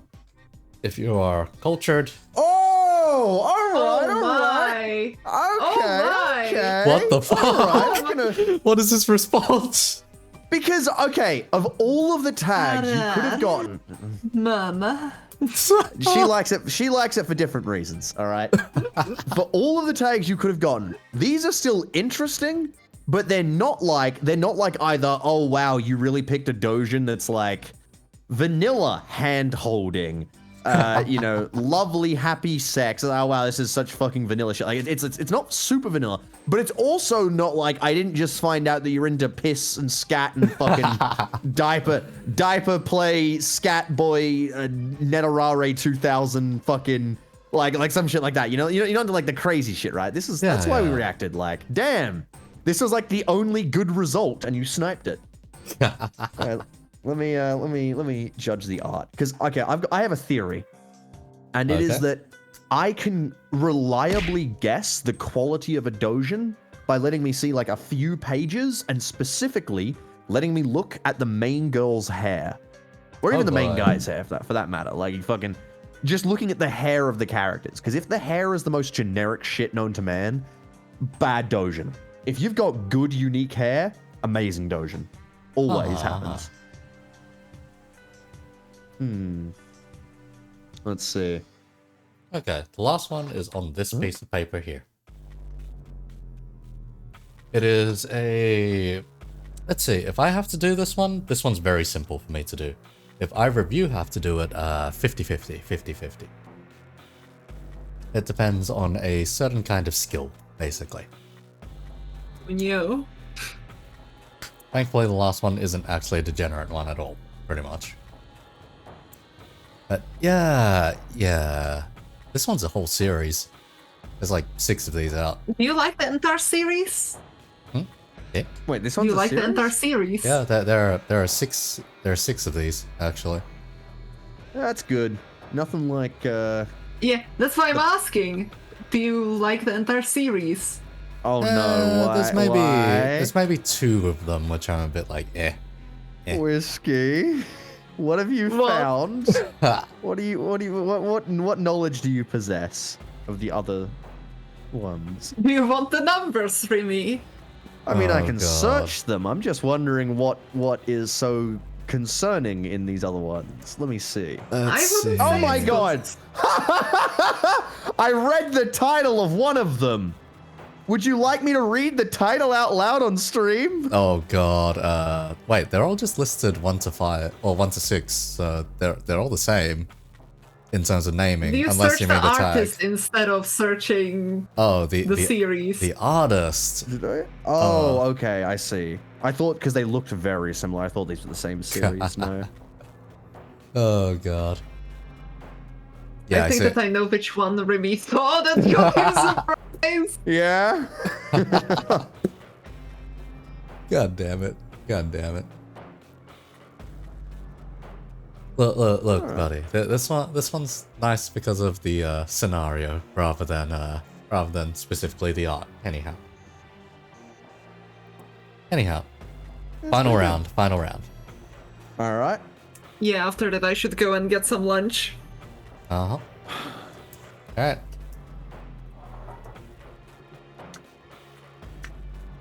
Okay, Rimmy 20, whiskey 12, dealer free. Oh god damn it. Whiskey, all yours. I think I'll stand like a clever boy. Hit. 14. Hit. Fuck. 21. Oh! Stand. Okay, Yes! this last one isn't actually that hard for me to do is the thing though. So 6. I have to hit.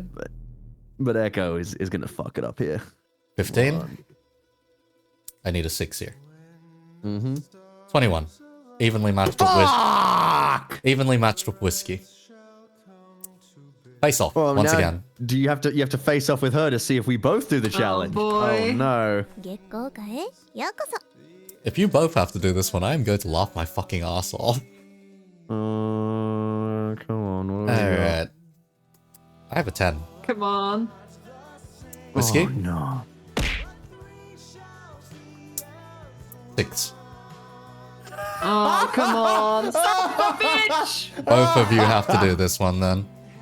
Oh Oh. So this no. Oh one, no. This one is written as one of two options because, honestly, one of them actually does take a fair bit of preparation. So, this one is written as song cover or karaoke stream.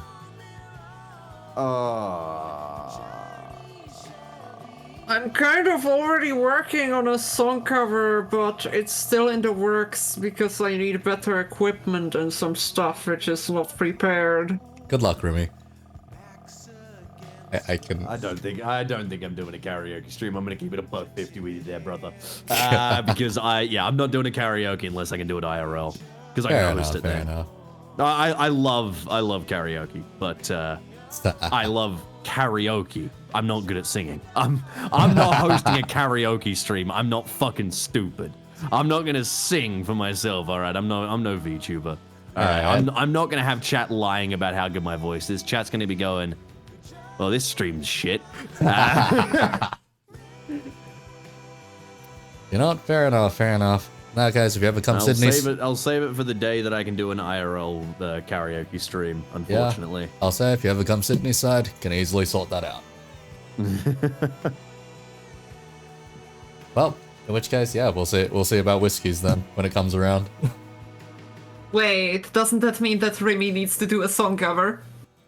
He can still do the stream. There's a year to do it. There is a year, okay. That's the stipulation, pretty much. You wouldn't see music taste from karaoke fallen red. I can't sing loads of the songs I love, because loads of the songs I love don't have lyrics. Or just are like unsingable for karaoke. Like, you know, I'm not about to sing Murder in My Mind for karaoke. Fair enough. Remy's cover for Bakamitai. Jesus Christ. Damn it, yo.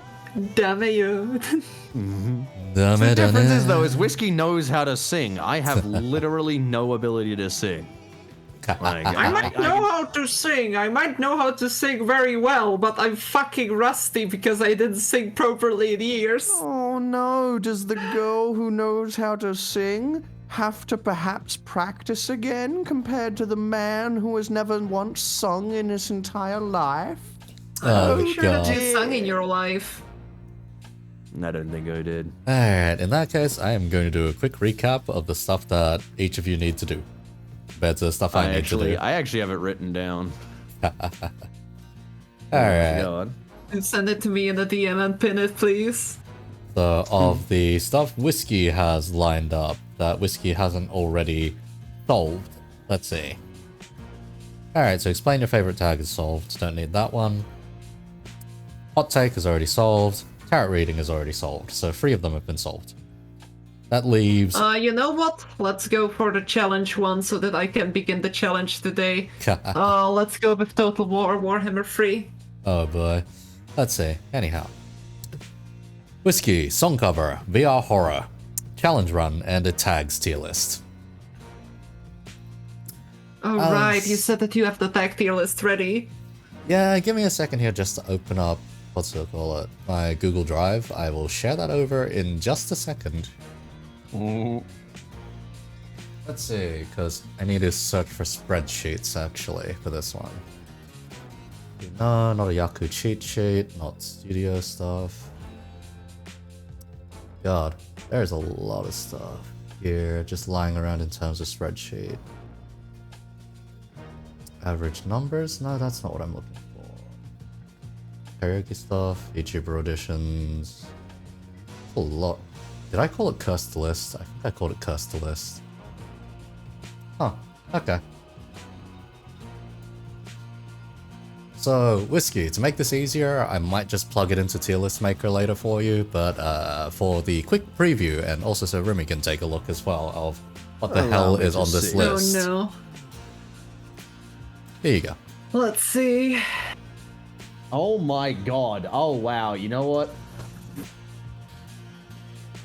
Oh, it's actually not that long. Wow, you have some weird choices. Yeah, like I said, this was a list written by... For this being your tier list, I can already see that you're, like, clearly missing oh, yeah. Some of those I don't even know that they were tags until now. By the way, what one didn't you know that was a tag?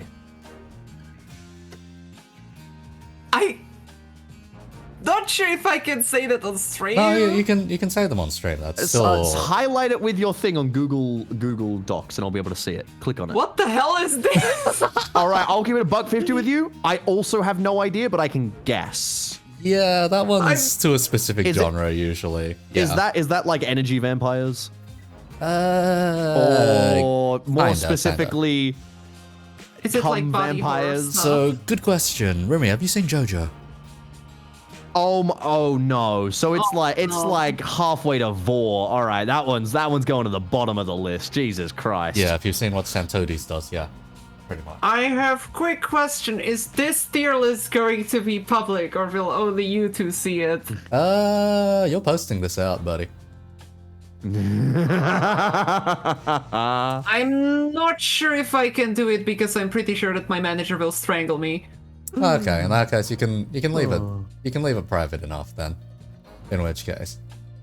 But I can definitely probably do the top 3 what tiers. the fuck is the one easily. here that I've highlighted on M? What is M? that? Glasses. That means glasses. I think glasses was also written somewhere There's else though, glasses in so Japanese. I'm going to cut that there. Yeah. But yeah, Remy, if you want. I think I gave you edit privileges. I think I gave everyone edit privileges, so if you want, you can just add the shit that I'm missing in a different column. No, I mean, well, I can keep adding stuff, but like, I don't want to be too mean. I don't want to just keep inventing tags. Gonna be here forever. Fair enough. Like, if there are ones that I'm blatantly missing, I then can yeah. definitely see one that Remy really likes here. Yeah, and as if you don't enjoy it. Yes, oh boy. But yeah, I'm really sorry. I definitely can't post this one online because, as I said, my manager would strangle me. Fair enough. Alright. As for the laundry list that Remy has... Oh god. There's actually quite a lot in this pile. Whiskey got really lucky. Oh Jesus, yeah, there are a lot. Some of these are a lot easier than the others, definitely. Okay, let's say script reading. I'll send you something at some point. 50-50 shot if it's like super jank or not. Depends on what myself and my girlfriend come up with. Anyway, apart from that, VR horror. Let's see, karaoke at whatever point in the next year. New Vegas, you've solved. Let's see, finish current drink, that was solved. That wasn't even mine. Oh yeah, it wasn't. Huh. Book the winner's request. Yep. Let's see, drawing, you solved that one. Community writing a tweet, that's gonna be pretty funky. Collab of the winner's choice. Love to be funny. Let's say the collab one, yeah, that's for Whiskey to determine. Setup, we got to see a setup. And lastly, writing a one-shot. Oh yeah, I've got that one.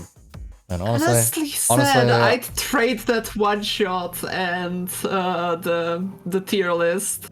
You shut up! You just gotta post the tier list privately. No one's gonna even confirm if you've finished it. I'm gonna post the top 3.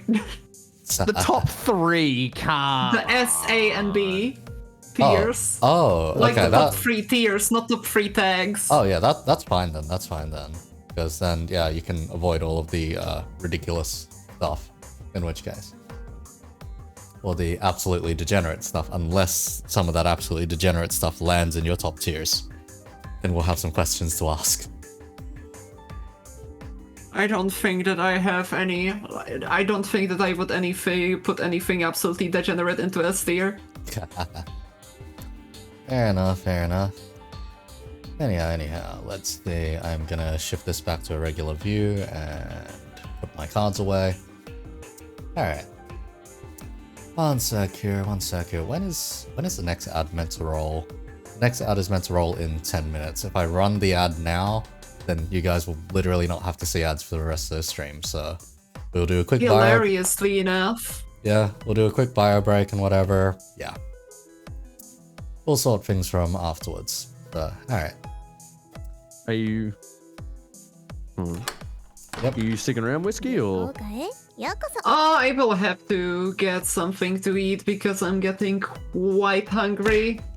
All right, Also, also I will probably start your challenge in 2 hours, so... So whatever the challenge ends up being. Oh boy.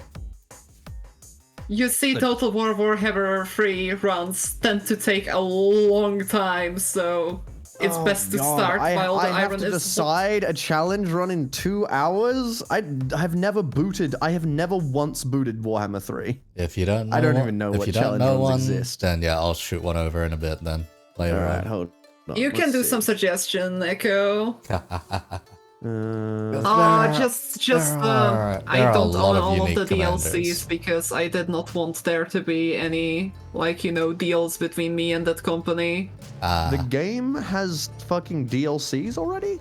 It has It has gazillion DLCs, and if you want to play the old game Nations, you need to also buy the previous 2 games, each of which one is $60. Oh god. Anyhow. Yeah. And the DLCs for it, if you want a faction from DLCs for that game. Oh god. Anyhow, It triggers me so much. I am gonna run this outbreak. We'll be back in just a bit. You guys, hold down the fort, I guess. Hold down the fort. Alright. Fuck, I dropped my glasses. So the ad break is on right now, right? They can still hear us because some people don't get ads. Yeah. I just were looking over the tier list and I wanted to say that, funnily enough, one of the things which got into the top 3 tiers got there originally as a non-kinky thing. What? Huh? What do you mean?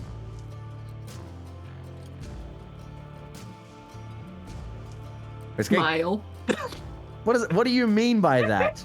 What do you mean by that? I will message it to you.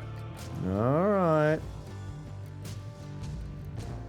But yeah, the story behind that one is that I used to have really big stress issues. Yes, there is relaxation hypnosis. Did you not know? You said that out loud, idiot. I did, I know. I'm just surprised that you did not know that there is a non-kinky variant of it.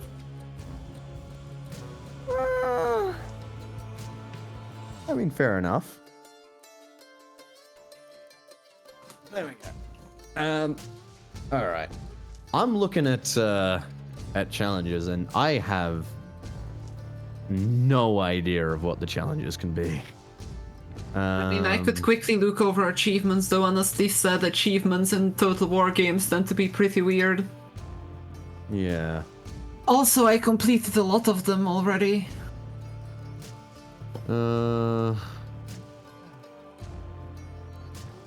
Also, I feel like Pippa's coworker already made me do one unthinkable thing in Total War Warhammer 3. Play as the fucking rats. Oh, wait, the rats are good. Rats are good. What do you mean The rats are really fun to play, but you see, it's not a faction I would normally pick. Really? Fair enough.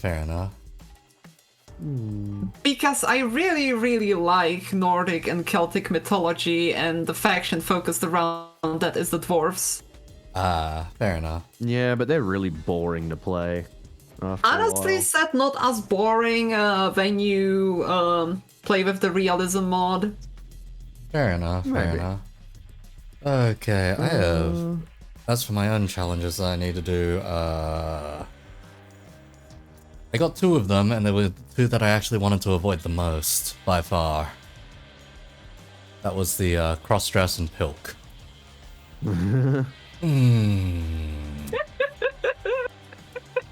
I've cross-dressed before. It's not like I'm a stranger to it, but... Pilk? Did you enjoy it? Pilk, Jesus Christ. Whiskey?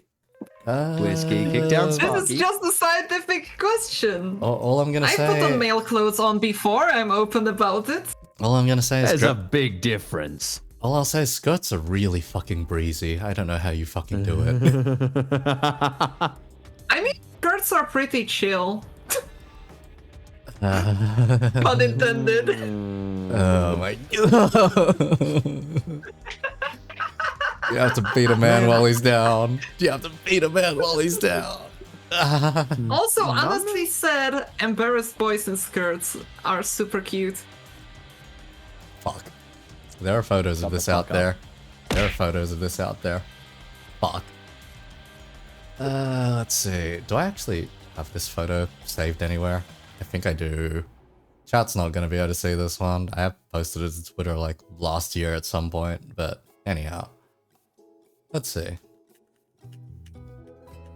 How Hey, Whiskey, can I add a will it tag? take me to find that? Sure. All right. There you go.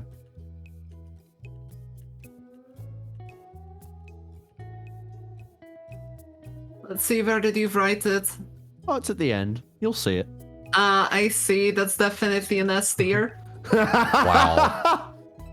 That was fast. That was fast. I mean, Yes, a lot sir. of those tags, there is nothing to... Well, some of those tags, I'm not going to say a lot because that would sound a bit odd, but some of those, there is nothing to dislike about them. Okay. Fair enough, fair enough. I mean, some of those... why is that the kink? Do people have uniform kink? Wait, which one? Oh no, yeah, absolutely. Wait, you don't know that, Whiskey? Absolutely. How do you are a uniform kink, Whiskey? Oh god. Damn. Buddy, just buddy. Are people gonna get horny when I put on a dress uniform? Yes. Yes! They're already horny because you're wearing a military uniform, you idiot. That's the kink. Just, my god. My god. Good. Damn, I've heard a kink all along! Oh boy. Huh, Well, interesting. Haven't got this photo sitting around that easily. Anyway, I'll post that later if I do find it sitting around. Because, goddamn, that was a while ago now. It's quite a while ago I find now. it funny that one of the kinks on the kink list is literally kamidere, a god complex. Yeah, so, some people are into that, apparently. Some people are into never that. heard of that. Haruhi. That's one of the weirder things which I've heard of. Somehow. If you've watched Haruhi, you've seen it. Basically, that's it. I Yeah. haven't watched Haruhi. I tried to watch Haruhi and I thought it was very boring. Yeah, it is. It is. At It was- some I was- points, yeah. I watched like the first 15 minutes. No, I think it was like the first 20 minutes where I was like, this is the show that everyone's raging about. And I was like, well, I'm done. Oh, Also, most what is people. harapan? Oh, Is that the oh, striped that's panties thing? That's Yeah. punching a certain part. Oh! Okay, I thought that I see pun. Oh, it's pun from punching. Oh, Hara pun. Yeah, it's quite literal. stabby punching. Hi. Let's see. This Did you is. put that on, or was that your girlfriend putting it there? No, my girlfriend didn't Or actually someone have else? any input on this one. It was one of the other 8 fellas, I'm pretty sure. Wait. I Yeah, see. it was one of the other 8 fellas. Jesus Christ. Why was it that one though? There are some really interesting ones, and I'm pretty sure that someone just went through one of the more famous numbers. Hey, Whiskey. Check Oh god! Oh god, that's cute! Fuck. Aww. Yeah, everyone got really excited about it. They were just like, you know, let's see what happens with Princess Karieko after that. But you were cheating. You didn't have proper boots to go with the outfit.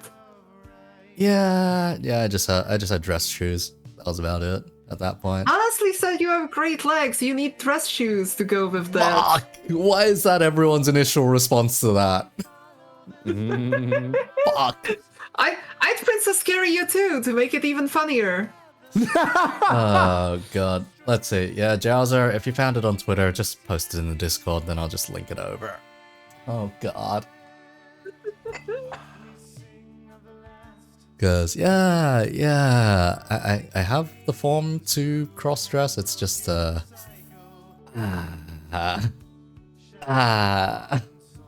God, why? Whiskey. Thank you, Joser. Oh. You would probably be correct if I'm being honest. Honestly, Zed, I'm pretty sure that I'm correct on that one. I put it in. Yeah, I wouldn't be surprised either, honestly. But All right, anyhow. all right, Whiskey. I could literally pull that one open. Oh, that's so cute. Wow. That's your fucking bait. That's your bait. This was at the time that a lot of people were getting really pissed at VTubers showing their faces and all. I was like, you know what? Fuck it. You can have a cross-dressing photo instead. Yeah. You know what? That's a chat response. Like All just- right, Whiskey, I have a question for you. Are you able in Total War Warhammer 3 to abandon your starting province? Is that a thing you can do? There is one faction for Kislev which can do it, yeah. What do you mean can do? What do you mean? From what I remember, Boris Ursun literally starts like in Chaos territory.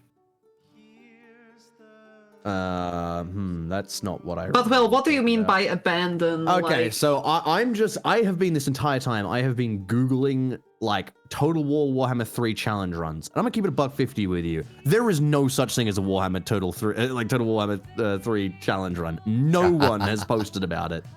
The only thread I can find talking about it is 4 years old, which obviously is before Warhammer 3.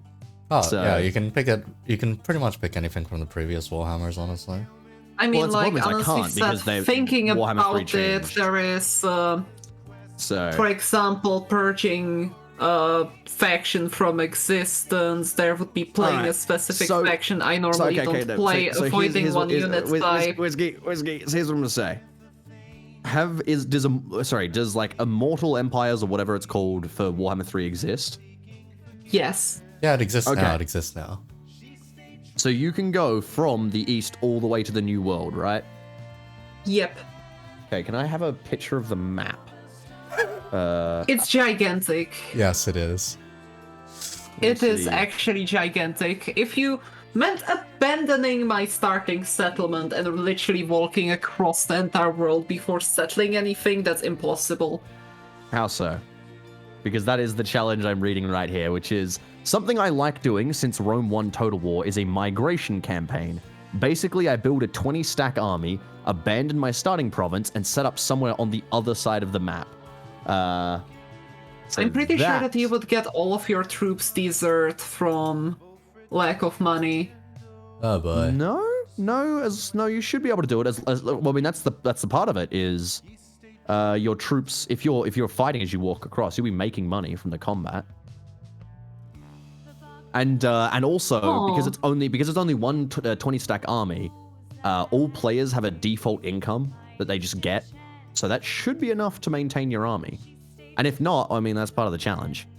I don't think it's impossible. I suppose I can try it. Yeah, you can try it. That you can kind try of it. limits me to factions which start in the on east, one yes. side of the map, yeah. Yes, that is where you have. Honestly, said the east kind of just limits me to only one faction. Is it okay if it's from west to east? I Uh-huh. don't think it is actually. Let me have a look. At the Because, border like, if I empires. look, Okay. Wait a second, that means that I could go with Skaven, technically. Play the rats. I mean, There we you go. have you have anything east of the Orcs in where is that? Path to the east. Anything east of the Orcs on Path to the east. See, Let as me you can see there, actually... let me first go and grab a glass of water, and then launch Total War Warhammer 3 and Alright, see while the you do that, starting positions of the I'm factions going I to the have. toilet real quick. I will run back in just a second. Alrighty. I'll be back soon too. Alrighty. In the meantime, yeah, there are legs. There are legs there. Yep, this is bait. This is 100% bait. Totally not me getting confused for a chick at work every now and then. Because I keep my hair out fairly long these days and actually do keep it in a ponytail.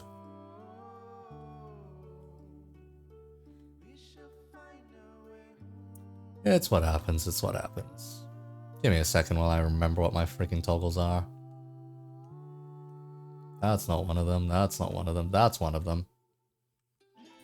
There we go, there we go. That's more like it, that's more like it.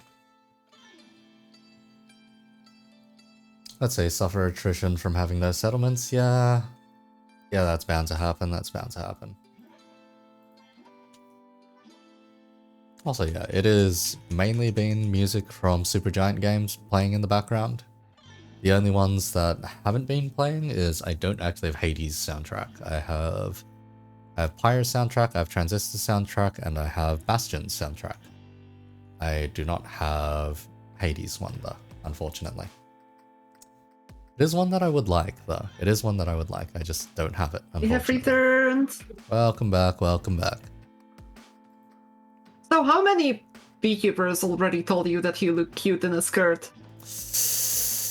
Too many, too many. God, too many. Yep. Also, like, when I first made this, or when I first got this design around, I was like, you know what? I'm gonna keep this thing androgynous. Every artist I've sent it to has done the opposite. Yeah, they expanded the chest. Yeah, that goes for all of the lewds as well. That goes double for all of the lewds. Oh god. Oh my. Yeah. Yeah. If you haven't seen those, I can send them through, but Jesus Christ, that goes for a lot of the fucking lewds. I don't Alright, let me actually see Mortal Empires now. I don't think any of the artists Alright, I'm believe back. in that. Believe in what's it called? Okay. Uh-huh. So you have the options of the person with the flower, the person with the knife, the person with the dragon, the person with... that's just a collection of symbols, if I'm being honest. The person So with the... essentially there is one Rising Chaos Sun? faction, which I have genuinely no idea what those are. Wait a second, which one is it? Okay, so it's... Zinj faction, Oh. or it's Rats, or it's Dark Elves, or it's the Chinese. Oh, there's Alright, well, Or there's a it's- decent one of them. variety then, yeah. The challenge rules are as follows, which is that if Total War Warhammer will let you abandon your settlement and move just with the army, then do that. If it won't let you abandon the settlement, then the rules in that case are you have to cross to the other side of the world and conquer something in the new world to be your new home. But you can have your original settlement still alive until the time that you reach the new world, conquer that one, and then you have to abandon the original settlement. Steelio? Yeah, deal. Alright. Honestly said, I'm Alright. going to disqualify Chaos immediately because they got portals. Also, they're a horde, aren't they? Which entirely like removes the point because Yeah, that's already a it's- migration yeah, campaign. It it's has all- to be a non-horde faction.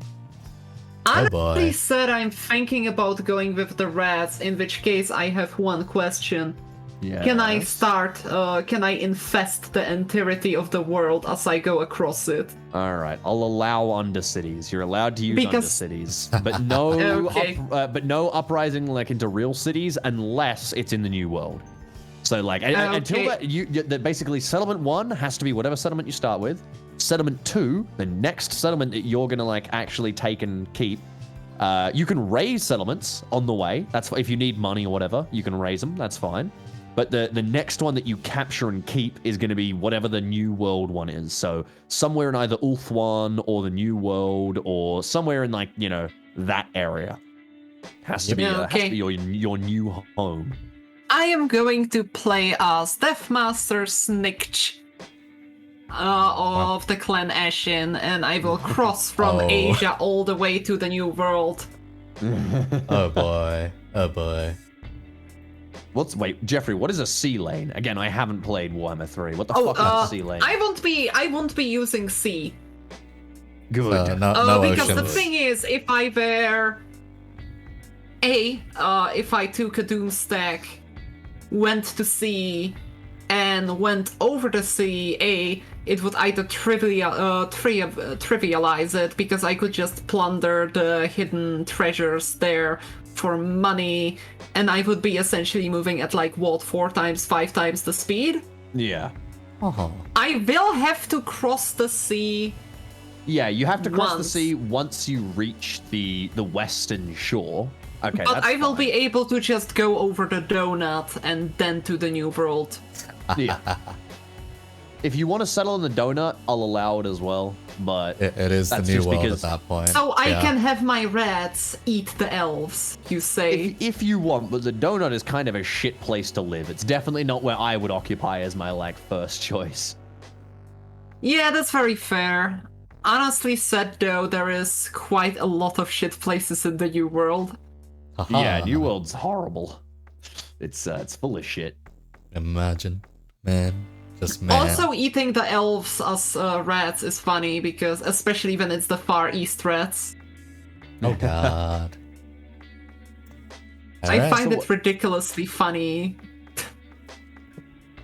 Yep. So I assume there's like a sea lane on the right side and the left side of the map that teleports you like around the world then? You know what? This is actually going to be only possible with Undercities because they added that food mechanic for Skaven and you would literally starve. No, you wouldn't. No, you wouldn't. You just have to fight battles on your way across. Yeah, that's true. Yeah. To and get if money, I- to eat people, yeah. Yeah, to eat people. And if I recall rightly, when you camp as a Skaven, you also raid. No, when you raid as a Skaven, you get food as well. So you can raid Yeah, as let you me move. just make a quick stream alert on my stream. I would recommend Give that them you an- boot up Skaven and like test it first and be like, hey, is this gonna work? If it doesn't, then like switch factions. But I mean, think if Skaven it's not should gonna... be fine. I think it's gonna be fine. I mean, I definitely know that I don't really want to play Dark Elves because that would be a bit too easy since they get, you know, they are the Raider faction essentially. Oh boy. The other option is the Chinese, and I don't find them fun to play. Huh. Not like the thing is they have this really interesting mechanic about balancing yin and yang and starting Oh. caravans. They are very much based on actually staying in the Far East and pretty much trading with Yeah. the entirety of the world. So that's- I've heard that there is literally a strategy whereby you don't ever expand as them. You literally just fortify your like starting settlement and you never leave. And you trade. Yep. You just don't expand ever. After that there is ogres, and I don't have the DLC for ogres. Fair enough. And let me see, Vampire Coast, literally a Raider faction, and I don't exactly like the lizards. Man. Also, I don't think that I have the faction of lizards which starts there. Yeah, it requires a DLC. Fair enough, fair enough. So, honestly said, that's my logic behind picking the Skaven. And I think it's gonna work. Like, the only other option then is Chaos, and I feel like Chaos kind of trivializes this. Otherwise, Chaos as a is literally a horde, so it's Yeah. no go. Yeah, otherwise as a fallback option, in the very, very, very, very top left of the world. So that's from the New World to the Far East. But it has a much more difficult path, actually, because everyone hates him in his starting position. And before you can even leave the New World, you need to murder the Dark Elves. Who is see. That's Grombrindle. That's the vampire count in the top left. No. That's dwarves. I So don't- essentially, Oh. the white dwarf, for some reason they moved him onto the New World so that he can murder Dark Elves. So Okay. essentially, before you would leave that continent to even be able to play normally, All right. you need to first murder all of the Dark Elves, then all of the High Elves, or at least like, you know, in several battles, you need to win a bunch of battles, and All right. then you need to travel to the Here's east. my restriction. If you end up having to play the dwarves, is the white dwarf the guy with the beard and the yellow flag top left? Yep. Okay, question. Is there any dwarves south of that? Or no, I don't think there is. Nope, right, well, all of the dwarves are in the middle of the map. Well, what I was going Oh. to say is what you have to do then, if you decide to play him, you have to cross the entire way on land, which means that you have to go through the north. Oh boy. Then it would be a problem because he would be pretty much banned from diplomacy forever because you need to kill some high elves too, and those are on the donut. Wait, what? But I'm wait. perfectly fine going to the donut and then going back up and going through the chaos wastes. You have to kill high elves before you're allowed diplomacy? What? Yep.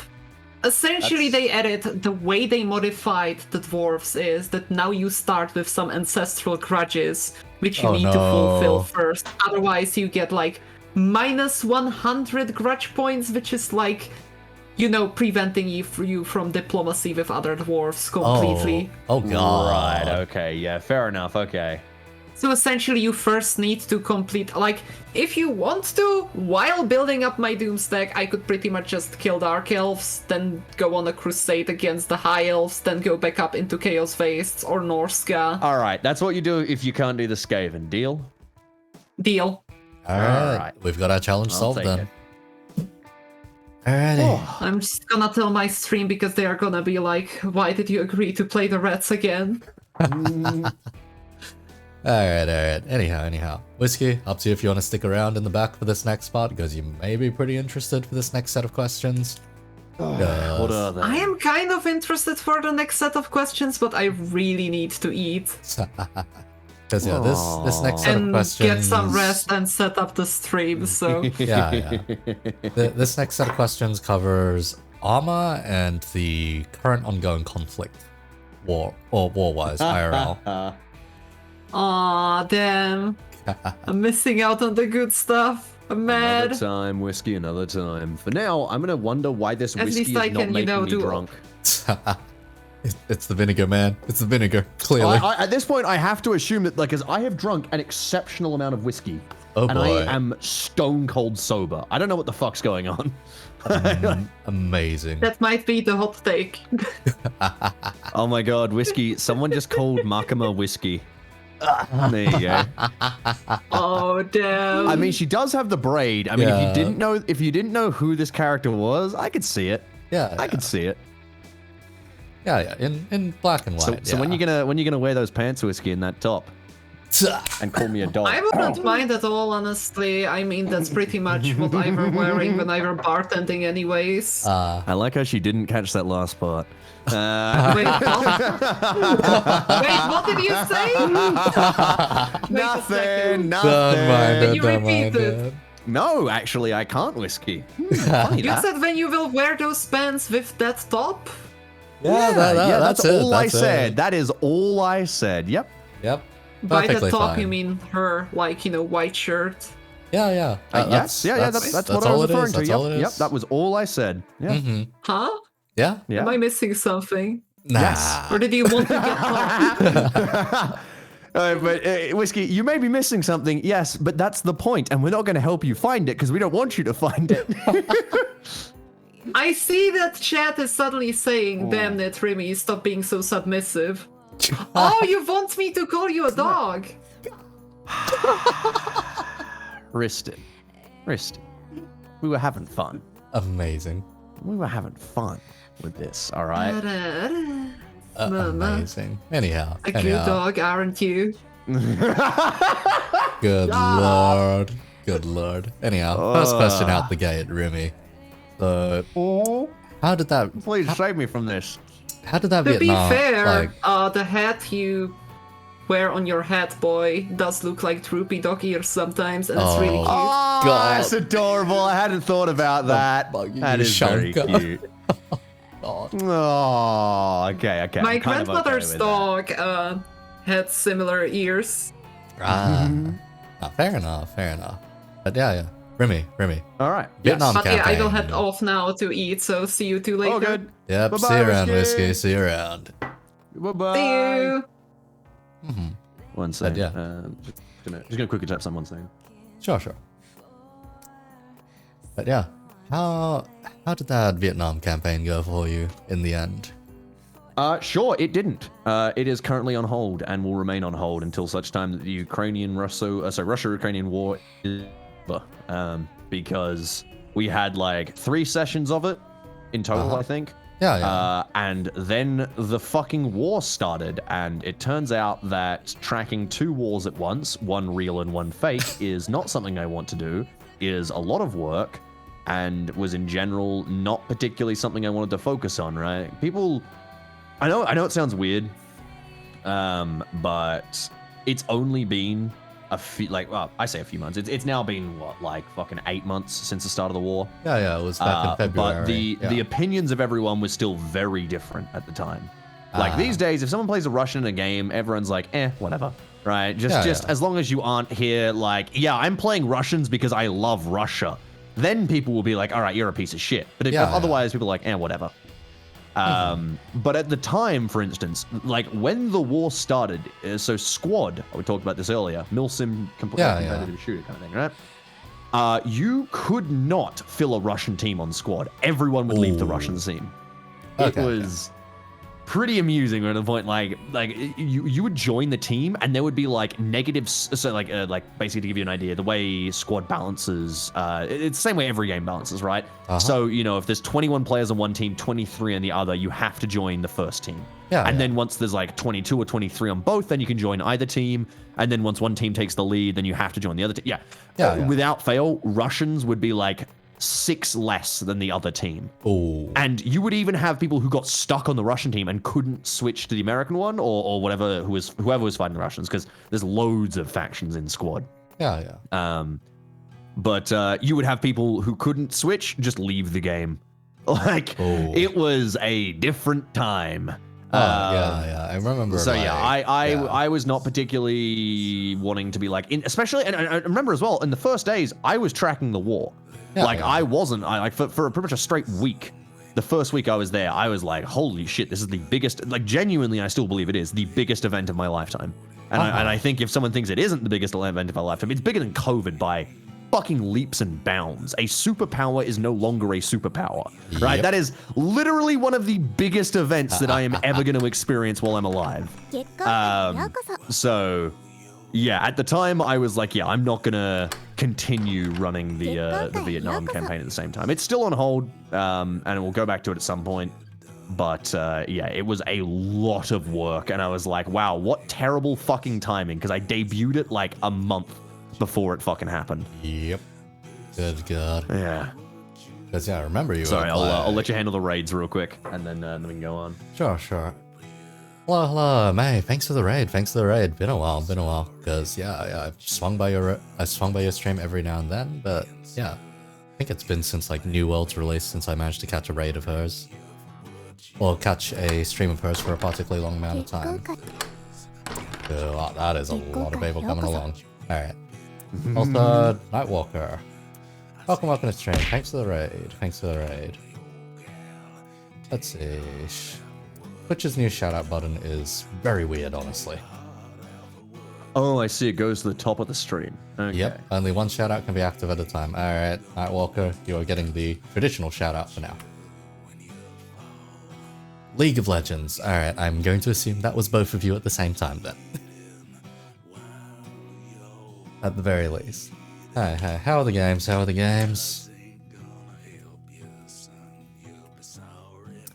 Because this is probably the one. This is the one time of year that I pay attention to League, and that's because of high production esports. That's about it. Yeah. Because it's always funny what pops up after an entire year. I go to whatever my resident League expert is at the time, and it's like, all right, buddy, okay, what the fuck went happen? Like what went wrong? Okay, I'm slurring my bloody words because I've. Are you okay? Because. Jesus, for the bartender, I'm the one who's sober as a fucking... Buddy, how much whiskey have you had? I don't know. I've had a lot of whiskey tonight. I don't know how the fuck I'm sober. But I was about to say, I don't know... What would I even say if I was sober as something? What would I even put there? Because I can say like, oh, I'm dry as a bone or whatever, but like... What is a descriptor word? What is something that is incredibly sober? You know what? Wait, no, actually... I was about to say I'm as sober as a funeral, but people can get very drunk at funerals. Yeah. That would be more. I'm as somber as a funeral. That would be better. Sober as stone. Stone was the one I was thinking of as well.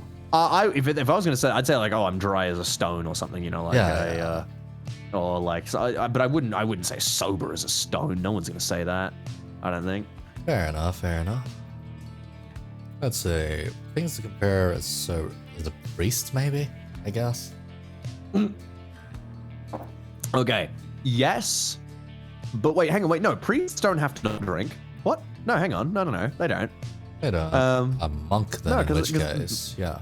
No, monks brew beer, dude. Monks drink shitloads. Oh, never mind. Wrong kind of monk. Buddhist monks usually, Yeah. but yeah, that's a bit of I don't that's know a if bit they of a can drink or mouthful. not. I know that I know wait. they can't like eat certain things. They have to only rely on charity and shit. Oh yeah, which is, we wild to me. as a Buddhist monk, you can't drink, basically. Oh yeah. really? Okay. I knew about the whole like the food thing and everything, but I didn't know about Yeah. the priests chug the leftover wine. Oh yeah. boy. Now the jankest thing I've seen a priest do is I've had a priest at one of my gaming tables before. No, I to be fair, I have an ordained minister as one of my best mates. But, you know, it doesn't actually take much to get ordained. You'd be surprised. Fair enough, fair enough. Because yeah, this priest just came along. He was like, yeah, pray to God that we get a good result here. Let me win. Hey dealer, you pray too? I'm like, you know what? We're in the high roller room. Let's follow the guest request. Put hands together. All right, here we go. The priest is straight up like praying for God to help him with his gambling addiction. And by help him with his gambling addiction, he means win his addiction, not like, you know, get rid of it. Yeah, pretty much. All right, Good. see you around, May. See you around, May. You know what? I should rearrange a re-interview with you at some point. The last time I interviewed her, I think that one went for about 4 hours as well, and it was like one of the earliest Sweet ones I God. did. Jeez. I think we've just cracked 4 hours. No, hang on. No, more we're than about to 4. crack We've 5 cracked hours. Yep, there we go. God Still damn. sober. Not sure what the fuck's up with that. I'm gonna try and pick myself up a little bit. I'm gonna down some whiskey. Buddy. Oh, Christ. Alrighty. All right, hit me with the next one. Alright, I'll next try. one. Let's see. Chug as So, I do. speaking of which, since the campaign itself was made in armor and all that, how much armor, how much potential does armor currently have, would you say? At least... Armor has a lot of potential. It is held back by several things, primarily hard-coded restrictions. One of the biggest restrictions in armor is some things that you might want to do are simply impossible. And that is why the Reforger, so Armor Reforger is the upcoming... Well, okay, Armor Reforger isn't. Armor Reforger is like the tech demo for the Armor sequel that is coming out, right? Alright, And I say that because, to be bluntly honest, Reforger was a disappointment. Oh. It's not that like, it's not that not necessarily Reforger was a disappointment itself. As a tech demo, Reforger is fascinating. As a Okay. video game that people had to pay money for, Reforger is very bad. And unfortunately, it is a video game that people have to pay money for. So for people like me, seeing Reforger was like, this is amazing. This is what Armor's going to be like. This is the tools we have. This is super cool. And for everyone else, it was like, wow, this game fucking sucks. And yeah, that's about it. So Oh boy. Yeah, sounds the about current right potential then. of armor is it's still increasing. It's increasing ever more, in fact, because there's one person specifically on the dev team that is doing things that were thought previously impossible in armor. Okay. For instance, they just reworked the thermals, so that's what now, like 9 years after release, they've had a thermal rework, so the thermals look Jeez. different. Alright. And they also changed it, and this one is huge. You can now edit terrain, which was Oh. impossible before in armor. You could not do that. So Okay. now you can put like a trench in the terrain, or you can build a mountain where there isn't a mountain, or you can dig a tunnel. Or wait, I don't know if tunnels are possible. I don't think tunnels are possible. Well, kind of they are. You could dig a tunnel, but the Yeah. roof has to be objects. It can't be earth. Basically, like you'd have you to- can't. You'd have to find a way to sculpt it properly, pretty much. Well, basically, so no, that's not the problem as much as the problem is that armor, you can't have a cave in armor's map terrain maker. It's just not possible, right? Oh, Instead, okay. when people make caves in armor, what they do is they make a hollow with no roof, and then they put rocks, which are an object, not a map. They put rocks on top to make it look like it's a cave. Because it's got a okay. roof and everything, right? And that creates the effect of a cave, yes, but you can't have a purely terrain cave. Alright. So, yeah, there are several areas where armor is held back by hard-coded. For instance, the air combat DLC released with a rework of radars. Oh. And that radar rework would have been impossible for a modder to do because it relied on hard-coded changes, which you just can't do as a modder. Yeah. But obviously, the guys with access to the game could. So the change to Reforger is in Reforger, you can change literally anything. You could make anything. Oh boy. Of course, the problem is right now that there is no desire to make anything because the game isn't good.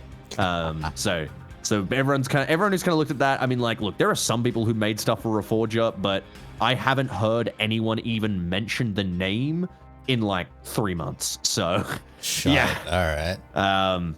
Reforger. Well, to be fair, like, I think it was a bad move by BI. I wouldn't have released. I would have only released Reforger as like a limited hype demo, as like a, hey, if you want to do it this weekend for like 12 hours, you can test out the potential sequel to Armor kind of thing, you know? Okay. Yeah. So it's the potential of Armor right now, it is increasing. It has slowed drastically because we're well past the period where mods were able to do the difference. Now we're relying on well, I mean, actually, I say mods, but there are still certain modders. Webknight is a modder who is doing stuff that is like, previously was like, hey, you can't do this. This is impossible. And then he was like, but what if I did? Oh boy. So it's like, for instance, melee mods for Armor. For the longest time, there was loads of melee mods, and all of them fucking sucked. Just bad.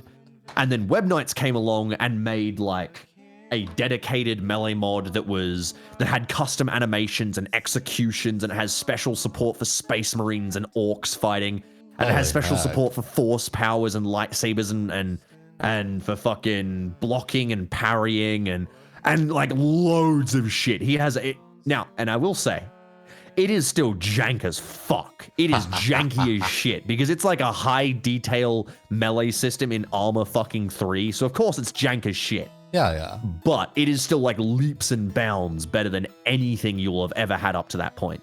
My God. So I still think it has potential, but it is obviously like it's gonna. Well, I wouldn't say it's reducing, but more that we're waiting on official potential now as opposed to modding potential. More than anything. Okay. So you need modders or you need the devs to open the gate. We need the guys at BI to add more features for us to play with because we're currently running out of features to play with. Okay. You know. Because yeah, that reminds me of like Mountain Blade, for instance, where modders made the difference for a while for Bannerlord, and then unfortunately the opposite kind of happened, where every time the devs released an update, they would actually overhaul a good chunk of the back end to the point where it was like, okay, our mods are broken now. Fuck. Yeah. Like, I mean, to be fair, Bannerlord was so unfinished, it was inexcusable. And in fact, I would argue that there was a very real case for false advertising with Bannerlord, because Bannerlord pretended to have a perk system. Yeah. Now, if you don't know, there is a fascinating website. Have you seen the Bannerlord's perks website? Bannerlord's perks website? No, I have not. Okay, it is literally called bannerlordperks.com, okay? Okay. Now, have a look at this, okay? Yep. So this website, I'll post it in chat as well. There you go, this is the website. I'll just shove it in chat, yeah. Oh, there you go. So this website lists what perks currently function. Now, everything looks like it's working right now. I want you to go back. Up the top, you can see a version modifier, right? Yeah. Click on the version thing and change it to version 130. Okay. Oh, yikes. 0% of riding perks did anything. 0% of scouting perks did anything. 0% of tactics, 0% of roguery, 0% of steward, right? Those trees...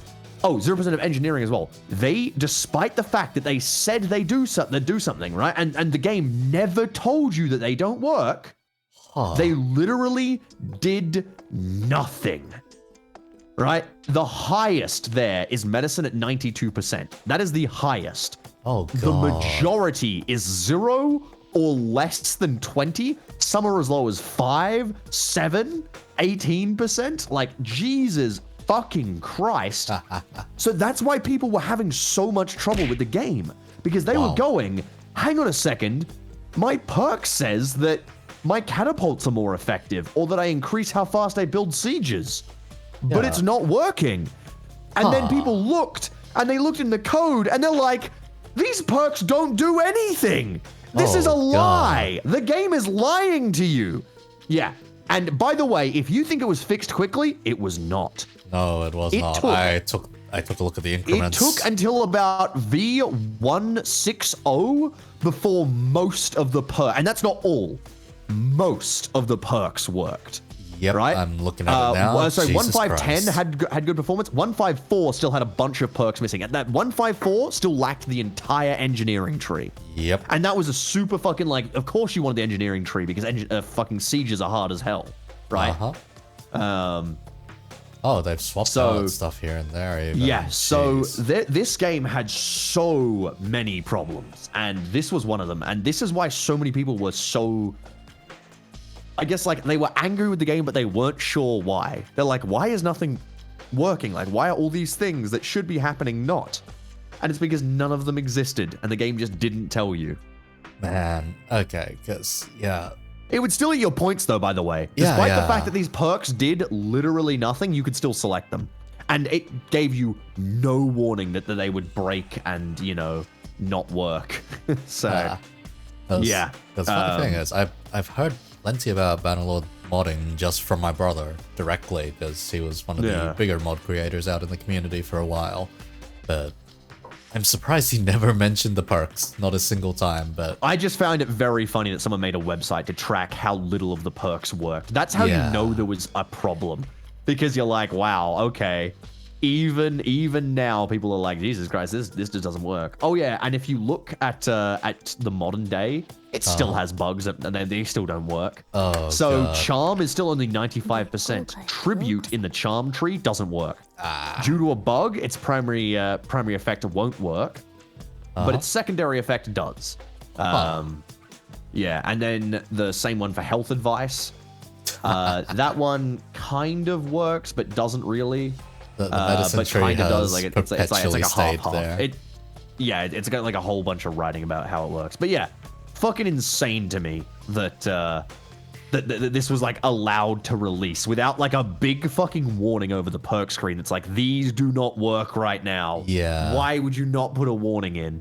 Yeah, Bannerlord was a mess, because... Bannerlord was a horrible release, and I will never forgive them for how bad it was. Because the thing was, like, anytime modders created a solution, all the devs did was they copy-pasted the solution, pretty much.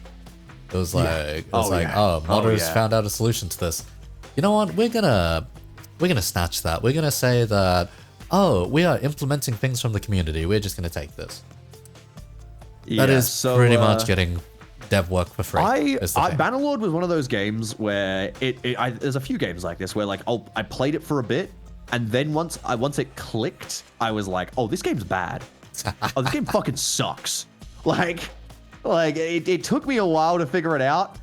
I think the time I figured it out, so this is actually very funny, but I had a massive exploit with Bannerlord that was that I didn't realize I was doing at first. Okay. I wonder if I can find this. Yes, it's called How to Get Hundreds of Kills in Sieges. Oh dear. It's an that is not what I wanted. What the fuck? That's licensing companies. Yeah, that's licensed music. No, hold on. Let me show you.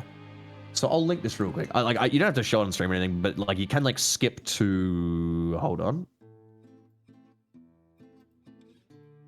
Fuck. Where's the part where I do it? Oh, I forgot. I explain it using a graphic. Oh, Okay, dear. so I'm trying to remember what it was.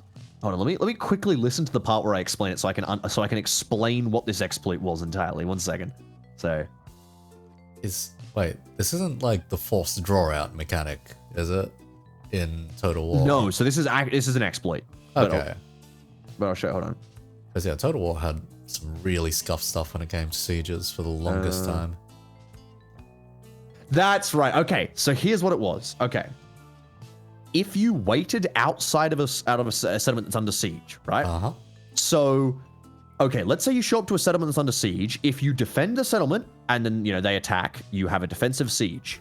Okay, pretty normal. Yeah. If you attack the group that is sieging the castle, you will have a field battle, right? And you'll fight them in the open. Okay. And usually that's not a good idea because you'll usually get fucking destroyed by them because they're going to outnumber you. But, you know, that's what happens. 3-1. Along those lines. There is, however, a third way. Oh, no. And what that third way is if you wait until they start the siege assault on the castle, then you walk up and join the siege assault, as in, like, you join the battle. Like, that's when you join. Uh-huh. At that point, the game bugs out, and it sends you to what is effectively a testing castle. Oh, now, no. this testing castle, first of all, it is a very unique castle in that the AI don't really work on it well. They'll all try and come in the main gate no matter what. It doesn't work good at all, basically. It's super buggy. Yep. And the other thing is the main gate has a collection of fire pots and rocks, and the fire pots are the thing. Now, as far as I'm aware, most sieges don't let you have fire pots, but these ones do. In fact, if you skip to 340, and you can actually show that on stream if you want. This is like, literally if you put the thing to 340 and then play like 20 seconds or 10 seconds, Yeah, sure. you'll get to see the moment of chaos. And I think it's fucking hilarious. But I'll go into like the extra information about that. But essentially, this castle had a unique gatehouse that practically no other castle had. And you obviously had all these little crates and stuff as well, right? I'm just waiting to appear on screen so I can describe it better for the people. Yep. Give me a hot moment. Oh, good. No worries. I literally didn't know this was a bug until I realized later that I was like, oh, this is actually a bug. I thought this was just how sieges worked. Oh, God. Yeah. So to explain, first of all, you wouldn't be outside of the castle. You'd get teleported into the castle, which normally you shouldn't be able to do, but you would. You'd get teleported into the castle with your army. So somehow you're inside. Then the army has to come up onto this generic castle. And here's the thing. Castles in Mount and Blade were specific. So if you fought over a specific castle, it would have the same castle model every time. Yeah. But if you used this exploit, it would send you to this testing castle every time. And it would always send you to this testing castle. The AI on this testing castle also aren't really able to use this. If I recall correctly, they have no siege weapons, and they also have no ability to use the ladders properly. I think they can, but they're very buggy using the ladders. Here we go. Okay. Let's play it. So if you just play from 340, you guys will be able to see what I'm talking about. Hello. Oh, I remember this video now. Oh, God. The thing is, these guys aren't even trying to bash through the gates. Oh my God! How many kills am I at? I have killed. There we go. And bang. So I could kill upwards of 30 people per grenade I threw. Right? And you can see my kill count there. I have 139. Oh, hang on. I think I scrolled down. Yeah, 139 kills to my name. Except the exploit gets even stronger because those are not kills. Those are knockouts. Oi. You knock them out. Fuck off. You knock them out and then you sell them all for gold. So I would capture upwards of like 1,000 prisoners in a battle, sell them all for money, and then do it again. And they would never win a siege against me. It was fucking excuse me. Okay. It took me so long to realize I was doing an exploit until I finally figured out how the exploit works, because it's such a specifically weird scenario to get into.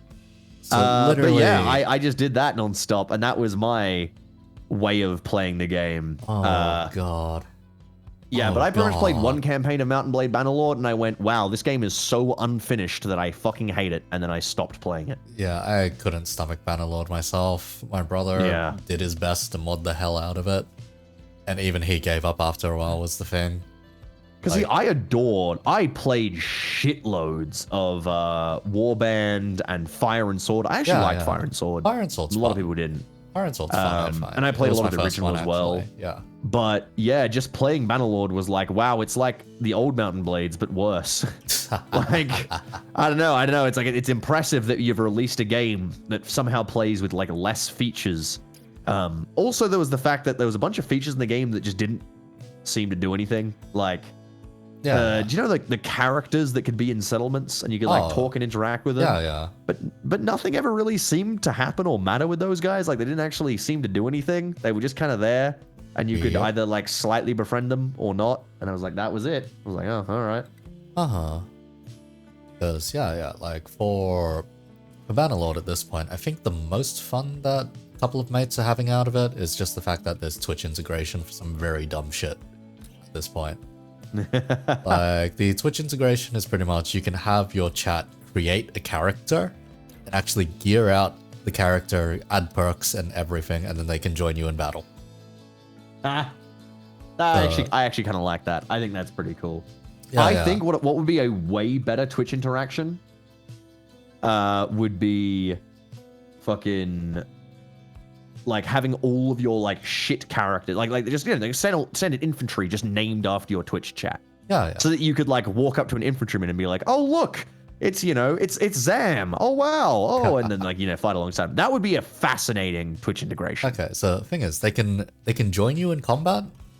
They can also roam around the map and join different factions. Oh, that's pretty funny. Okay. So the thing is, you could see someone like sign up. They're like, oh, I want to create a hero. I want to go wherever. And it's Oh like, wait, hang on, wait. This is like per person? yes, this is per person. Oh, that's a little bit much. And you would outnumber the vanilla characters with like any stream of sizable number, because the vanilla characters, there's only like 20, right? Or like Here's the thing, you can join either side. So Yeah, if I people think so, really yeah. wanted to spite you, they can join the enemy side. So you could have people in God. chat joining the enemies and people on chat joining your side. And then you could have people in chat that, through whatever means of how powerful their character is in the natural progression of the game, suddenly end up as leaders of factions. I like that. So the most surreal experience a mate of mine had, some crazy fast-talking drop bear of a koala VTuber. Yeah. This guy, he had at least like 100 or so people just randomly create characters and all that, and he goes to a siege, he goes to a random faction, he's like, wait, why the fuck is this member of chat the leader of this faction? Hold up. I'm more surprised that like 100 characters doesn't just break the fucking game. 'Cause the game already has a lot of characters, and like with like the average Twitch chat getting thrown into that sounds like a lot of people. Holy shit. Yeah, and each of these characters is tracked by their own amount of gold, their amount of kills, EXP, etc. So That's nutty. it's Holy insane. shit. Like what they've done. So I for assume that Bannerlord- they just say Yeah. like / travel to town, right? Nah, they can't really control where they travel to or whatever. They get Oh, assigned. okay, it's just yeah. random. Oh, They get assigned a location, okay. and the natural progression of the game shoves them wherever, so to speak. Gotcha. Right. They- Sorry, I thought this was like. They do get to Chat gear. was- They do get to gear their characters though. Okay. I thought this was And- like chat yeah. was like guiding a character, because I thought that was pretty cool. Nah, Because I know a not number quite. of things like that where chat's like. There's actually a decently cool Twitch game. Oh where yeah. For the streamer to win, the Twitch chat has to play as well, and like they have to be like, they have to like / attack, and they have to write what target they want to attack, Yep. and then all that sort of stuff. So I thought that game's pretty cool, because you could build. And in fact, my biggest problem with those sort of games, because there's a lot of Yeah. There's a At lot this of point, Twitch integrated games out there's a there. lot of Twitch integration games, but there's also games I would argue are like dedicated Twitch interaction games. Oh, Stuff like yeah. Domina, right? Domina Yeah. feels like it was built from the ground up like a Twitch interaction game, So there's games like that. But I'm more surprised that more of them aren't like actually difficult, challenging games, because loads of those games, like the ones I was talking about where it's like, character, chat has to load in and play as characters to win the battle. Yeah. They're just super generic, basic, very easy games. I'm like, Yeah. you could reasonably have a complex, difficult game, and watching a stream try and work together to overcome a difficult level could be fucking fascinating. Oh, Like- yeah. It'd kind of be like Lemmings, so to speak. Yeah, it'd be awesome. It'd be very cool. But, because you'd have to be like, all right, chat, listen, please, everyone, stop attacking the ogre. He just one hits you. Everyone go for the goblins. It's, you'd be like directing shit. You could have some real good fun with that. It's But the literal form up, surround Yeah. them all, don't let a single one escape kind of affair. But it's like, but yeah. unfortunately, the games that do exist for Twitch interaction are generally really boring and like And not like fun at the all. most common one I've seen is like what, marbles on stream.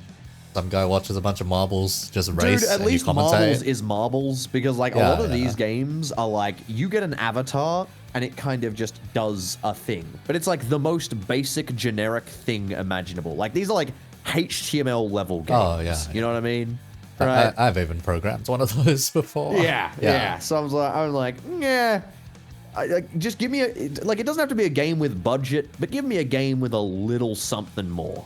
Yeah, Just like a little something more. Yeah, SAO, but with Twitch. You know what? That would be funny. That would actually be funny. Because then at that point, it's like, you could run it with permadeath. That would be the dumbest thing possible. That would be fun. It would literally Doing just be like like, yeah, you Zerg rush through each floor, but you're taking shit tons of casualties on the way. You could do a quite fun be like, you know, all right, guys, we have to try and achieve this goal, and it's permadeath, and and you can see people as they like drop off and die. Because I did I did a birthday stream where it was permadeath Factorio. Yeah, that was very fun. Like the trains, So man. we banned trains. anyone who died permanently. They got banned. Yep. So at first it took forever until someone died. Uh-huh. And then very quickly it started spiraling and we were losing like someone every like 20 minutes and it got rough. I am sorry. And then the trains got introduced and people were just getting hit left and right by trains. The It body was count very of silly. the fucking trains, buddy. Just Christ. How do Yeah. you... I still think the funniest thing is that the guy that designed the train and also the guy who was revived by the train were both killed by the train. Yeah, live by the train, die by the train. Bloody hell. Trains managed to kill just about everyone important in that game. Yeah. It was very fun. We had a lot of fun with that. I like Factorio a lot. Like my immediate thought was just, do one for like Zomboid at some point, but Zomboid's a bit of a mess with synchronization. Zomboid's problem with a lot of things. First of all, if you say like, okay, permadeath Zomboid, at this point, myself and a few others could probably, and like I'd point out a few of them, we could easily, as long as we survive, like in Zomboid, there is 2 danger zones. The first danger zone is the first like 30 minutes of your game. Yeah. Because that's when you don't have a backpack, you don't have a weapon, you don't have a car, you don't have a safe house, you don't have a barricaded door, like yada yada yada. You got nothing, right? You're not a zombie survivor yet, pretty much. Yeah. But then after like half an hour, you're like, all right, I'm good now. Like I've got food, weapons, car, I got all this sort of shit. Once you got that, you are solid, and then you are solid until you hit the late game issue of you fuck up. You make one dumb, easy mistake and you get bit, and that is the 2 ways of dying. I mean, the other way, and this is the way that does happen also pretty often as well, is that you underestimate a challenge. So you're like, let's go to the police station and clear it out, and you don't go with enough guns or whatever. That's a way to die pretty easily. But I guess you can kind of class that under like carelessness. But realistically, when I say carelessness, I mean shit like you opened a door without checking it first, walked in and got bit. Like, that sort of thing. Because the most popular one currently, at least in terms of that kind of playthrough, the Hollow Tempest boys have been running one of those. And the very first one they ran... A Project Zomboid, like, survival? Or Project Zomboid, permadeath, survival kind of affair. HoloLive, you mean? Yeah, the new Hollow Stars branch, so the English male talents, basically. The first one they ran, their one Sherpa, so the one guy who knew the game, died first, and everything cascaded downwards within the next hour. Yeah, so that's what I was going to say is, like, with new players, permadeath is, like, 2 hours long. Because without fail, they'll get, like, scratched a bunch or whatever, or they'll just fucking get bit because they suck at the combat. Because the combat isn't exactly intuitive. Yeah. And then it's like, okay, well, yeah. But then on the other hand, like, I can survive reasonably reliably for, like, weeks in Zomboid now. So as a permadeath game, I wouldn't say it's a good one. Yeah. And in fact, that's what Zomboid suffers from right now. That's the biggest weakness of that game. Is that Zomboid suffers from... Fuck, I'm trying to think what other games compare this to. But it suffers... It's getting too stable. so to speak. Kind of, yeah. It suffers from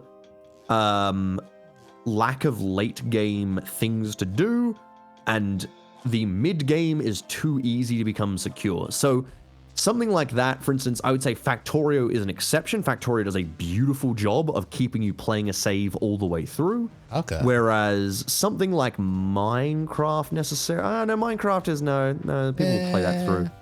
People play I'm trying that to think through. like Satisfactory. I can't. I haven't played that game enough to speak to it. Just 3D Factorio for the most part. Yeah. But basically, the problem is it is far too easy to become effectively like, oh, we're good, we're set for life self-sufficient, here, right? You know, like self-sufficient. as long as you have a house with a you know a double tall fence, which means zombies can't bash it down, so you're invincible from that. You block the one entrance. You have a garden which can grow your food. You've got rain barrels for water, which again, these things are not like impossible. They're pretty easy to learn. And like as long achievable, so to speak. Yeah, you could reasonably set up a I'm gonna live forever house by just working in one town, right? Yeah. So you know, as soon as because the zombies in Zomboid never get more difficult. They're at their highest difficulty at the start of the game. Yeah. That's when they're hardest. When you've got nothing, so to speak. Yeah, or perhaps when helicopter hits. But, I mean, even that helicopter is day 3 at most. You know, I've got an interesting take on this then, in which case. Yeah. What about what if they ever introduced an AI director of any kind? So similar to like There Left 4 kind of Dead. is one, but it's a bit shit, and it's not very good. But I would argue that AI directors are only fun in certain games, and Zomboid is the exact sort of game where an AI director would be fucking dreadful. Okay. There is a story director upcoming, which is very cool. Okay. But I would argue like so Zomboid AI director is fun in say maybe RimWorld because you know surviving is a challenge at all times. You know you got that kind of balance going back and forth with the events. But personally, I play Randy Random nonstop. I hate the organized storytellers. That's my bane. But in say Left 4 Dead, that's where an AI director works very well. And the reason they work so well in Left 4 Dead is because you're playing like a single level. The AI director hides what it's doing very well, whereas Randy Random or whatever, or fucking RimWorld, you know, it's kind of hard to hide the fact that you've just gotten 7 bad events in a row, right? You know, you can't really hide that. Yeah. Not natural feeling, so to speak. Yeah. Say again? Not necessarily the most natural feeling. Yeah. You get get dragged out of For Left 4 Dead, the AI director makes great sense because essentially it's trying to tell a movie. It's trying to keep the players from when they start to flag and get weak. It rewards them with medkits and shit. You know, gets them back up to strength. And then they're facing zombies and it weakens down. The problem is, how do you do that for Zomboid, right? Okay, how do you know that I'm weak? Because what if, I might have no weapons on me, but I might have an entire arsenal of guns back at my base. Yeah. But you're like, oh, he's weak. We better give him a gun. And then I'll like get a gun and be like, well, that's another gun for the gun pile. How do you judge whether I'm in danger or not? Like how many zombies are chasing me? Because if so, that's not going to be high ever. Like, you know, there's lots of problems with an there would need to be some crazy aggregate of a database. The current thing that they're going for the late game, well, there's 2 things. For a start, they're introducing humans again. Humans have kind of AI have come and gone from Zomboid multiple times. Yeah, I've heard wildlife, humans. Yeah. Yes.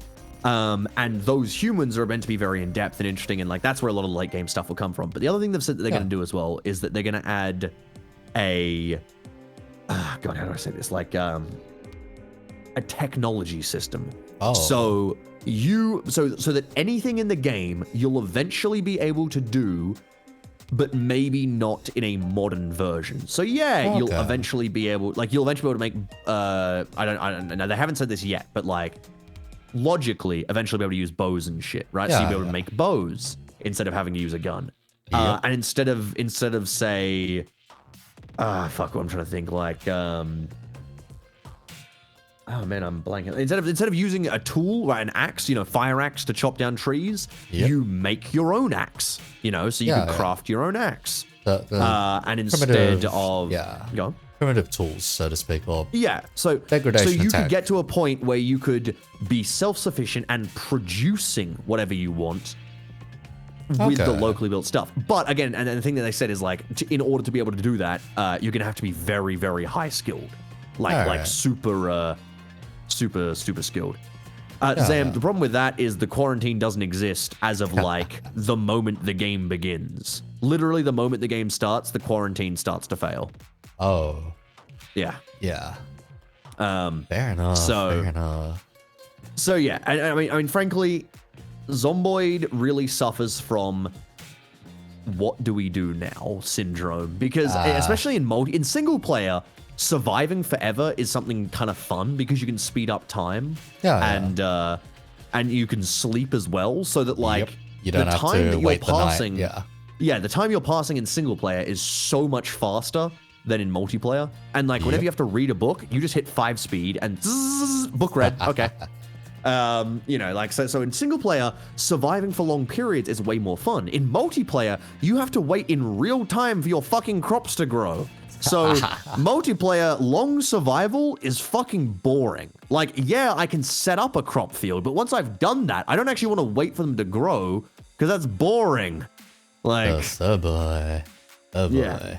so inevitably all of our multiplayer runs end with, let's load up every single gun in these cars and we're going to drive to like the highest population of Zeds and just shoot until we're out of ammo.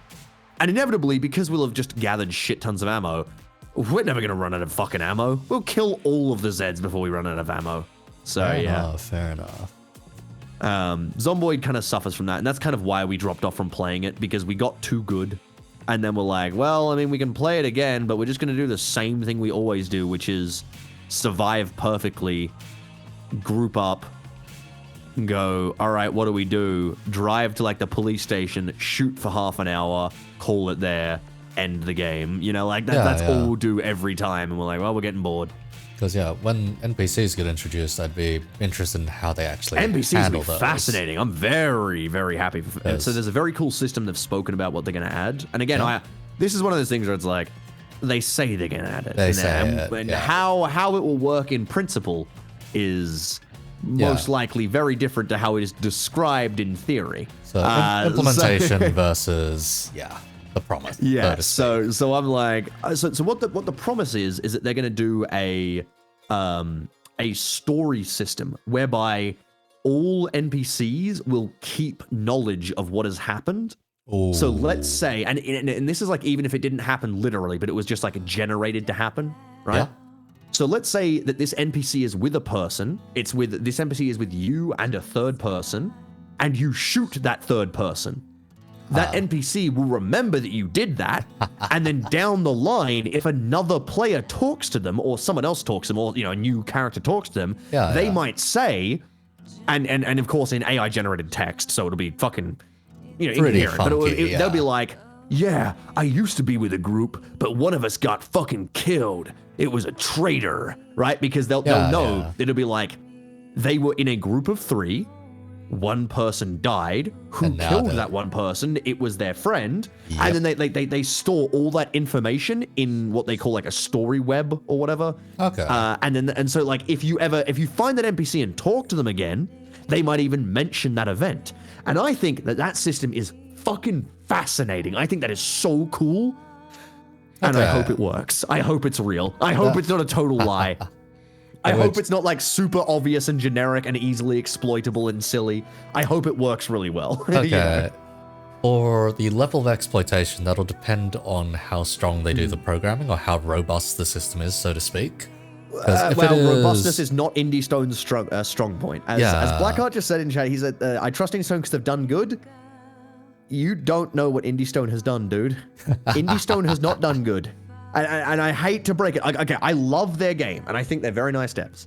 But Indie Stone has a lot of issues with Zomboid's code. To give you just one example, and I shit you not, this is a real problem that was in the game. Go on. So, in Zomboid, you train skills when you do things, right? So when you hit a zombie with a blunt weapon, your blunt weapon skill goes up. Yep. But people are always trying to find what, like, exploits. Okay, how can I, like, like rapidly train X skill. All Yeah, right? like gaming And the what some system, people- gaming the system. Yeah, what some people realized is that if you shove doors, I think it's shove doors. Uh-huh. It was something to do with doors, right? When you interact with doors, I can't remember what it was. I think it was shoving. You would level some skills. Ooh. Now here's the thing: if you were playing on a normal version of the game, English, and you're just playing it, yep. I think shoving a door would just level. I think it was strength or something. It would level like one skill. I don't think it was strength actually. I think it was something else. Yeah. And I think it might have been like hitting a door with any weapon. I think it would level repair. I think is what it was. Okay. So it's not a bad skill to level, but it wasn't as good as another one. Because there was another way in which you could do the exact same thing that person was doing. And so, like, you're both stood there hitting a door with an item. One of them is leveling up repair.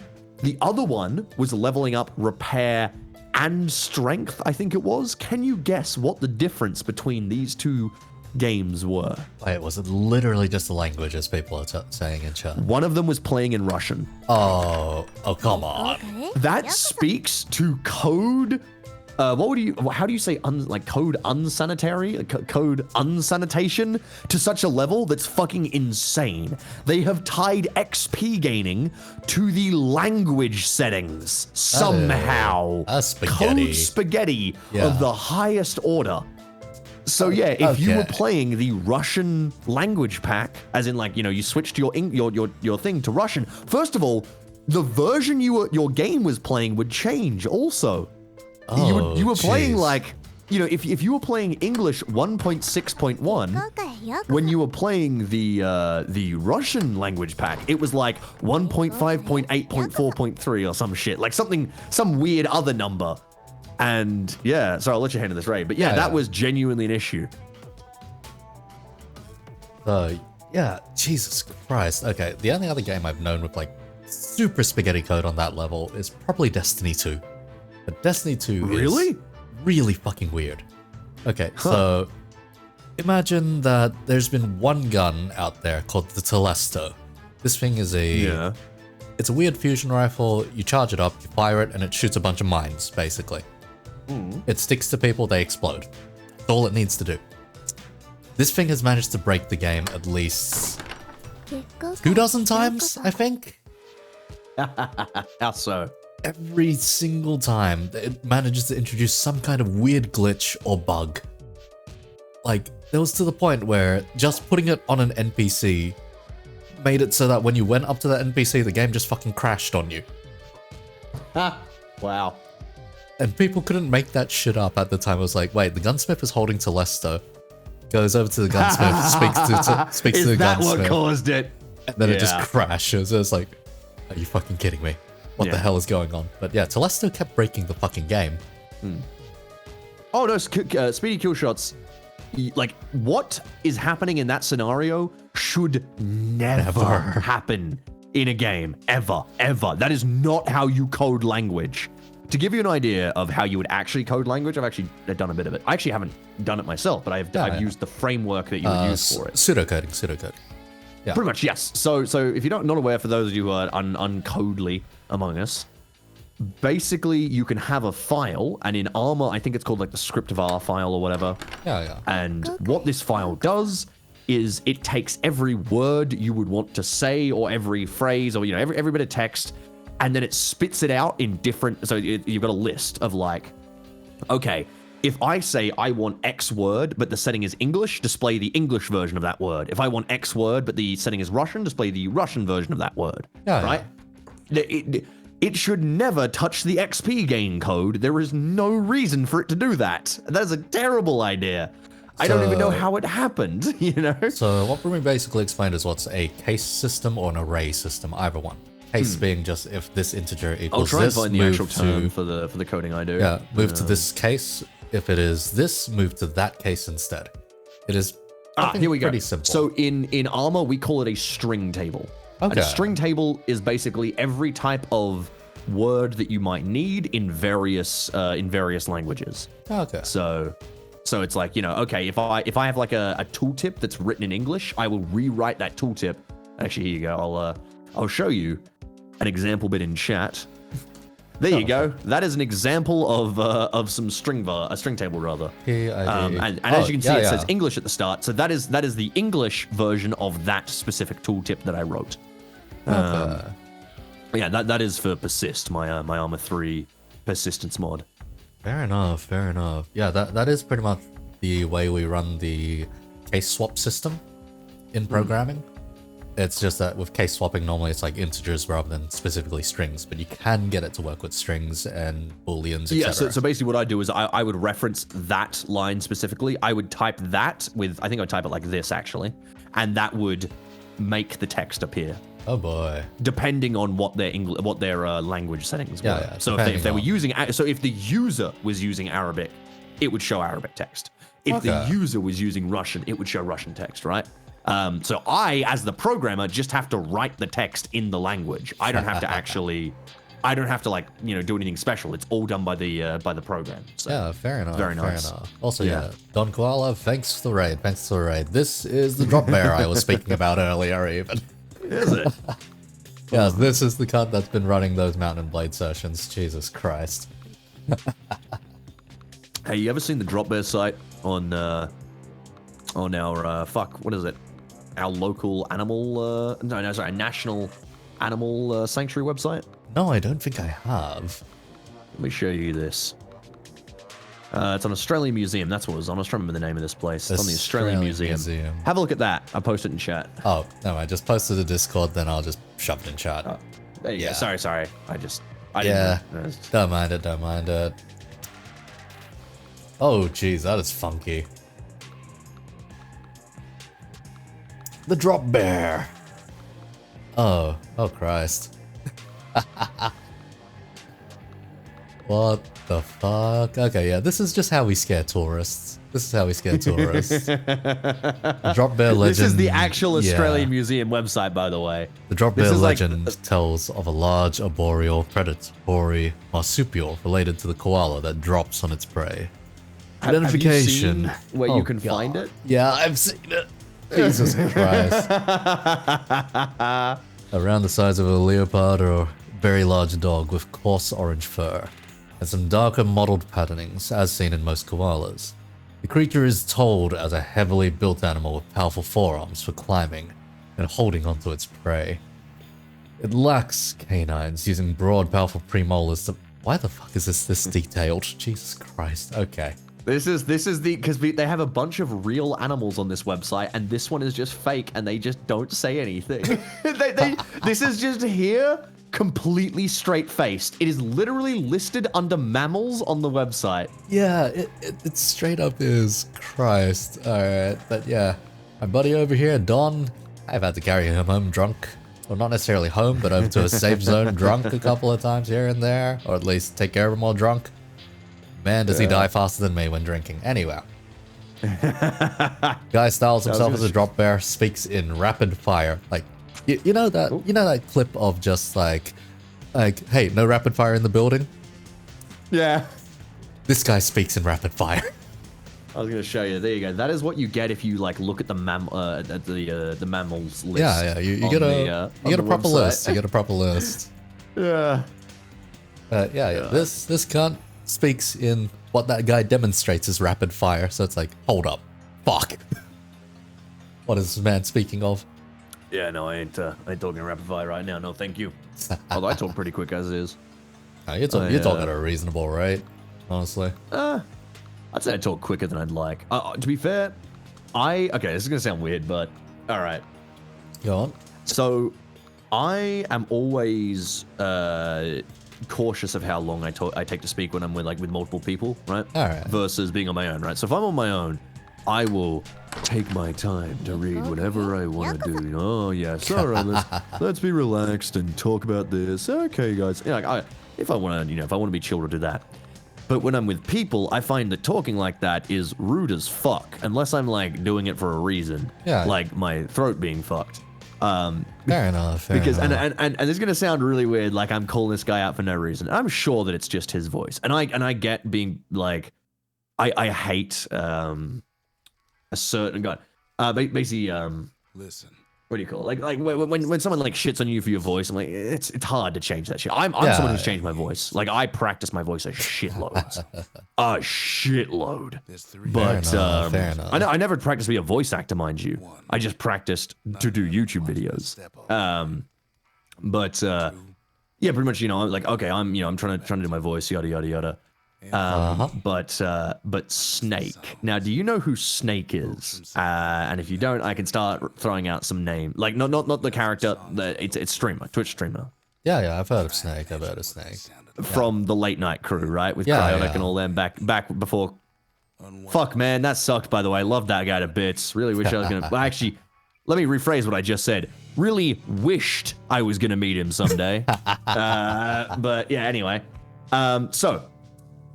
They have Cryotic has this friend called Snake, and they had this friend called Snake as well. Let me rephrase that as well. And the late night crew, and I love Snake. I think he's very funny. I think he's a very entertaining person. Right. But I also think that his method of talking may be one of the most annoying methods of talking known to man. And I know that it's probably not intentional. It's probably just how he talks. But oh my god, it is. Okay, so the way he talks is like, okay, so if you imagine you say something, right? Imagine for a moment that I'm someone else, and then after that, I'll play Snake. So I'll be like, ba-ba-da-ba-da-ba-da-ba-da, ba-ba-da-ba-da-ba-da-ba-da. Okay. And then there's a long pause, right? And I mean, there is an uncomfortable pause. Okay. And then Snake will start talking, and he will never maintain a faster cadence than this. And I'm like, bro, you're taking the piss. All right, because he also, I think he DM'd a D&D game for them, and I was like, this is hard to watch, man, because like I like this guy. I think he's a brilliant DM. I think he's very good, but the pauses are so long, and you already talk at about maybe one word every 5 minutes. Like, it was slow. No, Shatner talks quick. Shatner talks like this, and he must get over there quickly. He talks in bursts, but that's not how Snake talks. Snake talks as if he is being. If he doesn't talk for like the maximum amount of time, if he doesn't hit the 5 minute limit on his speech, he's got to talk for 5 minutes for this public speech. So if he doesn't hit that limit, he's going to get executed immediately. So he's there, God. Like long pause, uncomfortable pause, a little longer. Okay. All Christ. right. It's your turn, Cry. What would you like to do? And I'm like, man, bro, come on, man. I don't know. That's why when I'm with people, and it's something I actually don't like, because when I go back over my recordings, I'm way higher pitched when I'm recording multiplayer games, because of course I'm trying to talk, and of course I'm excited because I'm with my mates, and I'm trying to talk quickly, and I'm like, I want to finish what I'm saying, because I don't want to sit here and be like, hello, friends. Allow me to take the entire airtime as I slowly talk and say what I want to say. No, I'm not done talking yet. And say what I God, I hate that shit. Fair enough. It's For myself, when fucking hell, I have that as a once per fucking stream, as a fucking redeem, And this one cunt comes in and immediately redeems it, Anyway, sorry, you're gonna have to suffer for about 5 minutes, and But anyhow, when it comes to it, let's see. You've heard me dealing earlier, Normally, it's to a bunch of Chinese patrons that probably have no fucking clue what I'm saying half the time, but they understand the rule of the game, So normally it ends up being something like, all right, last call. Any more tiger bets? Okay, no more bets, thank you. And then moving on from there, Fucking hell, why is this the time for Like, I've almost accidentally nya'd at the casino after this redeem was first put in, because someone decided to be a fun idea, to fucking redeem it for an entire 3-hour fucking stream, non-fucking stop, So I limited it to one, so that I wouldn't have to do this for an entire fucking interview at some point, because I'm pretty sure an interviewee would kick me in the fucking shins at some point, Anyway, at the Jesus Christ. one point, yeah, that my voice was dying, yeah, I did tweet it out at one point, yeah, that it was just easiest if I just imitated your fucking voice now while dealing. Excellent. Wow, holy shit. I mean, can I hear the imitation? I'm not sure if I can perfectly pull it off these days now. I mean, I'd love to because I've haven't- never once heard someone imitate my voice. So, yeah, and I also don't know how I would. I don't know if I could myself imitate my own voice because, and this is a genuine thing. I boy. honestly have no idea what my real voice sounds like. Because all Like, my particular image of it now was just thinking of what your pre-mission briefing sounds like now. So anytime you show, anytime you do anytime you do before like an armor operation, yeah, it's just like okay, how do we explain this now? So you can immediately just hear immediate drop in voice and just like okay now I got to explain this a bit slower, but not too much slower. All right, last call. Any more bets? Thank you. No more bets, thank you. And then it just goes from there. It's been a while since I've done it because I haven't had my throat that fucked where I needed to depend on it. Yeah. all right, let me see if I was gonna do like a briefing style read. Let me this will do. All right, so I'll be like, all right, shut the fuck up, everyone. Is the first thing I always say. That's how briefings start. And then you would go with, alrighty, so. Australia and its surrounding oceans support a diverse array of mammal species. Many of those are found nowhere else on Earth, just in case you're wondering.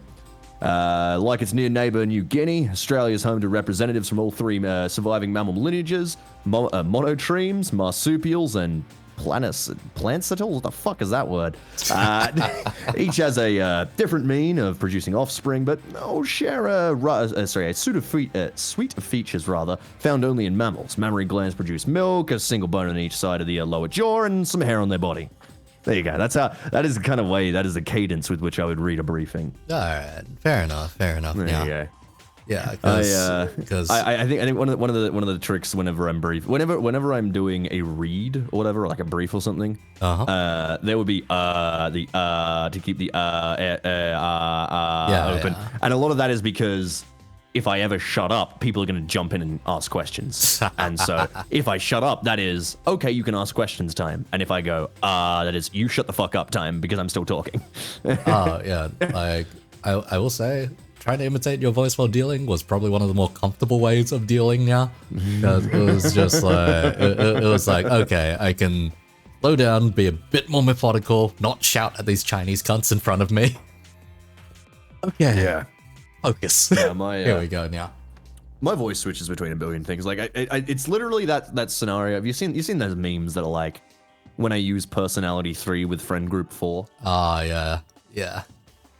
I've seen those now. Yeah, that is essentially my voice. Depending on what I'm doing, my voice will, without fail, change into whatever I'm doing. Because, of course, like, if I'm behind a microphone, I'm going to talk in a method that makes me sound nicer on a microphone. Like, people are, like, doing, oh, my God, he did a microphone voice. I'm like, yes, of course I did a microphone voice. Yeah, Because I'm not going to talk like I normally do to another human. Because I'm talking into a microphone, and people can't see my lips. They can't see what I'm saying. They can't see my body language. They don't know if I'm being joking or if they don't know if I'm being aggressive or whatever. The only thing they can hear is my voice and my tone. So I've got to do everything with that. And that means I have to talk a lot clearer.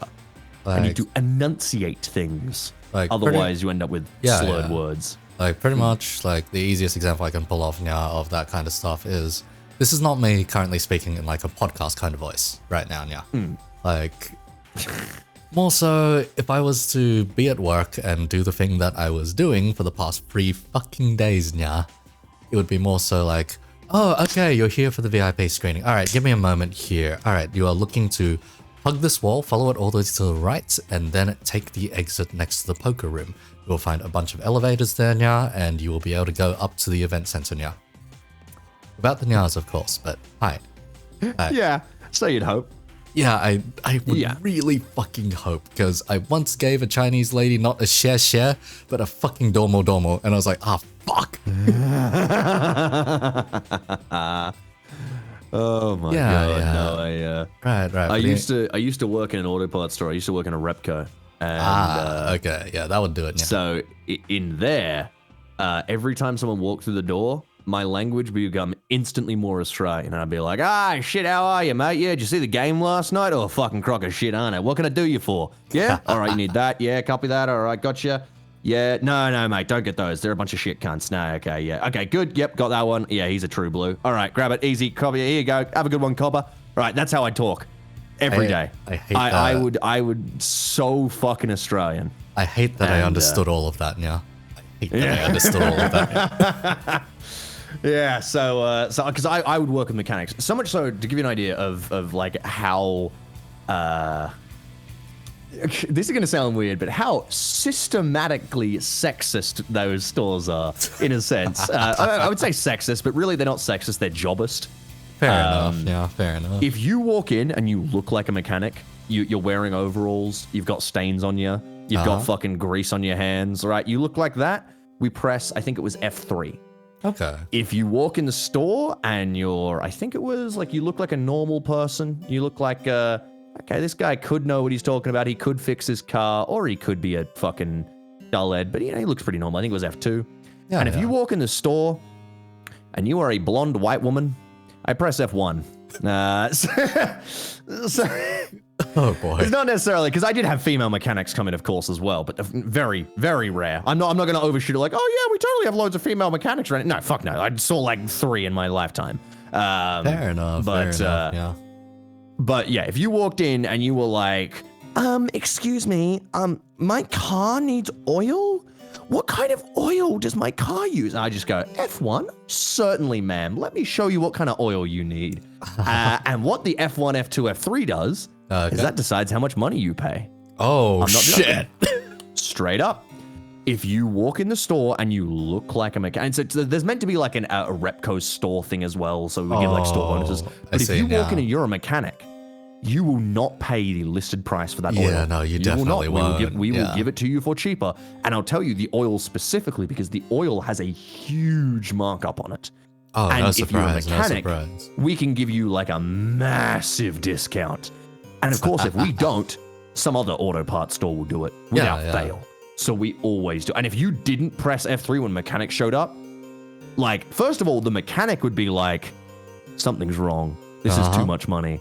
Yeah. And then the manager would walk up and be like, Jesus, you didn't have 3, and kick you off and be like, I'm sorry, Steve, because of course they knew all the mechanics by name. Yeah. Right, and these are the guys that come in like every day, multiple times to buy shit tons of stuff.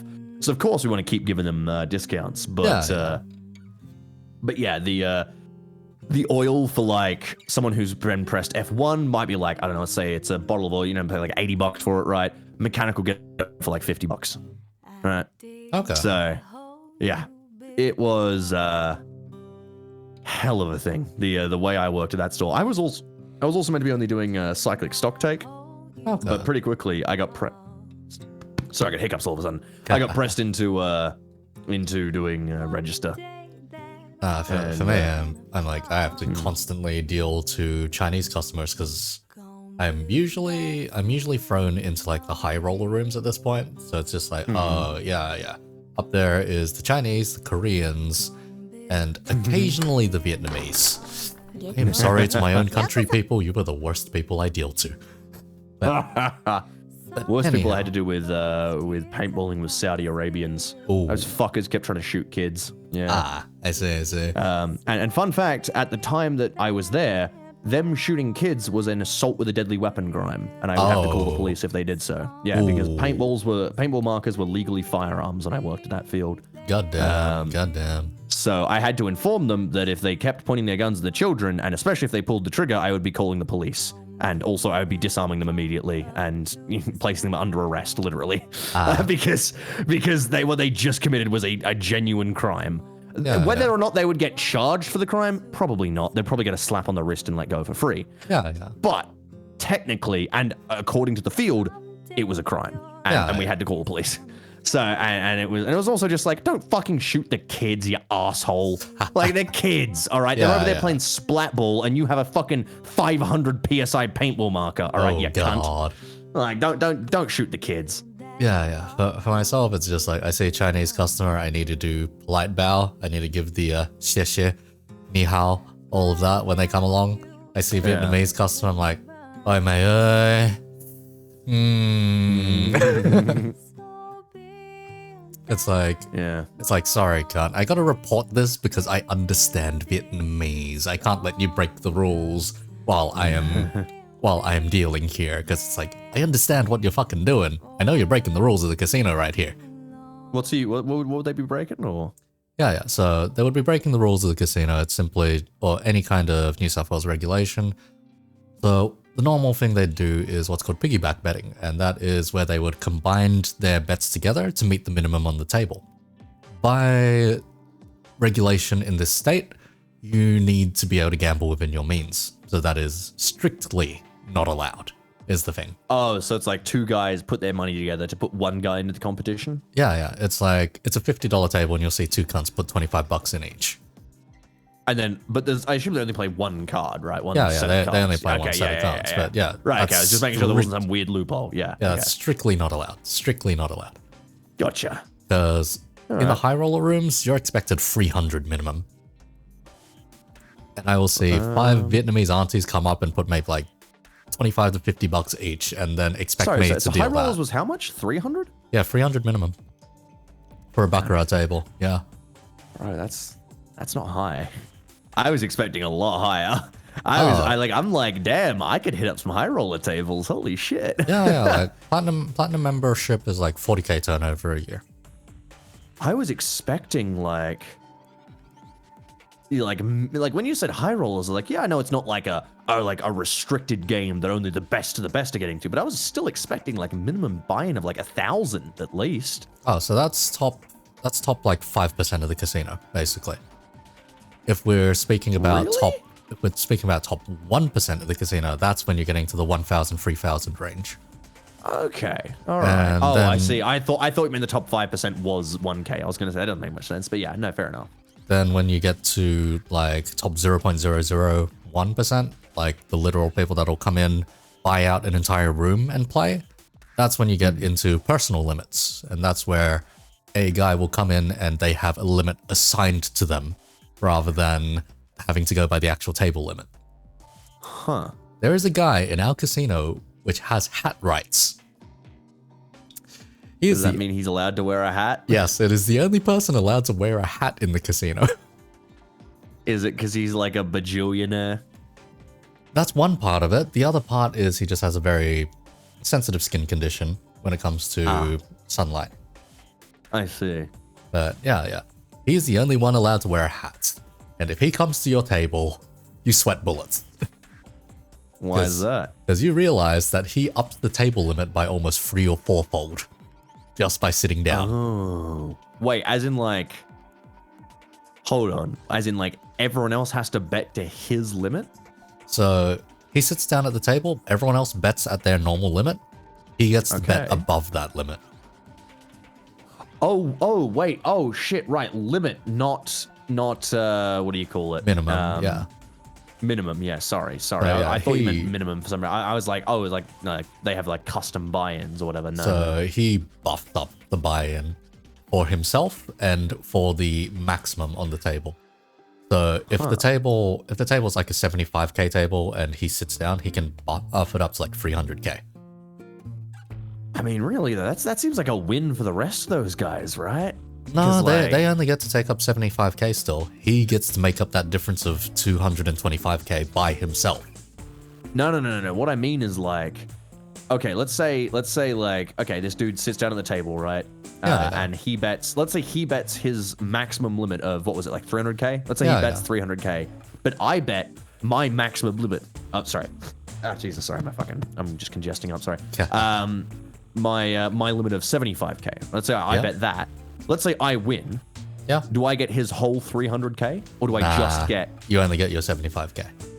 Oh. That's how Baccarat works, at least, yeah. Wait, hold on a second, so... If he does that he at could like... effectively bet above the limit with the knowledge that he will always get that money back even if he loses, right? That's only on a poker table, so to speak. Because then side pot rules come in. Okay, yeah. Because when you all in, the rest of the players only have to pay the amount that is the all in, pretty much. So if you all in and you only had like $100, then all the other players only need everyone has to just $100 toss $100. Then everything on top of that is part of the side pot instead. Yeah. And then and if you win, you only get paid out your all in, and that's it. Okay. So if you all in $100, 4 other players follow up, you would logically only get $400 back. And then anything above that goes into the side pot, so whoever is in second place then gets the rest of that money, for instance. Interesting. All right. So yeah. That's just how poker works at the casino, so to speak. This guy's mainly playing Baccarat, so he will just get most of his money back over time. And he's the kind of cunt that after an entire play session will just all in anyway. For fun. Yeah. Like for fun, he might have like 600k. That's the absolute limit that we're allowing, pretty much. Jesus. He might have 600k, and he will just be like, I have 600k plaques on the table. I'm gonna dump all of these in the betting area. Man, I gotta say, I'm glad that, I didn't do gambling. Because, like, I could. I'm not to fucking flex or anything. I'm no fucking, like, millionaire, right? Yeah. But I am very comfortable, and I'm at the point where I'm like, if I wanted, I could take a shit ton of money and just go gamble, right? I could just gamble, right? Yeah. Like you could probably Monte Carlo method even, but I'm gonna keep it $1.50 with you. I don't actually enjoy it. Like gambling, I don't enjoy. Yeah. Fair enough. I like the game of cards. I like playing blackjack. I like playing blackjack to a certain extent. It's not like the most fascinating game in the world. But if we just sat around a table having some beers and I was like, hey, you want to play blackjack? I'd be like, yeah, fuck it. Yeah. Count me in. I like it. Good thing to pass the time, shit talk. Yeah. Yeah. Blackjack's very nice. I don't know poker, but I don't mind playing it. Like I've learned a little bit more of it. Fair enough. Like I'm poker is still one of those things where I'm like I'm super. Actually, the whole reason I learned a bit about it was Yogscast had a poker tournament. Oh, okay. Because Pyrian Flax is super into poker, very into poker, and so they organized a poker tournament, and that was actually really fascinating to watch because most of the people involved had no fucking idea what they were doing, and that made it way more interesting. And there were a few people who were, but even the people who had practiced weren't like pros. They were like, like this person's like looked up what strategies are, but they're still learning the strategies. They're not good at them. So they're still trying to like it's a bunch of like either half-learned people or people who have no fucking idea what they're doing.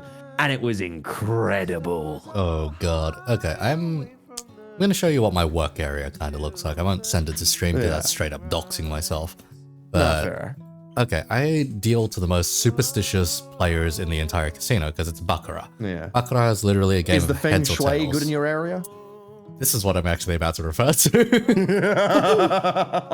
Okay, how much do you know about Feng Shui? I played Shadowrun, Dragonfall? Okay. Okay, I know a bit. I know it's about directing the energy of a room. Yeah. I imagine that the table that is luckiest is going to be like sitting towards the bottom of that thing that you've just showed me. I don't want to say it because you might reveal kind it. of. Okay. Yeah. So what I will say is I deal on those specific tables. Those tables, some of them are closed these days because we have a new policy, which is just, you can't show gaming shit from the outside, inside, blah, blah, blah. Weird shit. Really weird shit. Anyway, the casino is built next to the fucking harbor. Yeah. What is the element in Feng Shui that promotes luck? I wouldn't actually know. Is it water? Yes, it is water. Wow, amazing. So there's like is wood, that fire, idea... metal, etc. Oh, I see what the statue is now and like what the idea is. Okay, so if you were to like zoom in on that statue with like a microscope, you would notice that each of those is a little Chinese character made out of metal.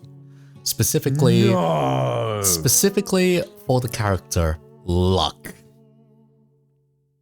That is The feng shui must be very powerful in your casino. It is. My God. It is shaped in a flow, and if you look at it from a certain angle, it is in the number 8. 8 is a very prosperous 8 number. is a lucky. Yep, and I can see the 8. Yep.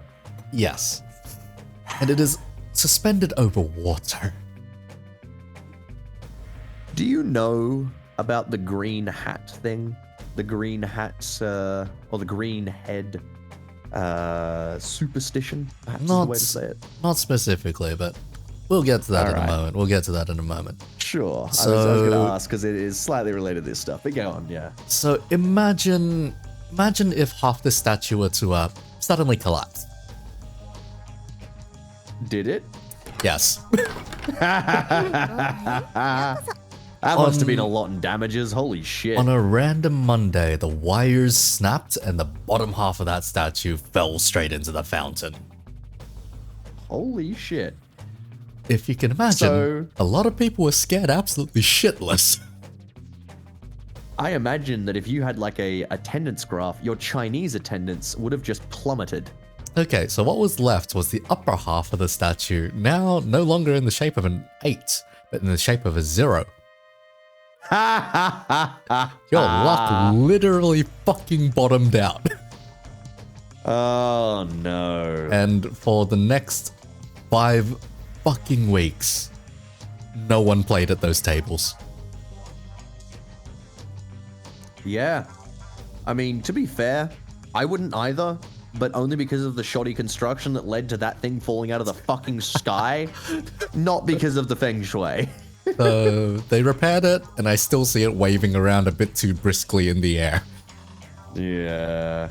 God, no, So the green hat thing, right? Yeah, go on.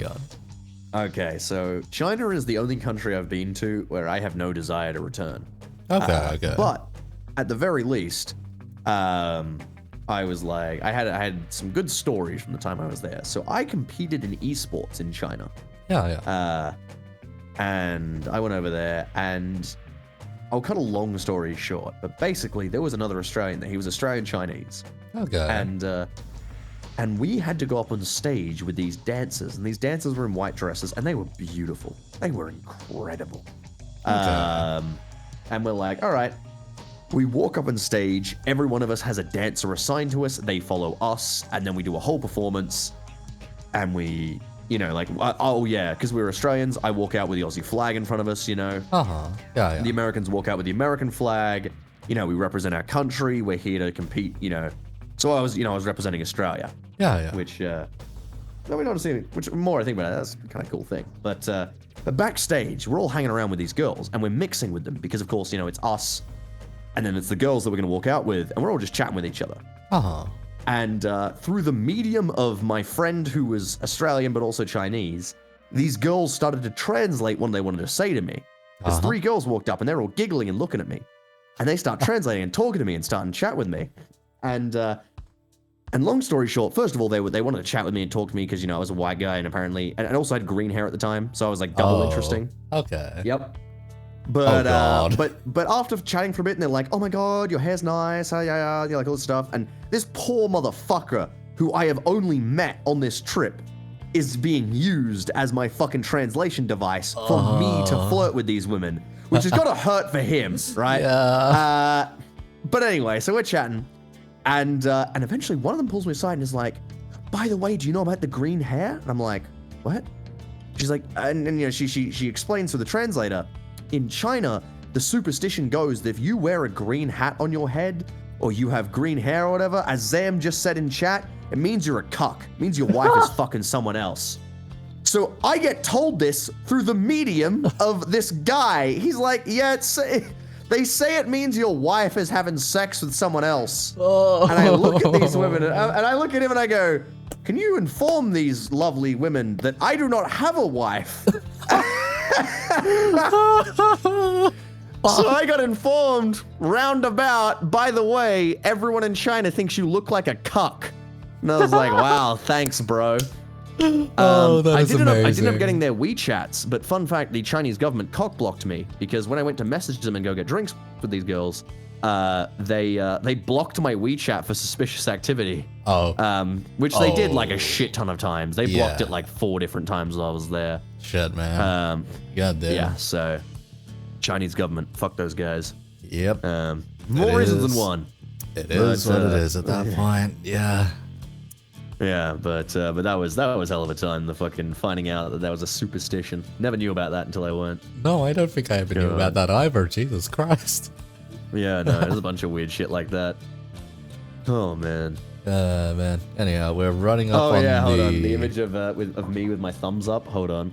Oh, Let me God. see if I'll just if I can find the picture real quick, I'll send it to you because it's very funny. Yeah. We are starting to run up on the time limit, so... No, I know, I'm aware, which is why yeah. I'm trying to like speed things up. Yeah, so I am just going to jump straight to... What's it called? Jump straight to, like, final 2 questions I normally run with, anyhow. Because those take their time, anyhow. Yeah. So, yep, while you're finding that image, recommend No, some I don't have food. the- Any yeah. food whatsoever. Recommend some food. What did I recommend last time? I can't remember. Did I recommend lettuce salad? I think not. Did I recommend borscht? Beetroot soup? I don't remember. I think you might have actually recommended borscht last time. If not, I've had someone that probably very did. recently All right, recommended borscht. what's something new that I can recommend? All right. Okay, I'm gonna recommend 2 things. First of all, is just a seasoning. Jerk seasoning is some of the tastiest shit you'll ever taste. Try finding jerk seasoning. It's Jamaican, I think. Jerk, and it really? is. Okay. It's literally called jerk. Yeah. J-E-R-K. Yes. Okay, 'cause I and it know- is fucking delicious. It is Yeah. incredible to put on your meat. Okay, because I know my workplace does it on pork chops, specifically. Yes, yeah, dude. Fucking hell, jerk seasoning. Mwah. All Because, right. yeah, every now and then we get like weird seasonal kind of events where they're just like, oh yeah, we're gonna put up a seasonal menu for all the staff, and you get to have a taste of like Asia, Europe, Love God that knows what shit, the yeah. heck, yeah. And All right, jerk, let me see, jerk marinated pork what chops, that's pretty common for us apparently. What was something I cooked recently? All right, I cooked recently Korean soft tacos. There you go. Korean I'll run you soft through how to make those. tacos. So Alright. first of all, you need tortillas. Those are the soft tacos. Amazing, easy. Yep. For your chicken, what you're gonna do? You're gonna cook your chicken like you're just gonna get some normal chicken. I used stir-fried chicken, but you can use like breast fillet, whatever. All right. Okay. Fry that shit up in your pan, right? Until it's not gonna kill you. It's no longer got what is it? Salmonella, right? Yeah, Until you've gotten no. rid of the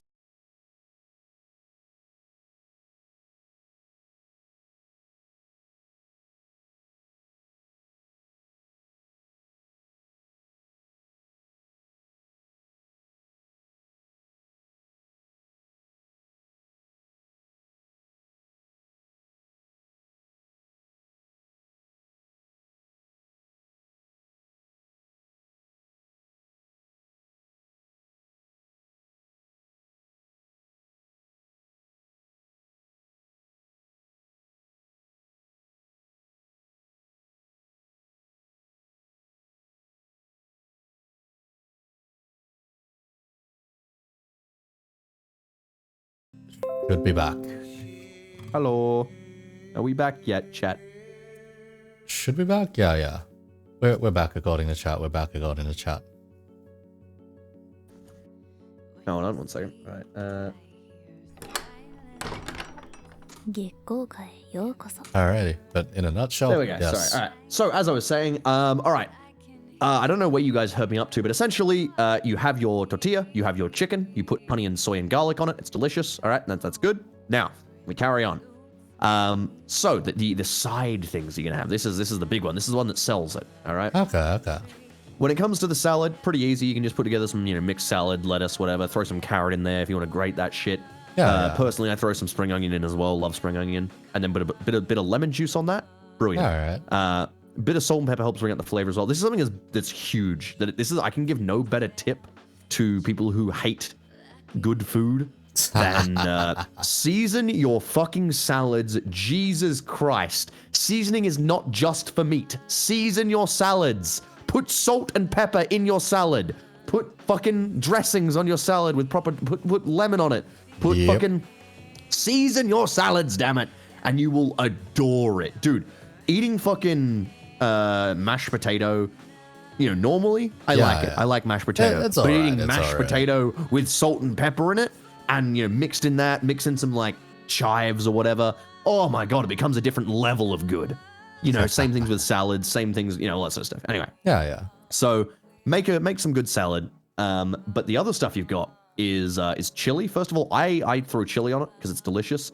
However, the chili I threw on recently was way too fucking spicy, so I was dying when I ate those. And I mean, like, I'm good with spice. I was dying. So. Oh boy. Yeah, I was having a hell of a time. I love those. Those were delicious. But it was so hot that when I was finished eating, I had to take off my shirt and like cool down for a bit. I was sweating like that bad. It was such a burn, but it was so delicious. Fair enough. Anyway, so you got all that. Yep. What you'll also want to do is you want to do some quick pickled onion. And I love this stuff. Do you know how to do a quick pickled onion? Yeah. Yeah, It's so usually those of very you who don't easy know, pickle stuff. Yeah. it's surprisingly easy, which is why I love it. So you chop onion up, right, into a bowl that you're going to put in the fridge, and like a covered bowl, a container rather than a bowl, perhaps. What you do, you chop your onion up and you put it in the bowl. Now, first thing you're going to do is a little weird. You're going to pick the onion up and you're going to scrunch it. You're just going to try to like pick it up in your hands and squeeze. The idea is you want to just kind of not necessarily break up the onion. You don't want to literally break it into pieces. Yeah. But you want to kind of damage the onion a little. You want to we call it muddling muddling usually. Yeah. Muddling, I don't think is necessarily the same thing, but it's kind of like, yeah, that's what you'd say when you were doing a drink. Yeah. What is the difference between scrunch and muddling? Let's say it's not necessarily. In this case, it's not necessarily muddle. Wow, but the action or process of bringing something into a disordered or confusing state. Yeah. So muddle. So not quite sweat. I think in hospitality we scrunch literally is the word I would use. Scrunch is a good word for it. Yeah, in hospitality we normally just say break.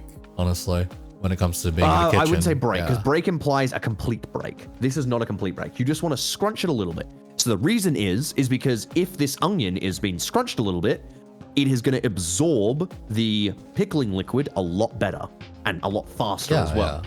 So now you do the pickling liquid. The pickling liquid is pretty simple. You walk up to your little onion container, you pour in some salt, you pour in some sugar, depends on how much onion you got, up to you, but really you want to be generous, all right? Because you're trying to pickle these things.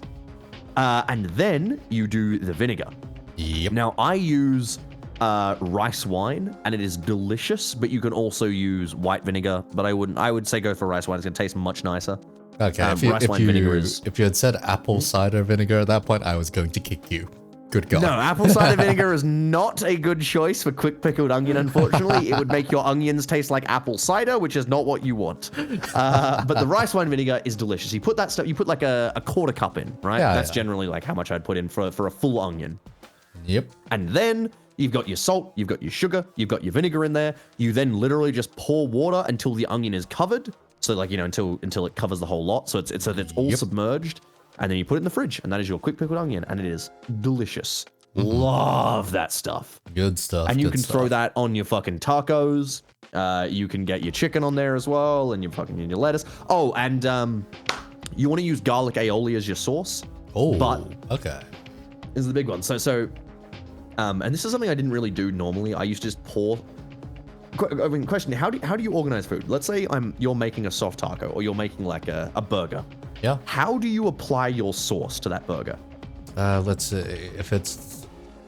Good question, honestly. Hospitality, they teach you to apply it to the bun. Yes, exactly. Yeah, and I agree on that. I think applying it to the bun is the much better choice. Yeah, like that. That's what we're taught in like commercial cookery. Yeah.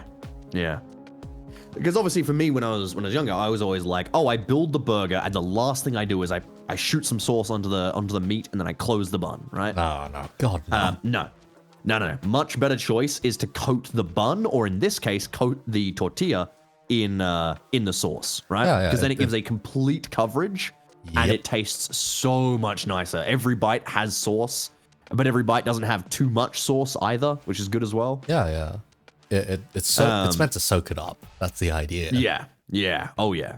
But yeah, I really so what I do is I take garlic aioli, I put a good bit in a bowl. And I say a good bit. It really depends on how much you actually need. But then what I do is I pour in lemon juice and I mix okay. until I have a pretty I wouldn't say runny, but like more runny than the garlic aioli is. Because like at least when I get garlic aioli out of like my container, it comes out as there is a word for it. It's not solid, but it's like viscous. It's pretty solid, you know. It's got very high. What's the word for it? Viscosity. Not consistent. Viscosity. There you go. That's the one. Yeah, a high viscosity. But you wanna like kind of add lemon juice until the garlic aioli is spreadable, kind of like fuck. Well, I wouldn't even say like butter. Butter is too thick. Jam. Like jam or preserve usually, or some kind of relish maybe. No, preserve is too thick for this. When I say spreadable, I mean spreadable like even mayonnaise might be too thick. Fuck. Let's say something thinner than more that. More like a sauce that you would pour, more like a salad dressing, right? Oh. That's the level you're looking for. You're not looking for like, oh, I want my garlic aioli to still be like thick and viscous. No. You want to have it like more like a dressing for a salad, because then you spread that on the tortilla, and then when you fold up the tortilla, every bite has sauce, and it's incredible. Jeez, so closer to like a paste or a vinaigrette then at that point. Okay. Yeah, but you don't want to go too runny, of course, because if you go too runny, then the problem is that when you pick up the taco to take a bite, all the sauce goes out the back.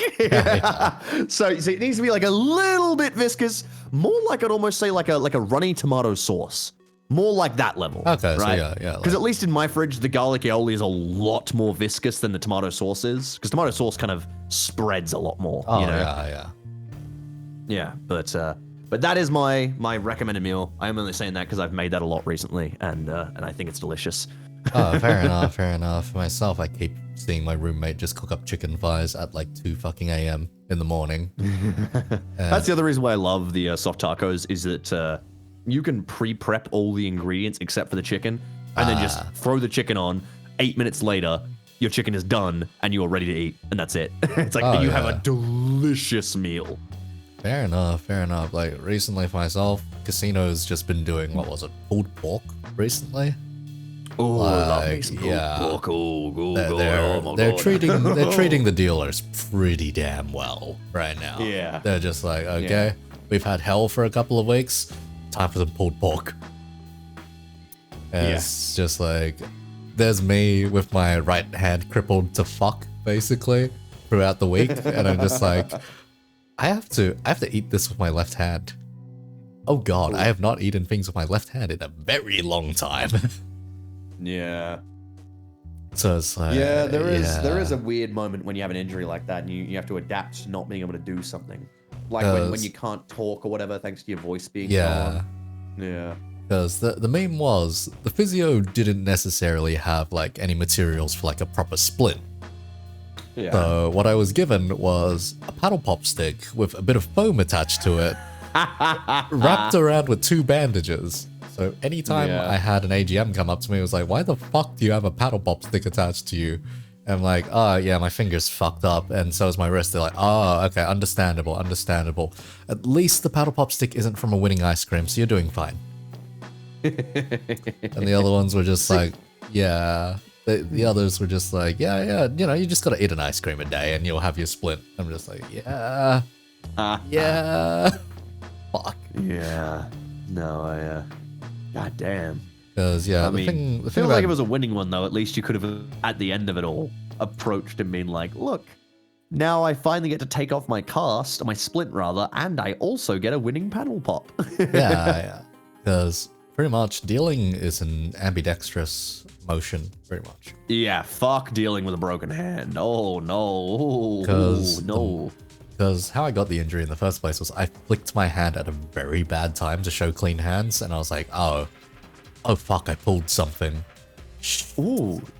As in, did you hit it on something, or did you just flick your hand? I flicked it at a terrible, with like really bad timing, pretty much.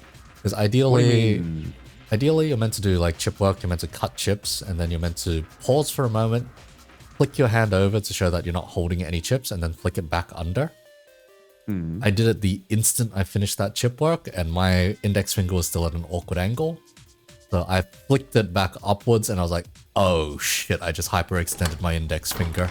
fuck. Oh, so you hyperextended it, not... Okay, I thought you hit it on something. No, Jesus. Nah, All right, I didn't even know. hyperextended it and it jolted right down my wrist, and I was like, oh, I shouldn't But be you dealing right hyperextended now. it. Okay, just I'm trying to like figure this out in my head. You yeah. hyperextended it with just the force of your finger, right? Like there was nothing else pushing on it that did that, correct? Yeah. Or no?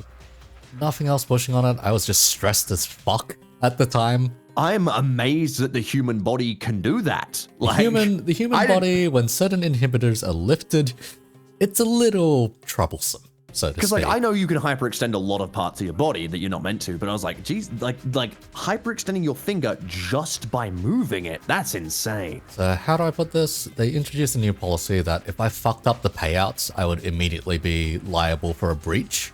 And I was sweating fucking bullets because I was in the high roller room. But if I fucked up... Oh my god. And the thing is, I couldn't sweep that kind of shit under the rug if I fucked up, because the table would actually tell me off for it. Because we have smart tables up there. They tell you if you fuck up a payout. And the thing is, when you fuck up a payout and the table tells you that, it immediately beams a text message straight to security as well. Wow. So I'm just like, I better not fuck up, and I'm stressing here, pulling out chips, making the payouts up, pushing them out, blah, blah, blah. And on like the last one that I need to do, I push it out, flick my wrist, and I'm like, oh, fuck. And yeah, just immediately just feel that. See my index finger go past my middle finger for a split second. I'm like, oh, that's not going to be good. Oh no. Wow, holy shit. Looking back at that on the surveillance footage was a... Jesus Christ, that... I think it really speaks to how good casino surveillance is that you just said, looking back at that on the surveillance footage, unironically, about a hand movement. It's on most surveillance footage, I can't even see if a person is a person. It's like, yes, several blurs are fighting. It was like 4K footage, and they could put it in high speed, and I was like... Of course they fucking could, it's a casino! So I looked at it in slow motion, and I'm like, please turn that off. I don't want to know what happened to my body at that moment. Yeah, ow, fucking hell. So they fast forwarded about 30 seconds, and they just see me grasping my wrist and kind of just like breathing heavily. I'm like, yeah, that happened. Yep, that happened. Fuck me. I'm glad that when the physio examined it, they were like, yeah, give it about a week. You'll be all right. You'll be all right. Just don't strain that fucking thing. Me earlier, just now dealing, there were slight bits where I'm like, oh, my hand's a bit shaky, but you know, it's okay. It's okay. There's no pain, so to speak. And that's usually just all right, you're doing fine now. You're recovering. But before that, if I even so much as extended my index finger, it was like, nope, fuck off. You're not extending that. Don't do that. That's not a smart idea. Ow. Yeah, no. Because if you can imagine, like, if you do a simple motion, like you put your hand to your right hand to your chest and then just bow a bit to, you know, welcome a guest, that immediately jolted down my hand, and there were many moments of regret involving that particular motion. Because I'm very particular when it comes to voice, because I hate that moment where I'm like, oh, you know, my voice, which works normally, and I'll try and do something that I can normally do with my voice, and it won't work, and I'm like, oh no. I hate that feeling of like, yep, my throat cannot handle that noise I wanted to make or whatever, or that voice I wanted to do, because it's fucked right now, and that's what I'm going into right now. That's what myself and my girlfriend were like during COVID, because we came off of SmashCon and immediately went into COVID lockdown, because we were just like, or COVID quarantine, because we were like, fuck, some cunt out there had COVID, and we both caught it, because of course we sleep in the fucking same bed, and it's like, oh, of fucking course. Yeah, nah, that's horrible. Yeah, so for an entire week we were just like, we're two people that like each other because of our fucking voices. What the fuck? Hey, that's alright. That, look, put it this way. A majority of the women I have ever been with have said that one of the major reasons was my voice. So, it is a not uncommon thing. Fair enough. Anyhow, final question before we, like, completely wrap things up. Recommend a drink, any drink whatsoever. From what I remember, Last time I think last you time- recommended whiskey in some kind of I cocktail. did. I recommended a lemon bitters with whiskey. Yeah. Which would have been annoying because I would have recommended a whiskey drink this time because we had whiskey. But let's see. What is a drink that I drink that isn't those? You know what? I'm going to recommend the old Sailor's Classic, which is that if you want a really nice drink, and I mean a really nice drink to drink, especially when you don't want to get very drunk, like you're going to get drunk from this. Yeah. But you're gonna feel a lot nicer. You're gonna feel less sick, and you're gonna have a much nicer time. And that is grog. I am gonna recommend that you drink grog. I love grog. To explain what grog is a very complex cocktail. It consists of rum. So you put some rum. I put like a shot, sometimes 2 shots in the bottom of the cup. Then you put some whiskey and lime. Some lemon and lime rather, not whiskey and lime. Lemon and lime. Yep. So depending on what you want, personally, it's best to use fresh lime. Squeeze the lime and then put the lime in there. That's good. Or you can use lemon or whatever. But you want some like citrus flavor, that kind of thing. I like lime. Lime's a good pick. Lime's always great. And for then drinks. after that, you throw a shit ton of ice in. And then after that, you fill it with water. Congratulations, you are now drinking grog, the same thing that sailors drunk. And it was fucking delicious. Okay. It is hydrating because it's actually got more water than the alcohol in it. So it is going to hydrate you whilst you drink it. But it's also going to get you drunk because there's like 2 shots of rum in there. So you drink, like, let's say, I don't know, like say 2 or 3 of those, over the course of an hour or 2, and you're going to get pretty good. Like, it's not going to get you drunk quick unless you fill it to the brim with rum. Like, of course it won't. Yeah. But if you just want to get like drunk, like it's a pretty good pick to get drunk quick. You can drink it quickly as well because it's not hard to drink. It's fucking grog. It's water with an aftertaste of rum, So you're not sat there like, I can't, taking a sip and taking a sip and, as you try and force this rum down you. Yep. I'm quite a fan of grog. Big fan of grog. Grog's not a bad choice. Grog's not a bad choice.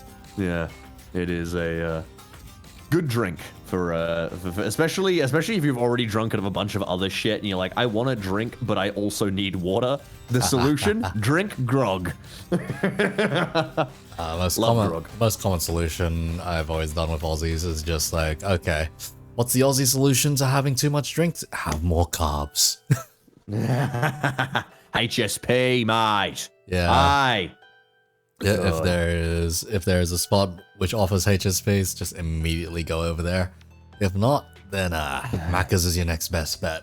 I love how much HSPs are just everywhere these days. It's so nice. Such a nice thing. Believe me, like when I go home from the casino, if it's been a particularly rough day, there is thankfully a kebab place right next to it. And I'm just like, you know what? Oh yeah. Thank you. I will stop in here and like it is the best way to describe that is my rough day food. If I'm like, wow, today fucking blows. Like, it sucks. I was busy or I'm tired or I'm really hungry and I streamed for hours or whatever. Yeah. HSP. It is the one-stop shop to happiness. That shit, it will fill you up. It will be tasty as fuck. And you're going to feel so much nicer after you eat it. Like I'm lucky that on my way back home from work, there's at least 3 different spots I can stop for a HSP, maybe 4, depending on the route. Yeah, I've got a good number now. My so basically it went from like where I live, well at least in Victoria in general, but all the towns I've been in, when HSPs first started, which was not that long ago, it was only a few years ago. HSP. For those who don't know, it is called a halal snack pack. It is a layer of chips, then a layer of cheese generally. Then a layer of kebab meat, which is usually, if you are correct, it is lamb, and if you are wrong, it is chicken. And then after that, you have sauces on the top. And the holy trinity, as it is referred to, is garlic sauce, chili sauce, barbecue sauce. Perfect. And, that holy trinity is a sauce unlike anything else. Yeah, definitely. Yeah, it is a food that looks gross as fuck, but tastes incredible. It is the ultimate drunk food. Like, When you sit down, like, it used to be the drunk food was kebabs. You know, everyone got kebabs when they were drunk. Yeah. But now everyone gets HSPs when they're drunk. Yeah, because it is it's more streamlined. Yeah. more streamlined. You can share it with your mates if you want to share a HSP. You know, everyone can just grab a fork and dig in. You know, Yeah, you can get a yeah. large, and like that's like $20 to feed like 4 people. It's amazing. That's Like- really good. Like Yeah, what's yeah. called efficiency for Australia, because Yep. food is not cheap in Australia. Unfortunately, too many food safety yeah. laws. Oh yeah. Bloody God, the price of some food these days is skyrocketing so high. That's an entirely Yeah. separate. That's a whole fucking Whole line. can of Basically- worms. But basically, fun fact: Uber Eats. If you buy food off Uber Eats, you're probably paying an extra cost you don't even realize. Yeah, it's about. We did some math with our local stores, and for example, this one store had like arancini balls, and it was $9. If you went to the store and bought the arancini balls, $9, which makes sense. You know, it's Yeah, it's a yeah. little expensive, but it's, you know, It's a bit, They're a fancy. yeah. They're a fancy store. These are nice arancini balls. You know, these are a nice entree. You know, $9 is pretty reasonable for a good entree. yeah. But then if you get it on Uber Eats, it was $14. It's an extra Yeah. $5. There's the markup. But that's not the delivery. That's not the service fee or some shit. It's not that. That is a hidden fee. They just list the arancini balls as being $14 on the app. Oh, And yeah, they list yeah. them as being $9 in the store. Oh yeah, I have So a if you similar buy shit off thing for Uber a Thai Eats- store near me. Yeah.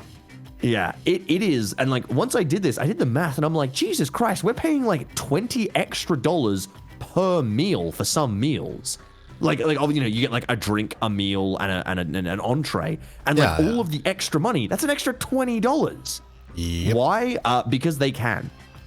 Like Let's they'll see. have a million excuses, like, oh well, you know, Uber Eats takes a cut and this and that and yada yada. But I'm like, Yeah, okay, yeah.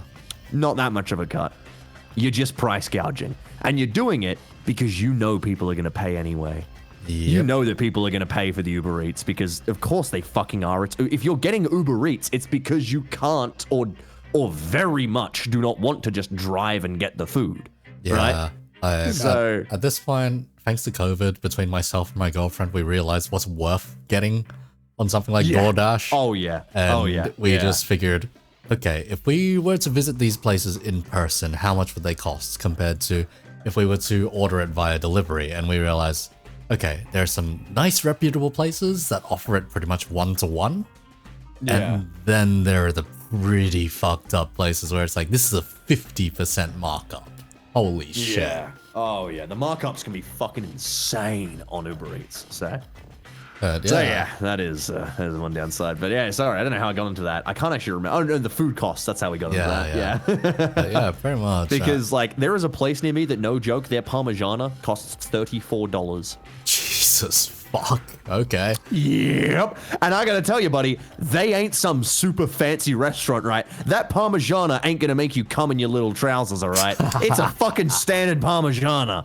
Shit. Because yeah, local, if I get it like DoorDashed, it is maybe $20, $17, $17 for a Parmesan, basically. Gee, that's actually pretty cheap for a DoorDashed Parmigiana. Yeah. That's not bad. It's not bad. It's not bad. It's like, okay, it comes with a side of chips as well, so it's like, you know, good stuff. Oh, love that. Love me a good Parma. But yeah, back on HSPs, I have two very specific memories on that. There was on. the first day I met my band, way back in university. That was, how does one put it? I had to buy a bottle of Coke for them, and they pretty much provided us one of those giant pizza boxes, just completely full of HSP. Real good shit. God. Yep. Nice. So yeah, that fed like, what was it, 5 or 6 band members while we were just like going around warming up or whatever. Everyone would just years stop ago by. was that? I gotta ask. Let's say that was 2017. Fuck. It's weird to me that HSPs were back then. Like, because like the HSPs were back then, but it was so rare, in fact, that there was a website in Melbourne called Find Me HSP, and you literally typed in your current location, and they would show the minimum distance to the nearest HSP store God damn. or store goddamn. that sold HSPs. Yeah. It was Okay. incredible. Fair enough. But nowadays, it's like every single store has every single town rather has a kebab store. And if they don't have a kebab store, then one of the stores will offer HSP as like a side thing, even if it's not good at it. Like, dude, some places are starting to do like loaded fries as like Yep.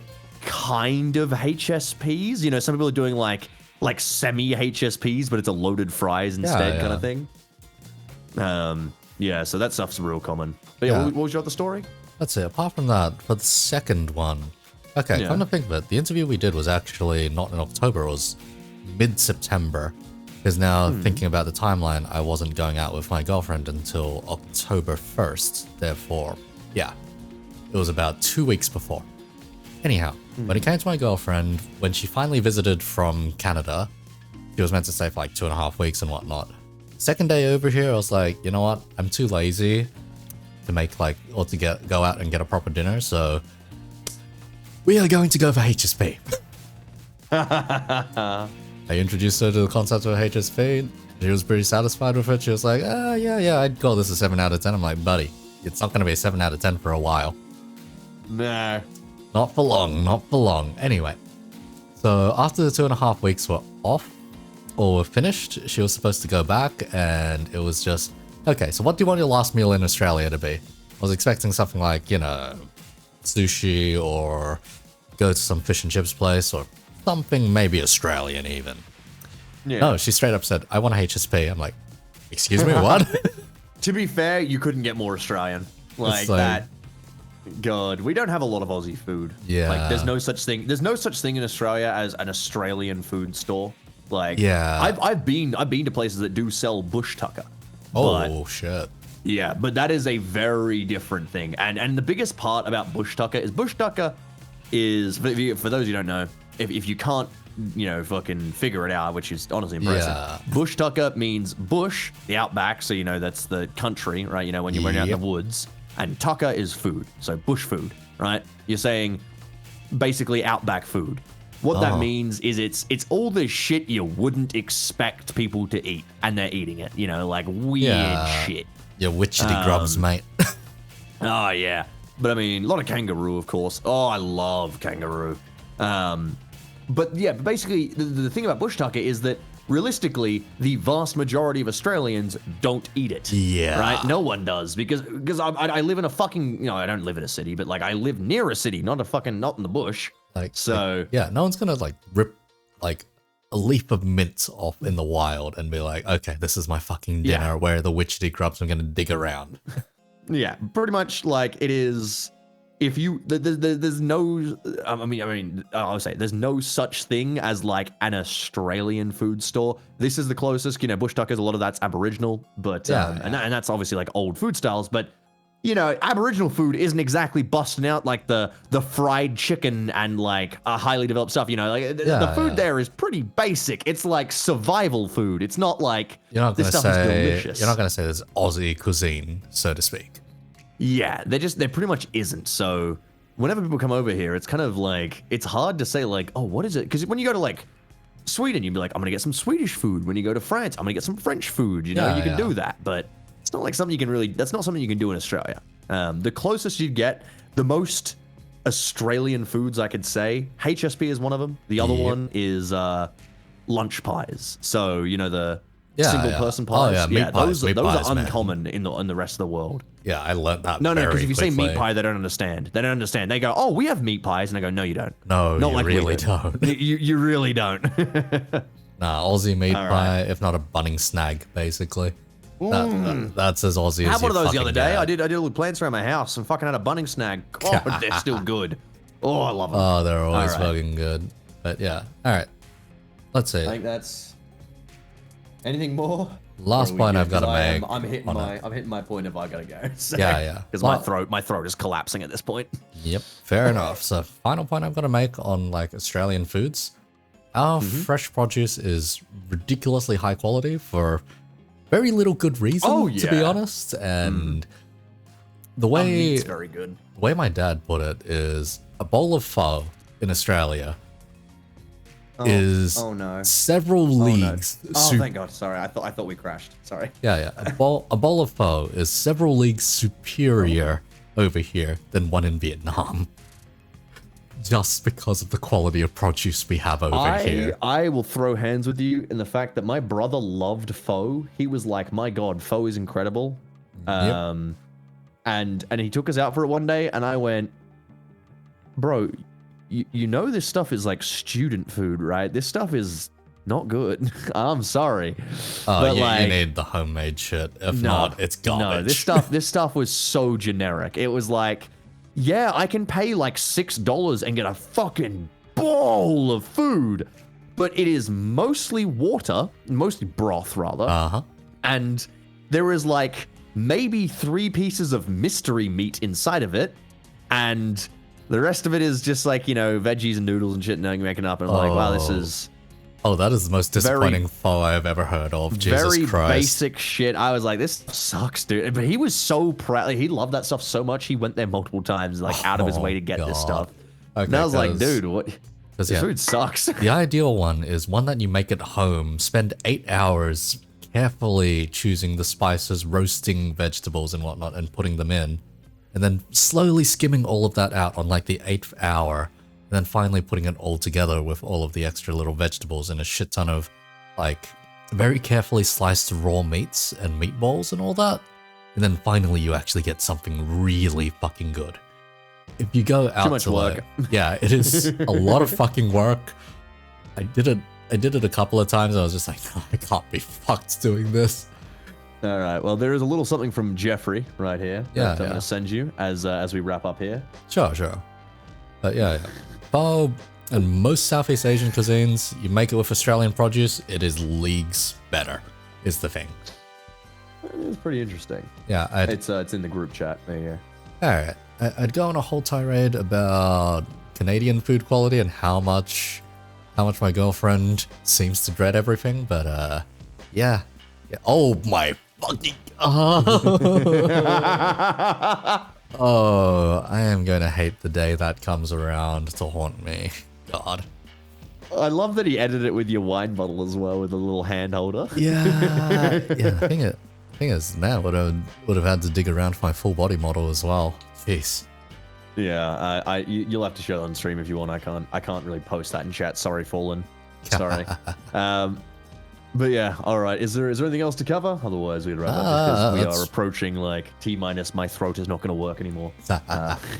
That's pretty good for now. I'll shoot you another interview in a year or something. We'll see what happens. Ooh. So I'm trying to. I am downing the rest of my whiskey to get me through this. Fair enough. Yeah, I've got to deal with laundry, do some preemptive cleaning, and then, yeah, get some sleep so I can show up at the fucking airport in the morning. All right. Because, finally, girlfriend is moving in. Finally took the step to move from... Congratulations, mate. Yeah, took the steps to move from Canada, become an Aussie citizen, etc. So need to handle... Oh, wait, shit, she's a citizen already? Holy shit, I know Nah, she'll need to handle some visa... She'll need to handle some visa stuff. I was gonna say, normally you come over first, become a citizen later. I was gonna say, goddamn. Nah. You came to visit one time, fell in love with the fucking country, and decided, you know what, I'm gonna fucking move over.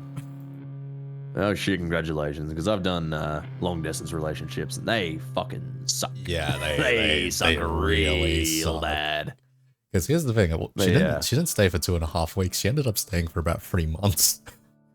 First time around. Well, don't worry. One of mine, she came over. She stayed for a full month, and it was about halfway through the month that I realized that I did not love this girl.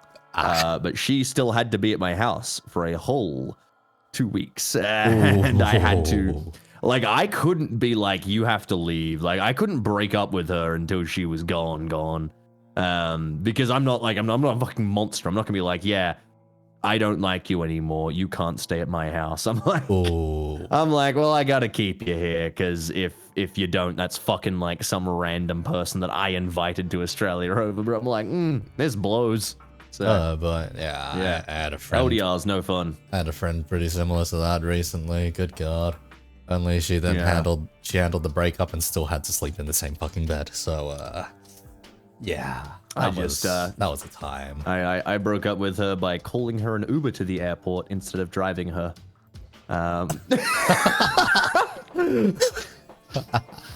That was the level I was at by the time that relationship was done. I was like, all right, boy. here you go. Anyway, nonetheless, Remy, thanks for round 2. Thanks for round 2. We'll see about No round 3 worries. sometime, maybe. Jesus Christ. I feel like we'd probably end up chatting for much fucking longer. Yeah, I'm gonna yeah. go crash now. I'm amazed my throat kept it together for all of this, especially once I started like fucking. At the start, I was being cautious with my voice. I started to relax a bit once I got an anesthetic into my throat, and I think that was a mistake God. because it's now starting to fail again. So Yeah, then we hit Blackjack. Oh god. ah, Alright. all right, Yep. all right. See I'm you gonna bounce around. off and take a nap. Good night, stream chat. Goodbye, everybody, and thank you very much for having me, mate. Yep. Good night, Remy. See you around. Good night. Goodbye, everybody. Bye. Wait for the good. There we go. There's the goodbyes. Goodbye. All right, I'm bouncing. Farewell. Alright, see ya.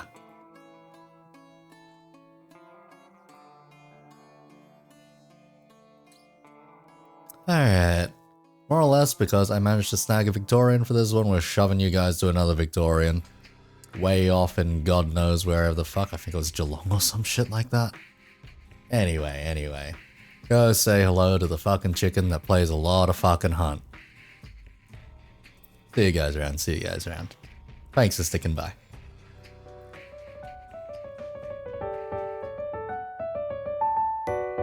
Oh yeah, Jeffrey. Pilk fucking edits great. Fucking hell.